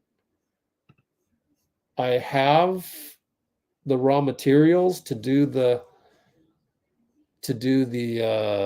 loss against the Pelicans. Probably wouldn't get that many views anyways, but I still like to do those things, like, just the little things like Steph coming in to do his warm-up, and he does a karate kick for Riley, and Riley's like rolling her eyes and shaking her head. Like that kind of stuff I enjoy, even though it's a small clip, but putting all the clips together, that takes all day. So if there's a back-to-back, I might not finish it by 5 o'clock if it's Eastern time. If it's Pacific time, I might finish it. And then, so it just piles on. That's why I'm always behind. And so it goes. But like at the same time, I'm blessed that this channel has given me the opportunity to at least open the door on doing this 24 hours. It's a struggle. It's very break even-ish.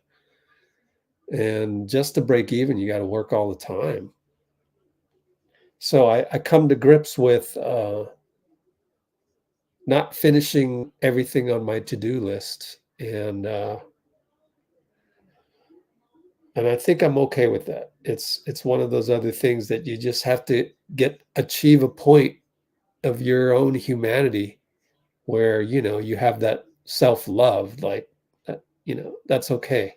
Like, you don't need to kill yourself just because you're seeing Instagram videos where people seem to be killing themselves and touting what a great life that they have, and, this and that. And you don't really know what their life is, but they have podcasts, and they have awesome little reels and TikToks, and they have, post 20 stories a day.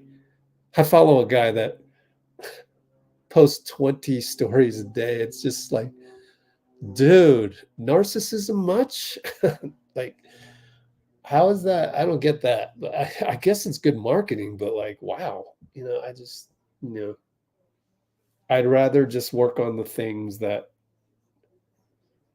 find something that when I'm doing work on, I'm actually enjoying it. Like when I transcribe a Warriors interview, I'm actually enjoying it because it's like I'm learning more. It's like reading a physics textbook, honestly, but it's Warriors, and I like Warriors stuff. So, yeah, I don't know what brought up this tangential thought, but here we are, and just trying my best. I know there's some things I could do better. I know there are some in-between videos that I can do. There are other channels out there that get thousands of views talking about something that I don't agree with. So I should be making videos that are the opposite of those, with reasonable factual data to back those up. And I haven't found the time to do that. So if and when the off season presents itself, I will try to strategize on how to change my workflow for that. But I have to honor the fact that having 5, sometimes 6, and sometimes when Dean's available, 7-hour live streams starting from tip-off is rather taxing, and I got to build that into the workflow and make sure that everything's okay. So we'll see. Let's take a look at that. Rebel Sport. Oh, I'm so glad it's not rebelsport.au. Wow. Wait a minute. I lost it. They want to show notifications. Hell no. Rebel Sport. Let's try that link again. There it is. Oh, it's black. Oh. Oh, I thought it was yellow. I thought you said it was going to be yellow. I think Pinky was thinking the same thing. I'm not buying that one. You know, I should just do a Let's Go Warriors. Duh. Our logo's tight. Our logo's fire. We need to. I paid for that logo. Get me wrong, man. Like, my former business partners. I'm still a tiny bit bitter about that, but I'm trying to get it to 0%. There's a lot of people that stabbed me in the back in the day, but then again, it's how you look at it. Did they stab me in the back, or did they give me a life lesson that I can really feel good about, that I know now? And look, everybody out there that does you wrong, quote unquote, they're stressed out. Why else would they draw out the sword and engage in a battle with you if you're too happy with life to even draw out the sword in the first place? That's where you want to be. So I can only control that. So I am going to do that. And what they do, hey, look, it's up to them. And, you know, there's this thing, people might call it karma, but people, it's not just karma. It's just life is going to teach you a lesson eventually. So I already know those guys, they're going to learn. And if they don't learn, then they missed out. And that's okay. It's not, you know, I got my own life to worry about. I got enough to handle that. I don't even have time to worry about, you know, whether you're going to learn a lesson. You know, I honestly don't care anymore. I don't care. So, just imparting some wisdom here. Okay. Yeah, we got to, we got to go look at that boat video. So it is indeed possible to travel to SAC by boat, but it's rather, you know, difficult, I would say. So anyways, Denzel Cicero, what's up? We got to find the, so you said CP3's IG story. Oh, where am I going to find this? How do I do this?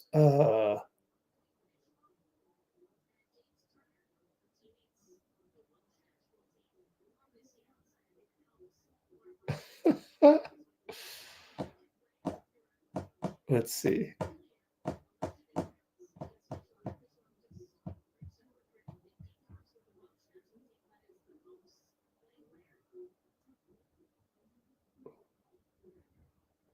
What? Hold up. 441.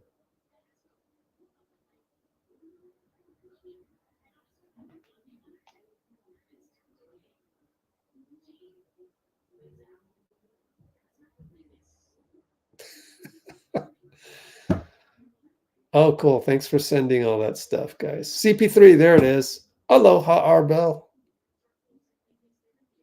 They're playing Lloyd Banks. Cool.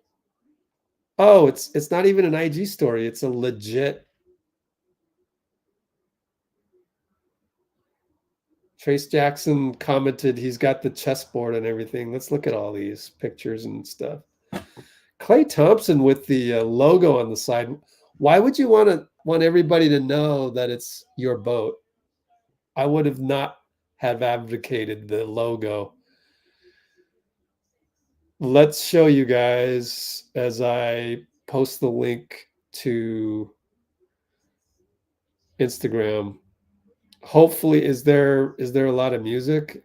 I will get demonetized if there's music. Let's play that one more time as a test run.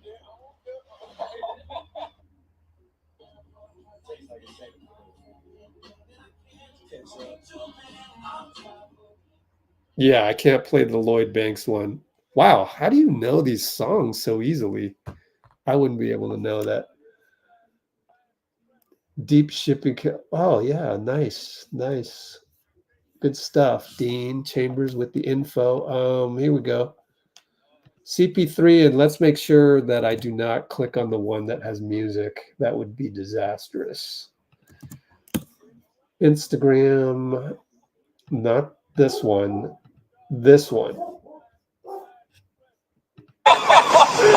Oh, and my dog Mo out here, Splash Express. Yeah, headed to the game.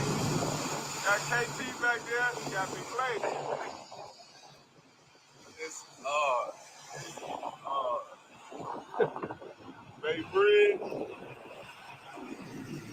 Headed to the game. Hey, I guess they're right. Yep. And then they'll probably have dinner right now. Oh man, don't you love watching our guys, the boys, bonding?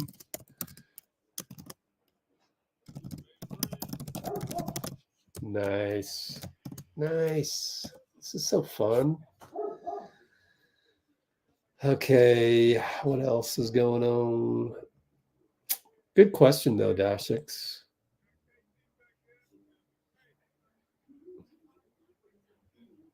What is TBTOT?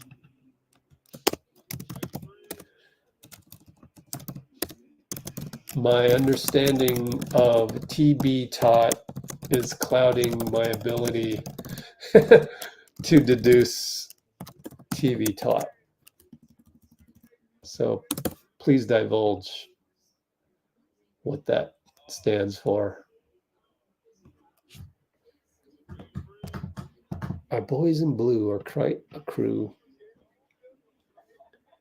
State Farm money. I know, right? Yep. No, don't get me wrong. I want CP to stay as well. Especially after this. Yeah.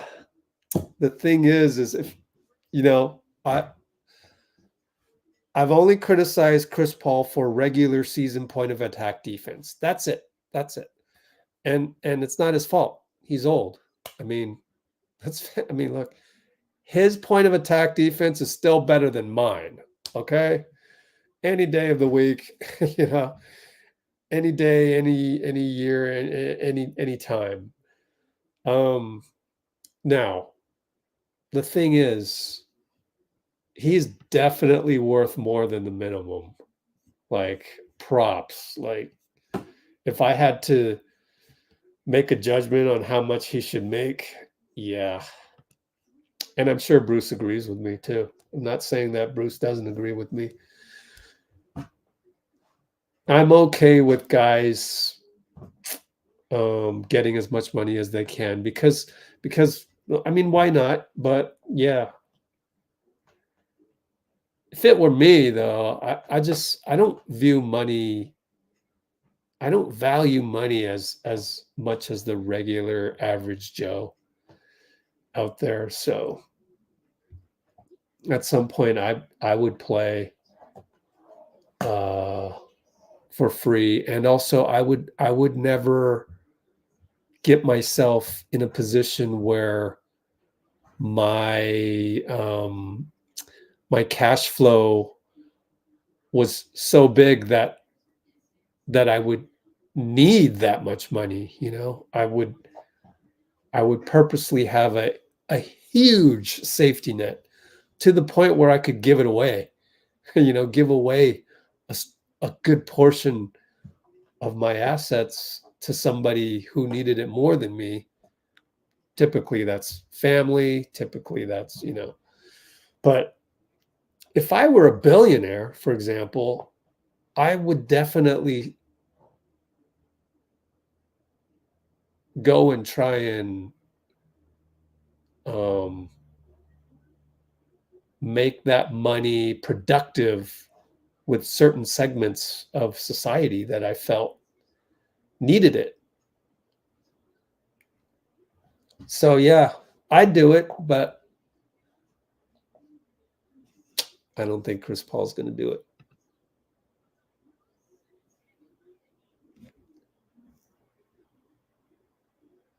State Farm red beanie? Yeah. Oh, and my dog Mo out here, Splash Express. Yeah, headed to the game. The open seat. Got KT back there. Got me Klay. It's Baby Bridge. Man, isn't it awesome just to see him having fun? Love it. Love it.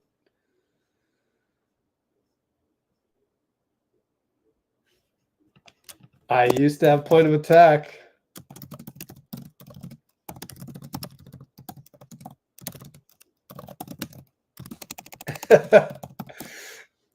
You're not getting by me, Toby.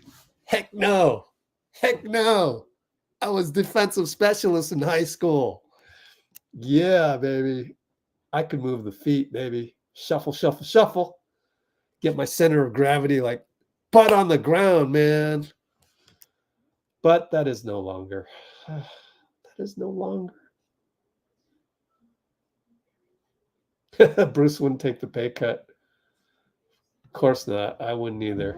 But we don't regularly make 30 million.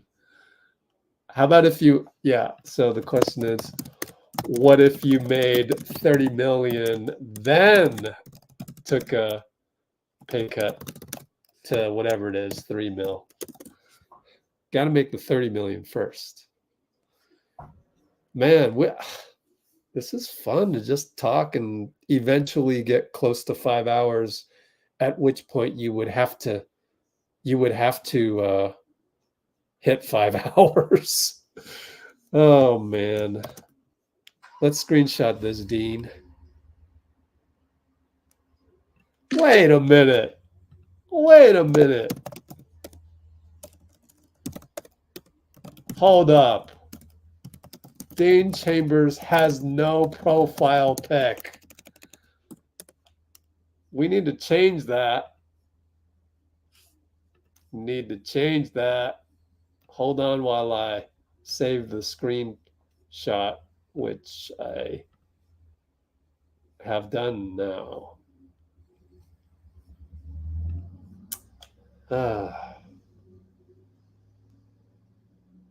What are we talking about? I know, right? Everything. Tangential stuff.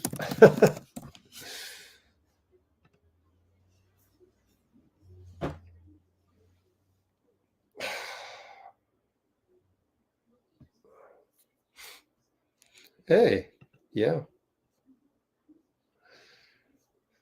Sorta right.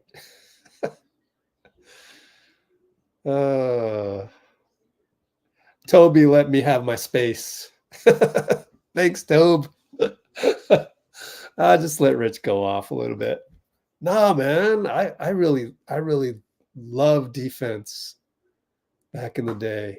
So I was just talking about this with my dad. We were having lunch, you know. So we found out that we love Korean tofu houses. Have you ever been? Oh, it's so good. So that's our new favorite thing to do. Anyway. Now every time I look, there's a comment that I want to comment on. Damn it.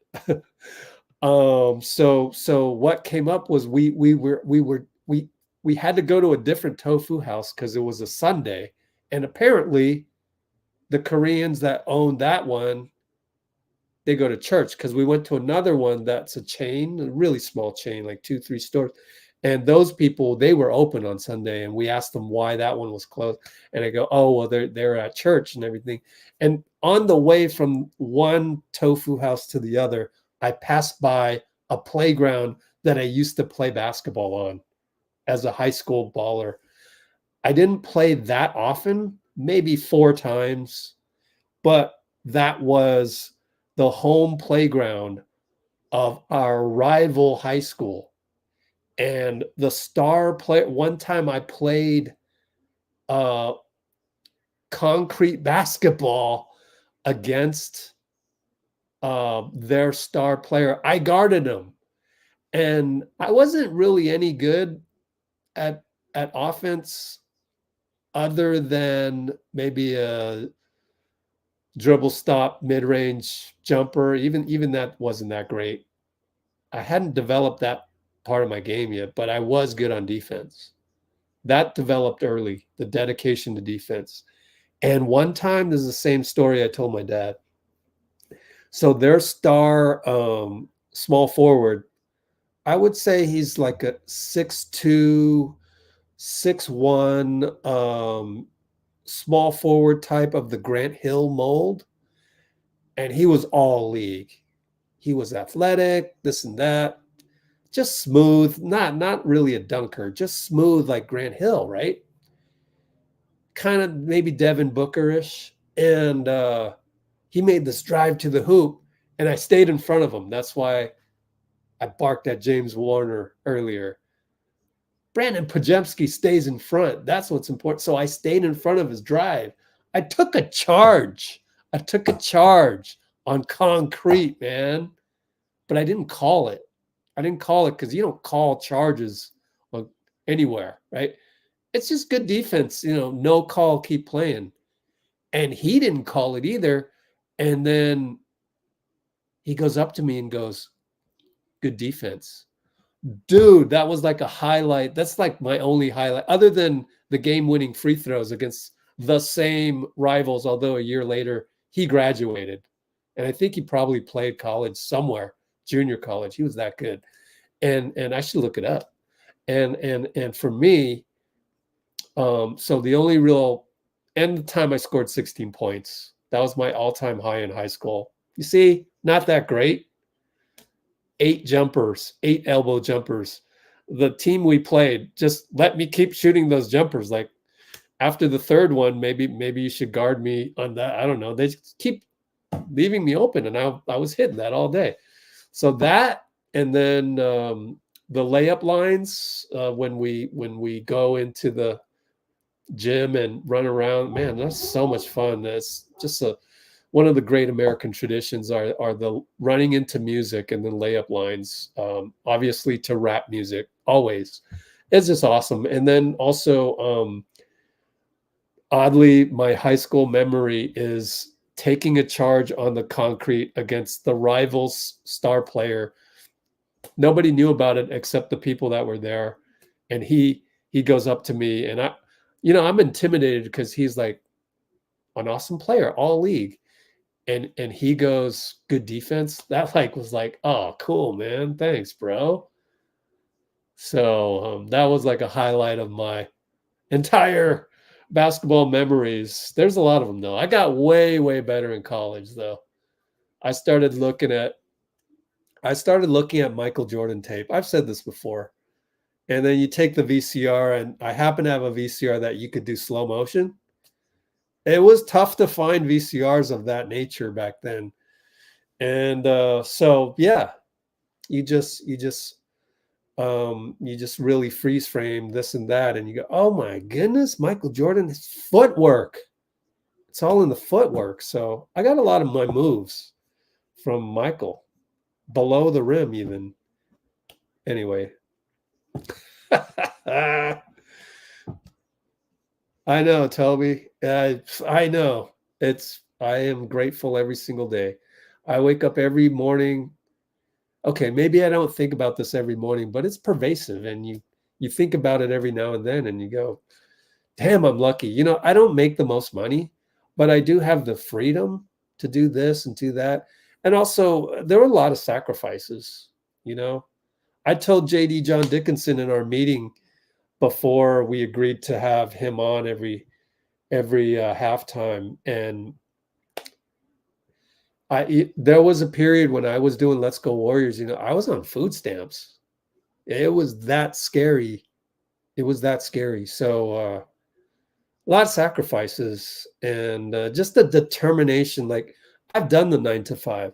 I used to commute from Emeryville to San Ramon to go to work, to this 9 to 5. And the thing is I was actually a pretty good computer programmer. I was actually pretty good, but it bored the hell out of me. And I was good at that level, but I wasn't great. Like, I couldn't expand it to become, the next, Mark Zuckerberg. Heck no. Hell no, never. No way. Like, I'm good enough to a certain level and just do that job. I could have made way more money just doing that job that people needed at the phone company. And that's why I was at San Ramon, because that's where the phone company is. And then it was like, oh gosh. So then I switched jobs, and then now I'm commuting all the time to Milpitas. And I'm like, no, I can't do this anymore. I can't do it.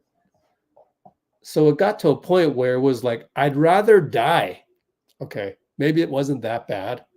Hey, we crossed 5 hours. I'd rather just struggle for years than do this 9 to 5. And so I did struggle for years. I wasted money. I did. Wasted all that. I should have saved all the money as I made as a programmer, but I wasted it. Bought a BMW. Not the best choice, but you have to go through that process to then understand why that's a waste of money. Sorry if you have a BMW or a European car, my bad. I didn't mean to offend you, but it's just that the maintenance costs of those after 3 years are just ridiculous. So I've driven in a Ford Fiesta that was given to me by my mechanic friend before. Anyways, no, it's not a Korean barbecue. No, it is separate. It is separate. Like, there's Korean barbecue and Korean tofu house. Two separate things. Of course, you can order the meat with the tofu, but it comes with tofu. Sort of hot pot, but not really. It's a really hot pot, but it's not like you put the stuff. It comes already to you with the ingredients that you have. So it's like a one-time hot pot, whereas Chinese hot pot is like, oh, let's add some more, raw this, that, and the other thing. It's not a continual thing like that. And the main thing is that it's tofu. And the other thing is that if you go to hot pot, oh, well, why don't you just add the tofu? Yeah. I mean, kind of. Yeah. It's just that it's just a little bit different. And if you're going to do the hot pot thing, you might as well be a meat eater, because hot pot is really good for like meat eaters. Like, oh, just more meat. Oh yeah. I don't eat meat. So the Korean tofu house thing for me is more right up my alley, that niche. Anyways, just to explain that. But yeah, dude, Toby, I have got to screenshot this because it reminds me of how grateful I should be. Sometimes I got to pinch myself. Me finding this place where I live, you could call it whatever you want. Divine intervention, God's will, destiny. Like, I have a sun deck, and I don't pay ridiculous Silicon Valley prices because this is a very rustic house. It is right up my alley. How did this happen? It's nuts. It's nuts. I'm so blessed. At the end of the day, always remember that. Always go back to It's kind of that thing where you're right where you need to be. Oddly, you are right now. I can't explain how that is to you.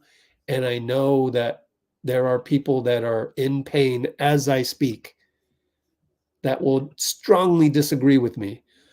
Well, if I'm right where I need to be, why is it that I'm in so much pain right now, whether it's physical pain, mental pain, whatever it may be? I don't know how to describe it. It's just that when you get to points of gratitude, moments of gratitude like this, reminded by your friends, like Toby is my friend, even though I've never met him. All I have is a profile pic to go off of. But nah, you are my friend. You are, just the things that we share here. Definitely. That's friends. That's more than, some of, I don't know, friends in real life that I've had that I can contact through my basketball league or what have you. We talk about some stuff here that's like real, and like you have to pass a certain bar to continue to comment on this channel, do you not? We all know that. So like I already know like we vibe on a certain frequency, and that is exciting. That's like, I should use those words more, because that's really what we're doing here, is like, just like I'm not going to play it again because I played it millions of times. You're not going to be able to bring them up. But I'll mute that. But the Muni Long thing about J. Cole wanting to vibe, and Arbel told me in the DM of IGs when we talked to each other yesterday, J. Cole removed the 7-minute drill song from all his streams. Tip my hat. J. Cole gets it. You know why he did that is because of this. He wants to stay on a high vibration. That's a good thing, because the negativity, and I'm reading Twitter. I'm even looking at Nate Jones' stuff, and he's saying, oh, why did he do that and this and that? There's a lot of people on that app that they're caught in it. They want the back and forth, the arguing. It's just such a negatively energy-driven environment, even for people that think they're not negative. But you are, because you're looking for these battles and stuff. And I'm telling you, me and J. Cole figured it out. Like when we're on here and making songs that inspire, there is no better feeling than that. Having gratitude is the greatest feeling ever. It's like the greatest feeling. Just trust me on that. like there's, I mean, let's say your measure of success is like, maybe it's money or power, maybe it's women, maybe how hot the woman you are with is your measure of success. But that's still an external environment thing. And by the way, that's feeding off of your natural born, hardwired survival type instincts, where you're built in with this desire to procreate. And that's fine, nothing to be ashamed of. But you have to learn to be to have gratitude. And it can go hand in hand too. You can have the most gratitude for that woman that you're with, but it has to be like the right gratitude, like comes from within, like like feeling like I'm really happy with myself that I have this gratitude, rather than, oh, I'm doing this because she makes me look better, or that I'm doing that to push the buttons on my hardwired 3D senses. Like gratitude isn't about your 3D senses. Gratitude isn't eyesight. It's not touch. It's not taste. It's not smell. It's not sound. Gratitude is some other dimension. You could say it might be energy. Gratitude is definitely not sight.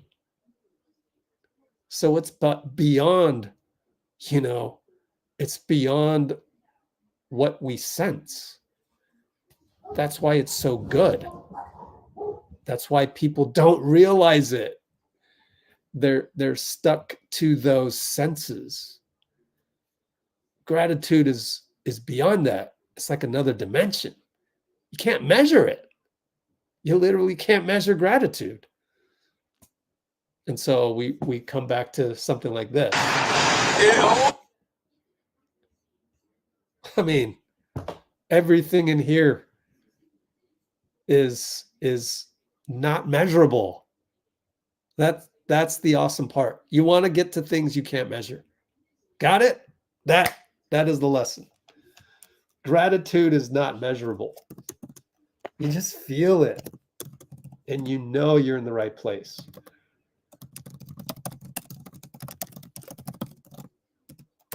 Not sensed. It's sensed, but on a different plane, a different dimension. Oh yeah, I remember James Wiseman's too. I've got it somewhere on the channel. Let's search it. You can search it. Let's Go Warriors, Wiseman, Klay, boat. There it is.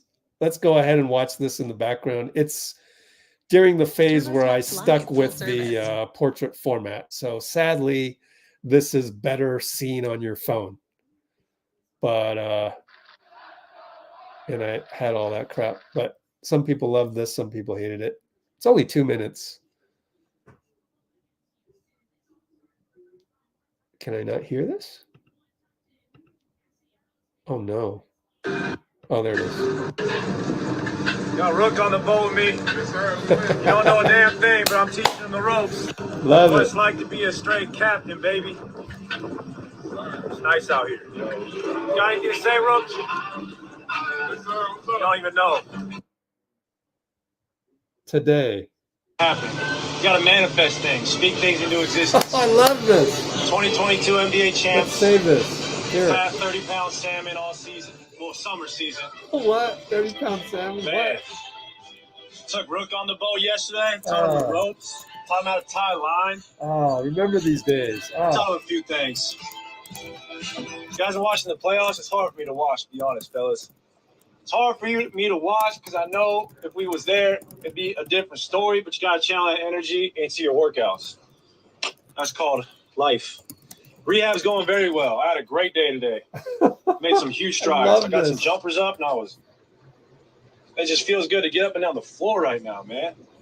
Jeez, a little choppy right now, bro. Oh, what's going on now? I totally do not remember this video. What is that?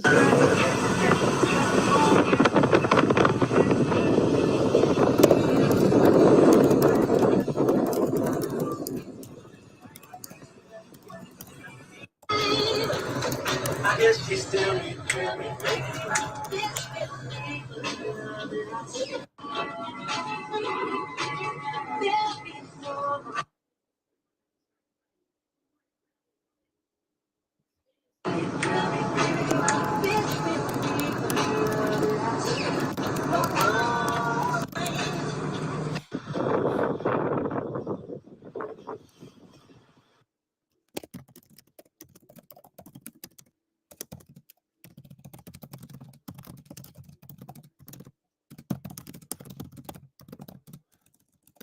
What is this slideshow?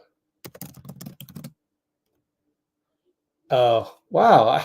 This is so like not me these days. But I guess, back in the day of, when is the date? 2 years ago, Don't they put the actual date somewhere? Yeah, July 2nd, 2021. Oh, yeah, we got knocked out of the playoffs and all that. We should look for some more. Yeah, here we go. Tells Wiseman to be a deckhand. Okay, I want to watch that for sure. I've never found the occasion to come back to this, but this is fun. Thank you, DashX, for bringing it up. Let's see. Oh, man. Responding to Dina. It's just us today, people. Captaining the vessel all by myself. Look at Alcatraz, America. We're funny. Why we build these terrible places on such beautiful pieces of land? Ugh.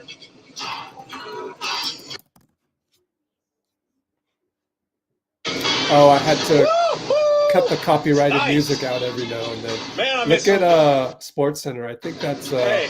what's the kid's name that works at ESPN now? I forgot his name. He's like Indian or something like that. Anyway. I'll be taking in all the sites. A lot of sailors out today. A lot of sailors. What is going on in Alcatraz? Hey, look at all these boats. That's what you know. That's all you know.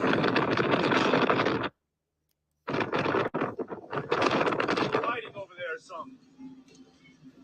Stripers must be fighting. Wow. There's a lot of boats. What's going on? What's going on over there? I gotta go investigate. I gotta go investigate. You got to show Giants play today? Meet me in McCovey Cove. When Brandon belts up the bat, I'm gonna get one of his homers. Shout out the Giants, bro. I know they know what it takes. 3 chips in 6 years. Litzica, Mad Bum, Posey. I mean, they had a squad. Love Hunter Pence. Love Hunter Pence. The guy played with straight fire in his eyes. It was great. Man, I'm about to go pick my boy Deuce up from the city. I'm going to show him the ropes of what boating looks like. When do the salmon come back? That's what I want to know. I am Batman. This is the bat boat. That's a good question. He's all over. 28 points per game. That's a lot, man. I want to take a dub and some great defense. How about He's that? all over, man. He's so much more 50, subdued 40, now. 90. That's the goal. Man, this is lit, though. You guys want to tour the vessel? Here we go. This is the cabin. The rock will be chilling. This is the bow. We out here. Man, I miss playing in front of Dumb Nation, man. Y'all the best. Be right back. I get chills when I think of coming back. I can't wait. Yeah. Yeah. Oh, 20 minutes. 20 minutes. So Hey, I'll be there's right Flo. back. Look at that, man. He's That's leaning. I miss you guys, too. How many points am I going to average next year? You know, I'm not going to put an expectation on it. I just want to be an efficient player. I don't care how many points I score. But I want to have a positive impact every time on the hardwood. That real plus-minus stuff. That analytical stuff. You feel me? Oh, man, some good games today. Bucks, Nets, high-level hoopers in that one. High-level hoopers. Wow, look at the city.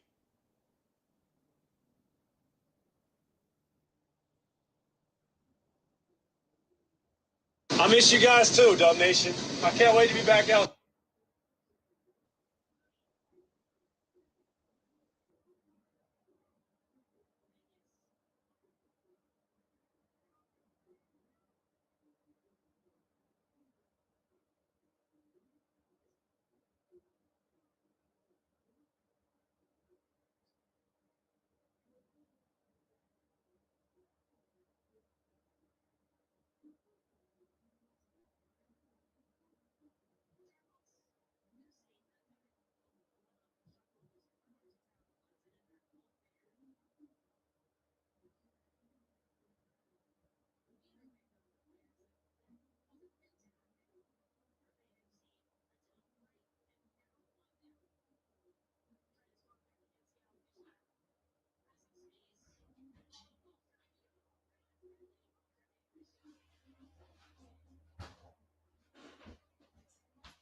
Oh, whoops. Why is it so quiet?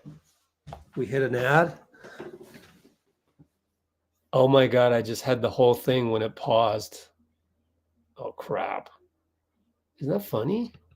Game, drop 40 and do some donuts after. It's gonna be lit. Can't wait for that day. Hey man, this is fun. Where all my voters in the Bay at? Let's link up. Party at Angel Island. Hike to the summit. Feel me? I appreciate you. 43 and 6 threes back. That'd be nice. Man. I'm at the helm right now. The heading looks like we're going 130 degrees. I don't know. 20 knots, though. Good speed. 20 to 28 knots. Anything above 30 is too rough, too shaky. Hey, anyone want an inner tube soon? That'd be fun. That'd be lit. Inner tube life. I still gotta get Zaza on the boat. Last time I had Zaza on the boat, we hooked like 6 halibut. It was a great day. Guy's the halibut magnet. I don't know what it is about him. They must love Georgians. I'm having a great time, y'all. I'm picking up juice. We're gonna have a good day. Pulling up to the ramp. No, some of you guys are just off the cuff in the freaking comments. Jeez. I'm sober as a gopher, and I never man the helm. Come on. I'm a captain. I'm not a sober sucker. as a gopher. 6:23 mark. 6:23. Wow. Sailing. One day I'll learn how to sail. Shout out Corinthian Yacht Club. Hold Friday on. night races are crazy. Man, I gotta put it in the Not comments. that windy out here Sober today, Marty. Not that windy. as A little bit. gopher. There's pockets though. Oh my A lot of god. sailboats, you know? Hold on. Man, I remember when I first came to the Bay, Comment. I went on a Oh, speedboat I tour haven't out logged of in. Michigan Crap. Wharf. Now Well, I we'll got put my it own in- speedboat. we'll Life put it is in good. Can't complain. Damn it. Been grinding. Monday Sorry, through guys. Friday, baby. Weekends are for the Yurtseven. Hey, look at this city. Beautiful. Y'all can stay He has with the me till attention span of a squirrel. we pull up to the dock. Pick my boy Juice up. Yeah, I'm turned up. I got my coffee. I'm on the ocean. Does it get much better? This is crazy. Maybe if I was in Nassau, those Bahamian waters. Nothing like them. Nothing like that Bahamian blue. Great diving, all that good stuff. Fishing. I mean, shoot, I was talking to my boy Pedro this morning. He's down there in Rio de Janeiro, ripping it up. I'm going to visit him one day. Oh, Neymar, God. Gabriel, I'm going to come visit y'all, man. I'm bringing Barbosa with me. Hey, smokers! What movie? Waterworld. Smokers! Love that movie. Shout out Kevin Costner.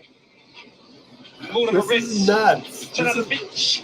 This is not even edited. I'm out of the man, this is nice. When you find a good patch of water and you can just pour it, this is nice. That's smooth, good water. Look at her. Look at the Bay Bridge. Oh, you're killing me. Pretty and nice. Killing me, Clay. Oh my god. This is non-stop. It is what it is. Non-stop. All right, y'all. Wow. Climbing to 30 knots. Hey, we're moving now. Shout out Drake, artist of the decade. Man, that's impressive. We had a little Wow. beef, you know. We had the city turned up. That's my last taste of hoops, man. NBA Finals. I miss it. There's nothing like the finals, yo. Nothing like it. I'm in brother shit. All that other. It's too late for it. All right, who's in McCovey today? McCovey Cole, baby. Here I come. The house Barry Bonds. His brain is Who else on on Red that team? Bull. Jeff Kent, Barry Man. Zito, Bay legend, big Stop baseball it. guy. Shout out Crazy. Nolan Arenado, that's my boy. Over here just ranking for the Cardinals. Every now and then I Yeah, have how to mute they it look. because of the music. Oh, it's a bar right here. I do The remember league's having to man, edit look this at like my assist. crazy. Hey, how was a bar? Love to reminisce. Yep. It would keep copyright mark. This was a lot of work, I gotta say. I can tell. Nice Chappelle. I might pull up to Jack London today. Where my Oakland cats at? Jack London, is Plank back open? Plank used to be lit. It's crazy, bowl. Oh, I'm not he's a right. great bowler. Plank is nice. Bowling alley. Alley Cat Strike, though, that was my movie. Man, we got 8,000 in here? 8,000 on a live Ties, stream. not ties. Good lord. You should get paid for that.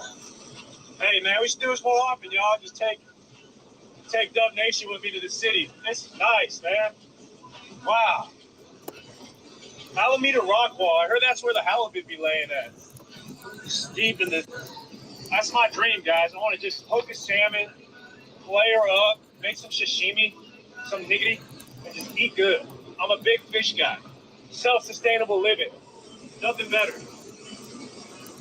I do not want to wake you, kayaker. I'm going to go far around you. My bad. Rude boat etiquette to wake somebody. That's just me. Especially when you got lines in the water. Not cool. Shout out to Nooch, man. We're in Nooch at. Guess where I learned how to captain this vessel? The school of Anthony Nuccio. The guy's a legend. This guy hooked a freaking 60-pound sea bass on a kayak. Who's doing that?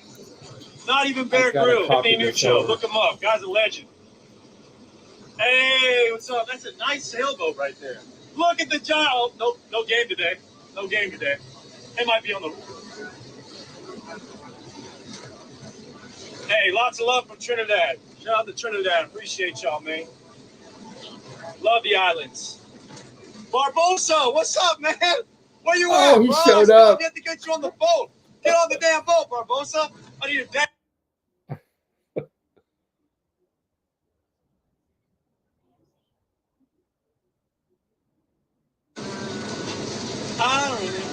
Love Lil Uzi. Love Uzi.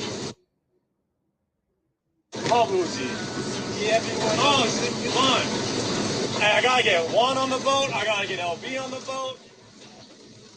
I gotta get all the homies on the boat. Look at Chase Center. I can't wait to get buckets there. I cannot wait. I got so much pent up energy, y'all. It's like 2 years of watching. Yeah. It's been awful. Absolutely awful. Man, I don't know what's in this coffee, but it's delicious. Shout out to Pete's Coffee in Tiburon. Maybe hooking it up. Great people's in there. Great folks. Oh, man. All right, let me slow her up. Pull the fenders out. Oh, my Picking up God. my boy Juice. Hey, LB, check this out, man. Pull up to work, man. Where you at, brother? I can't keep up with you, Clay. This is I'm exhausted. Wise, man. Where you at, Wise? You should be on the boat. What are you Be in doing my here? deckhand, rookie. Come on, Rook. Oh, my God. Get out here. Wise, you're from the South, bro. You should know how to fish. In I Tennessee, can't they even- got lakes. I can't even Come on, Big comment. Wise. Okay, can I say something now, From Clay? the Philippines. I've seen the Philippines. Beautiful waters. I'm going to pull up on my guy, Manny, one day.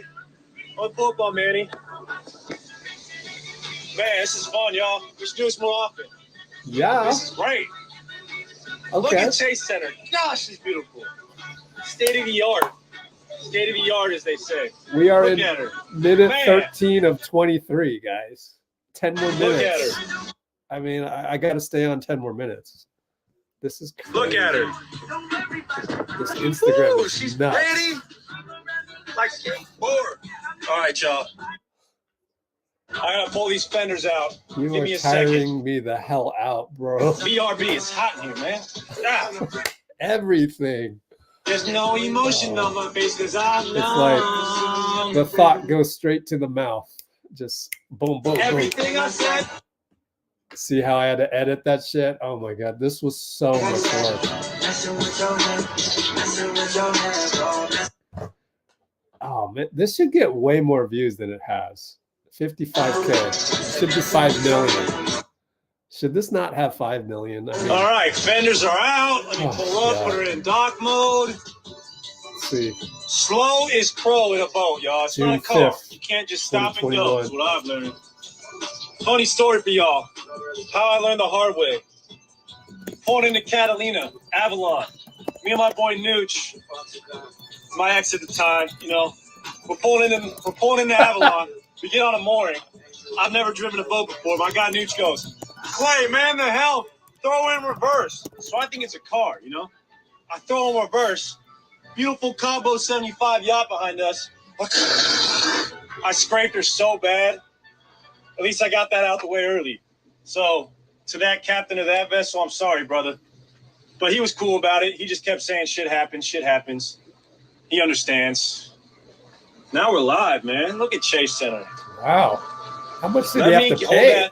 It's not a Rolex, it's a Tissot. Lifetime The dog autographs. Rocco's at home, man. He didn't want to come out today. He Yeah, sneaks what in. would you? He's not really a water dog either. He's more of a mountain pig, you know? He likes to scour the own the boat. Good pup though. I love Rocco. Ain't no complaints. Offset. Love Offset. Love Migos. This is my guys. Yeah. Ain't no complaints. Got racks in the bank. Bank. Leave you ass bank. Ooh. Nah. I ain't These felt are like this in good a long songs. time, y'all. Dark mode. Arbel, you probably know all these songs. I did not Right? practice sale, BB. Get out of here. Oh my gosh. And we're not even looking at the comments. I ain't had this in a long time. I ain't feel like this in a long I'm time. pretty sure this passed copyright. What would be funny is if this live stream didn't pass Just to copyright. feel like this, it took a long time, yeah. Took a long time, yeah. Just to look like this, it took a long time, yeah. Yeah, had to edit that out. That's a good song. Doc, all right, I gotta lock it in, y'all. I got a doc, so let me lock her in real quick. Just turn off the radio, please, or the Spotify. Autograph over scratch for resale value.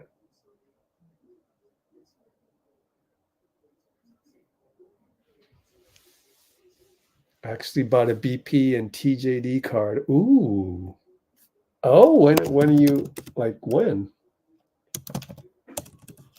You're coming here?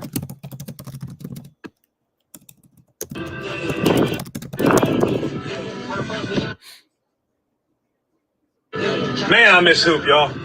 I gotta pull some more fenders out. Give me a second. Trust me, bro. I'm trying.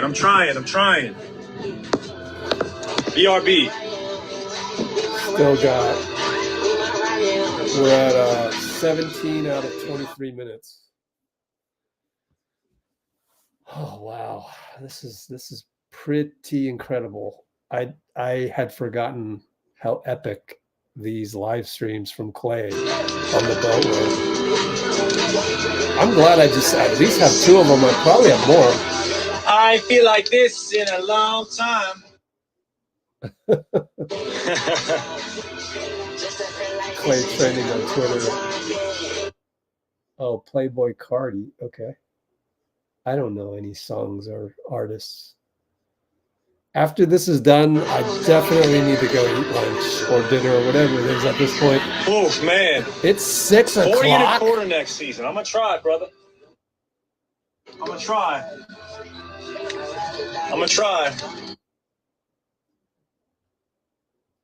Look at this day, though. Look at the blue skies. You can't get any better with this, bro. This is so funny.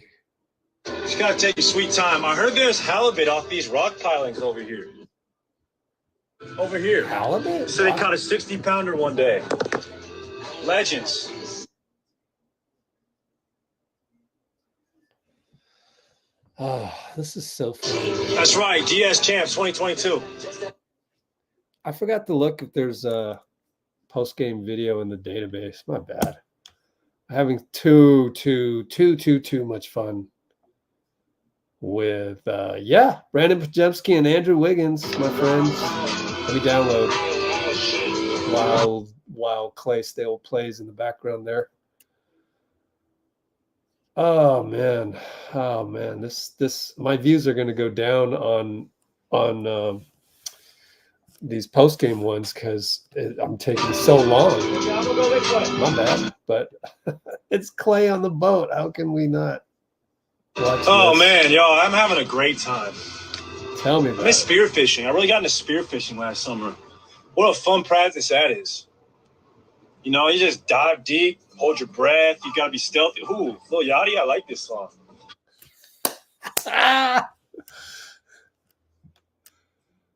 Out of the blue.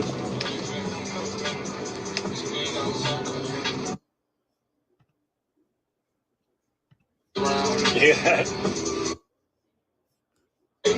Everybody dancing for greatness, you feel me? Slap, slap, slap. Go, go. I'm a young nigga who got it. I remember I spent a lot of time muting it when he didn't sing. Because you could let the music go when he did sing over it, but then you'd have to quickly. Bitch ass nigga, I told you so. That never got flagged. Like Lil Yachty, he's got a cool flow. He's got a cool flow. I gotta focus, y'all. I'm too excited. You're too excited? No way. Are you ever not? No. It's windy out here. That's the trick, is going with the wind.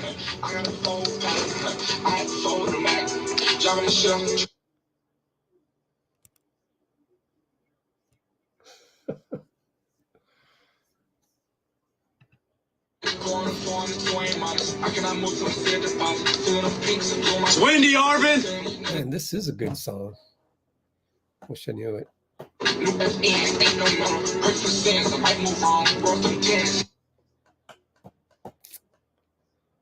All right, I really gotta focus, y'all. I'm tricking it off. This is a terrible doc job.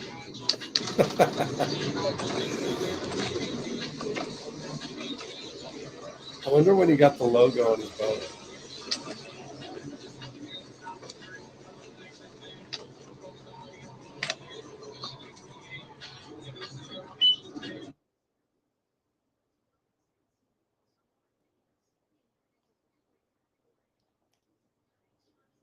That's better. That's better. That's better. All it took was a little joke. That's better. Easier in there.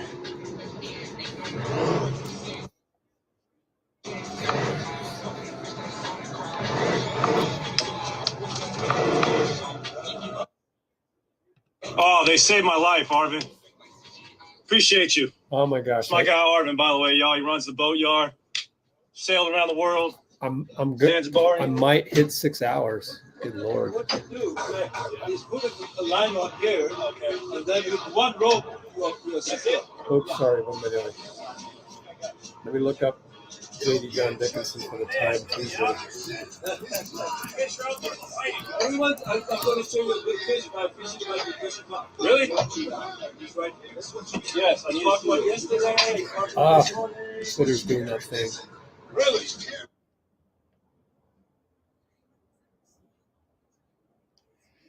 JD John.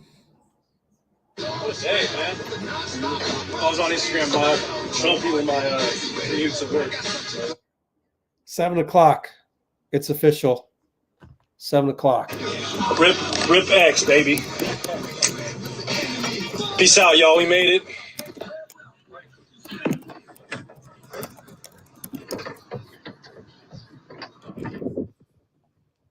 Is it already peace out? Oh, it is. Really? Oh, I'm sad. It's over. Wow, that was epic. Wow. Didn't know I had those on there. Is there another one? Klay Summer recap. Gosh. Here's another one. Oh, dude. Okay. There's plenty of them. But wait. Oh, you got to go exam. Okay. Oh, no. Do you have to go? Oh, look, we're going to do Pojemski. Entire Pojemski. And then entire Wiggy, Wiggy, Wiggy, Wiggy. Let's see.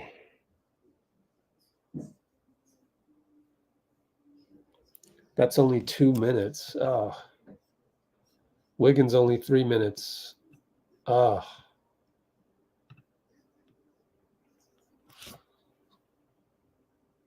I'm going to have to do Steve Kerr with that. Okay.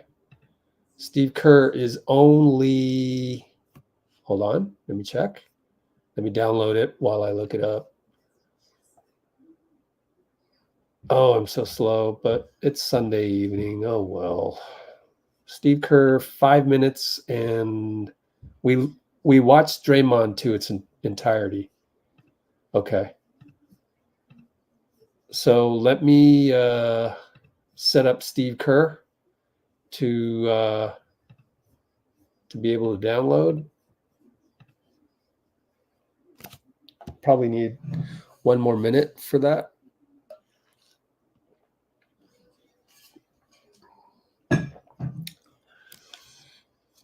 And very common Steph rookie cards now selling for 200. Oh, wow. Well, if anybody has to go, glad you were here with us. Give me another minute and I will be able to show you Brandon Pajemski and Andrew Wiggins in its entirety. Man, we can always go back to a Klay boat live stream for some really strong vibes at whenever time. It seems like what a trump card to have. I hate to call it that, but what a thing to have in your back pocket. It's pretty awesome. Here you guys go. Brandon Pajemski, my friends. The entirety of the video, it's only 2.5 minutes. And then Wiggins is only 3 minutes. Here you go.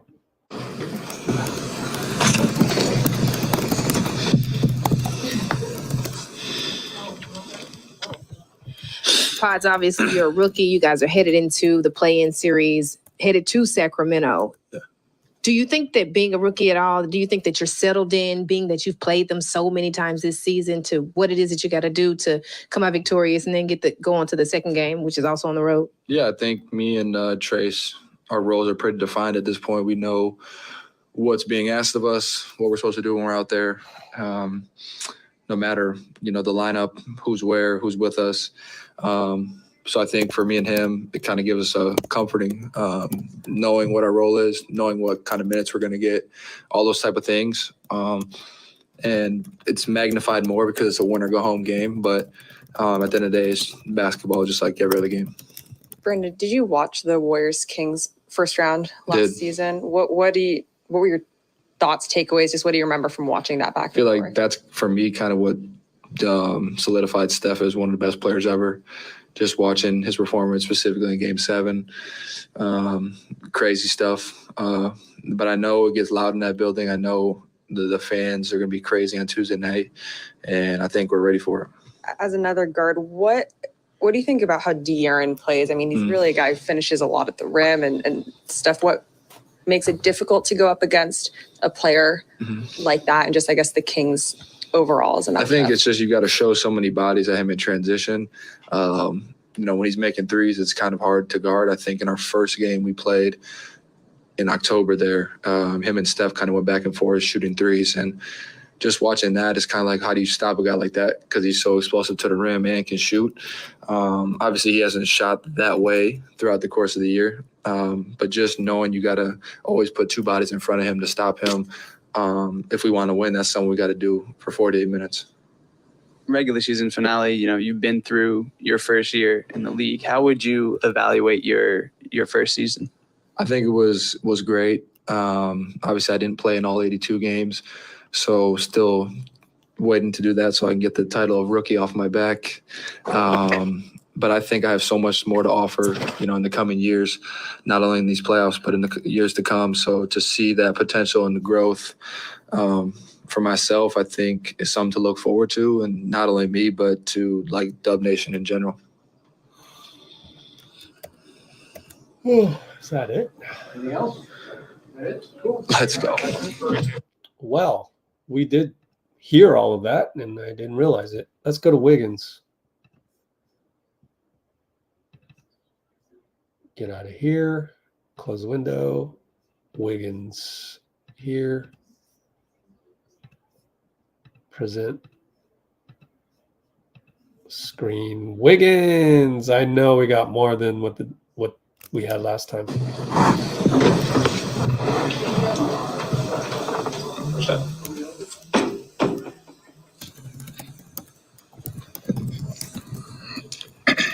Andrew, if you could just sort of speak to your thoughts on facing the Kings. I mean, given the the recent history, 7-game series, and played them a bunch early in the season in some memorable games. How do you view that matchup, and what it will take for you guys to beat them? It's gonna be one of those games where we have to leave it all on the floor. Every game we've had of them has been a battle to the end. A physical, competitive game. So it's going to be definitely a hard-fought game that we got to leave everything on the floor.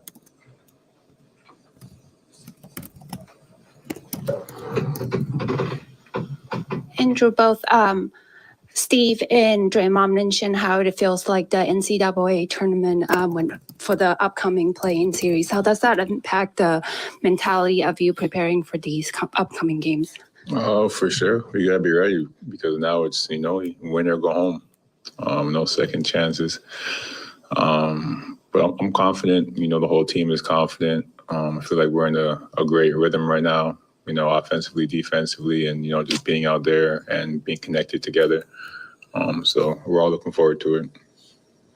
What kind of message would you give to some of the younger guys on the team, JK, Odds, Trayce, who haven't had, playoff experience yet? I'll just tell them, you guys are ready. You guys proved what you can do all season long. You guys fought like hell all season long. So you guys are ready, and we expect them to, do the same thing they've been doing. During the game today, was there ever a thought or was there ever any scoreboard watching with the Lakers game or the Kings game happening at the same time? Or was it just kind of, we'll do our thing and see what happens? It's kind of like, we do our thing and see what happens. It's the NBA, so anything can happen. But it played out how, we thought it would. Andrew, Draymond was talking about how you guys, this familiarity with the Kings. But as Kendra pointed out, Trayce has sort of emerged since you guys played the Kings last. How does he sort of change the equation against a team like that with his defensive presence? Oh man, Trayce on the court, he's a game changer. Especially with him and Draymond back there, because he's shot blocking. He's making people adjust their shots, in the paint, making them think twice. He's a big key to our defense.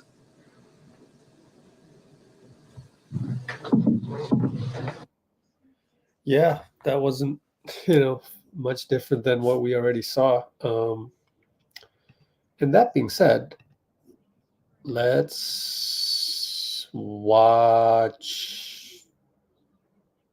Did we watch all of Steve Kerr? Let me look at my previous one. 2.5 minutes. No, so we've got more of Steve Kerr. Yeah. That's good. Hang on. I first upload to the channel. And then what? I got to stay on here till 6 hours, don't I? Oh, man, I am nuts. But got a big assist from an old Klay live stream. So thank you, Klay. Thanks for that, man. Let's get out of here. Close window. Pull up Steve. And present the window.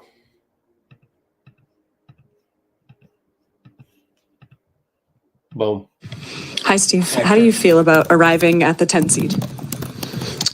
Well, we're happy to have a shot, It could have played out a number of different ways today and played out as it did, so we'll get ready for Sacramento.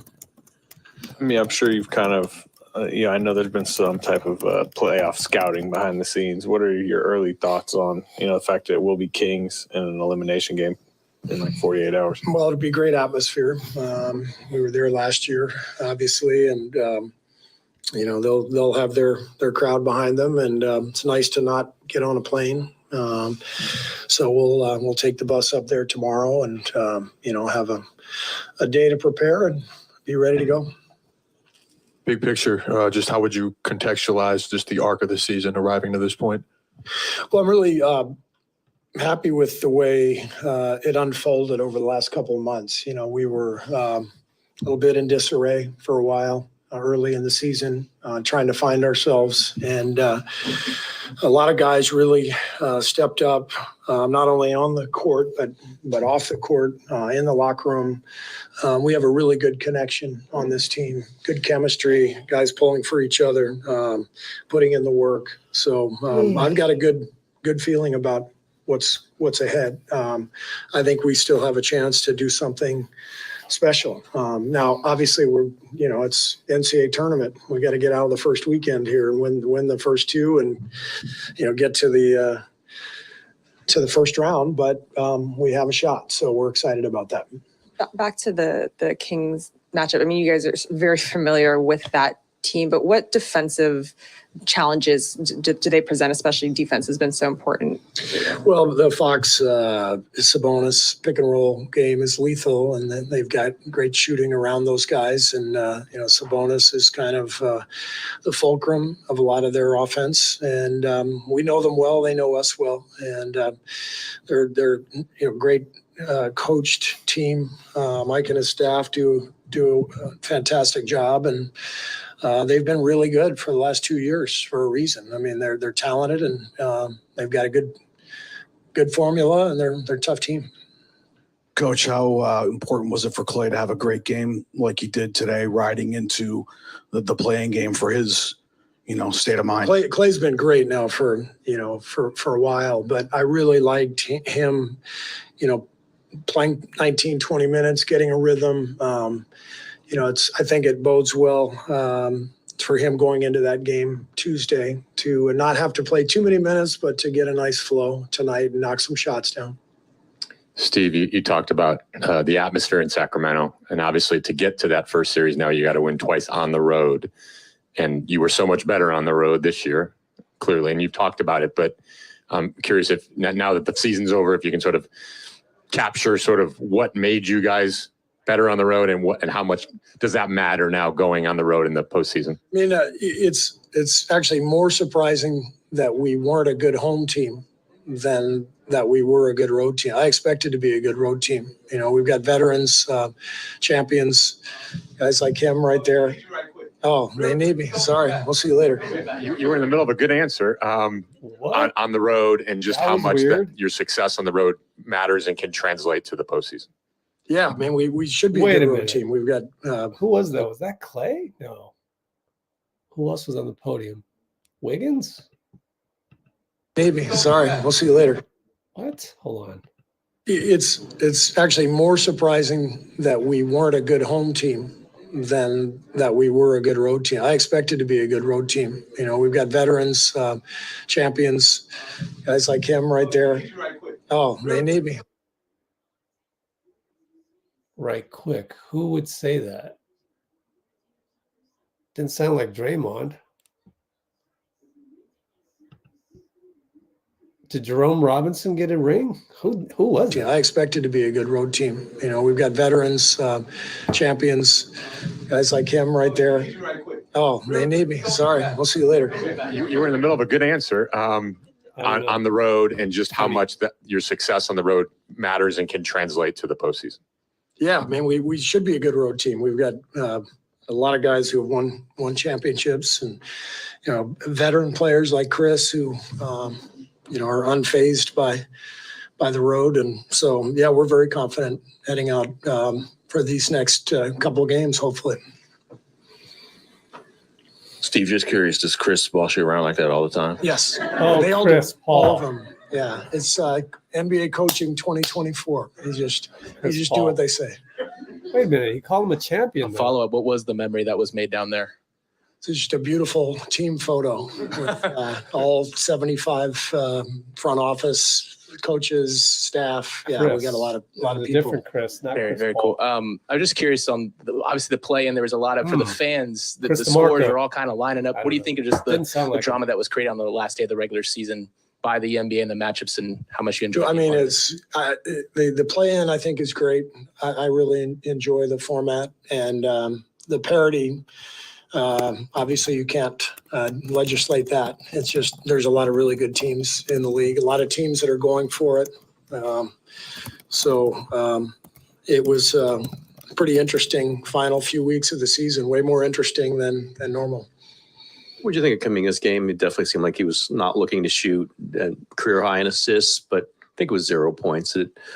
That in the flow, was that something you were encouraging him to do, or just he just? Yeah. No, he came in this morning and tested his back out and said he was good to go. So we put him in the starting lineup, and he just he hasn't played a lot lately. He missed a bunch of games, came back for a couple, so maybe he's not quite in rhythm. But he's I like the way he moved the ball, and as you mentioned, the 7 assists, and so nothing out of the ordinary to me. Thanks. Well, it wasn't that much after he came back. That's a first. I don't think that's ever happened, to take a picture. And he said Chris, and I don't know who that is. I think it was an executive. Chris. Man, I don't know any Chris's that work for the Warriors.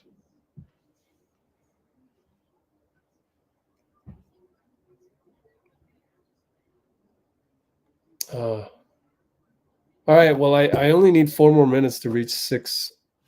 Oh, Austin Scott says that was Chris Paul. All right. Cool.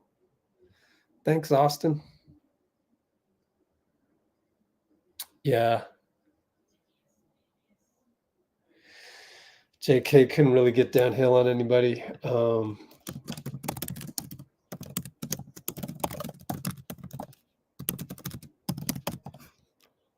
Okay, I just needed to note that was Chris Paul. And then I also want to, why don't I just end the poll right now? How many votes we end up with? 45. JK and Dario. Nobody asked about that. Of course, it was more of a TV thing. When you're inside the arena on press row, I used to have the broadcast on at the same time to look for stuff like this, but it's super difficult to do that when everything else is going on around you.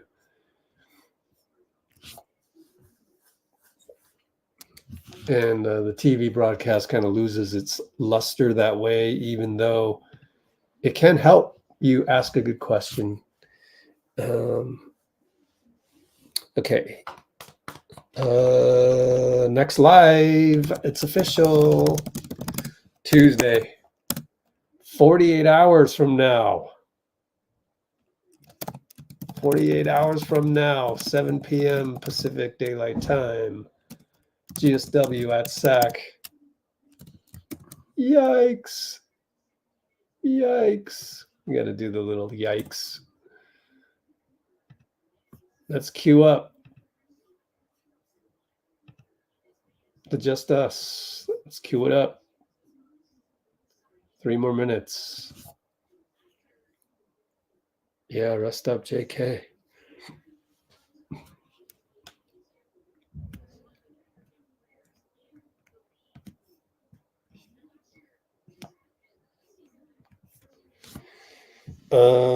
Anything else? No, I just got to work on this damn thing. Oh man, I'm so hungry. What do I do first? Eat or do the video? I could do the video quickly. Catch the second half of the game. Oh, all right. See you then. All right, let's run Just Us. Here we go. Oh, right there.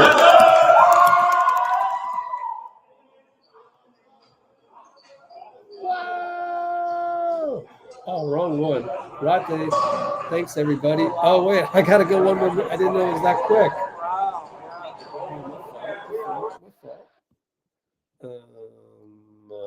Rate. And I got to hang tight for 1 more minute. 1 more minute.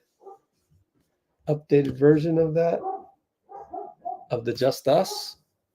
Not for me. I'm not dragging my body over to that no more. We'll see.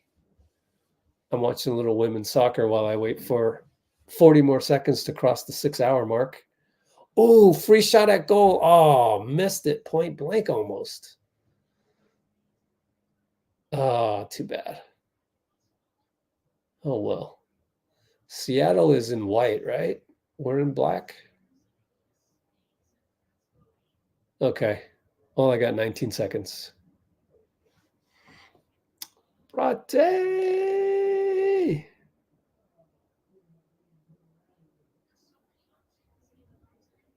Oh, we're already up 2-1. Bay FC with the lead. And take care, end stream at the 6 hour mark or 6.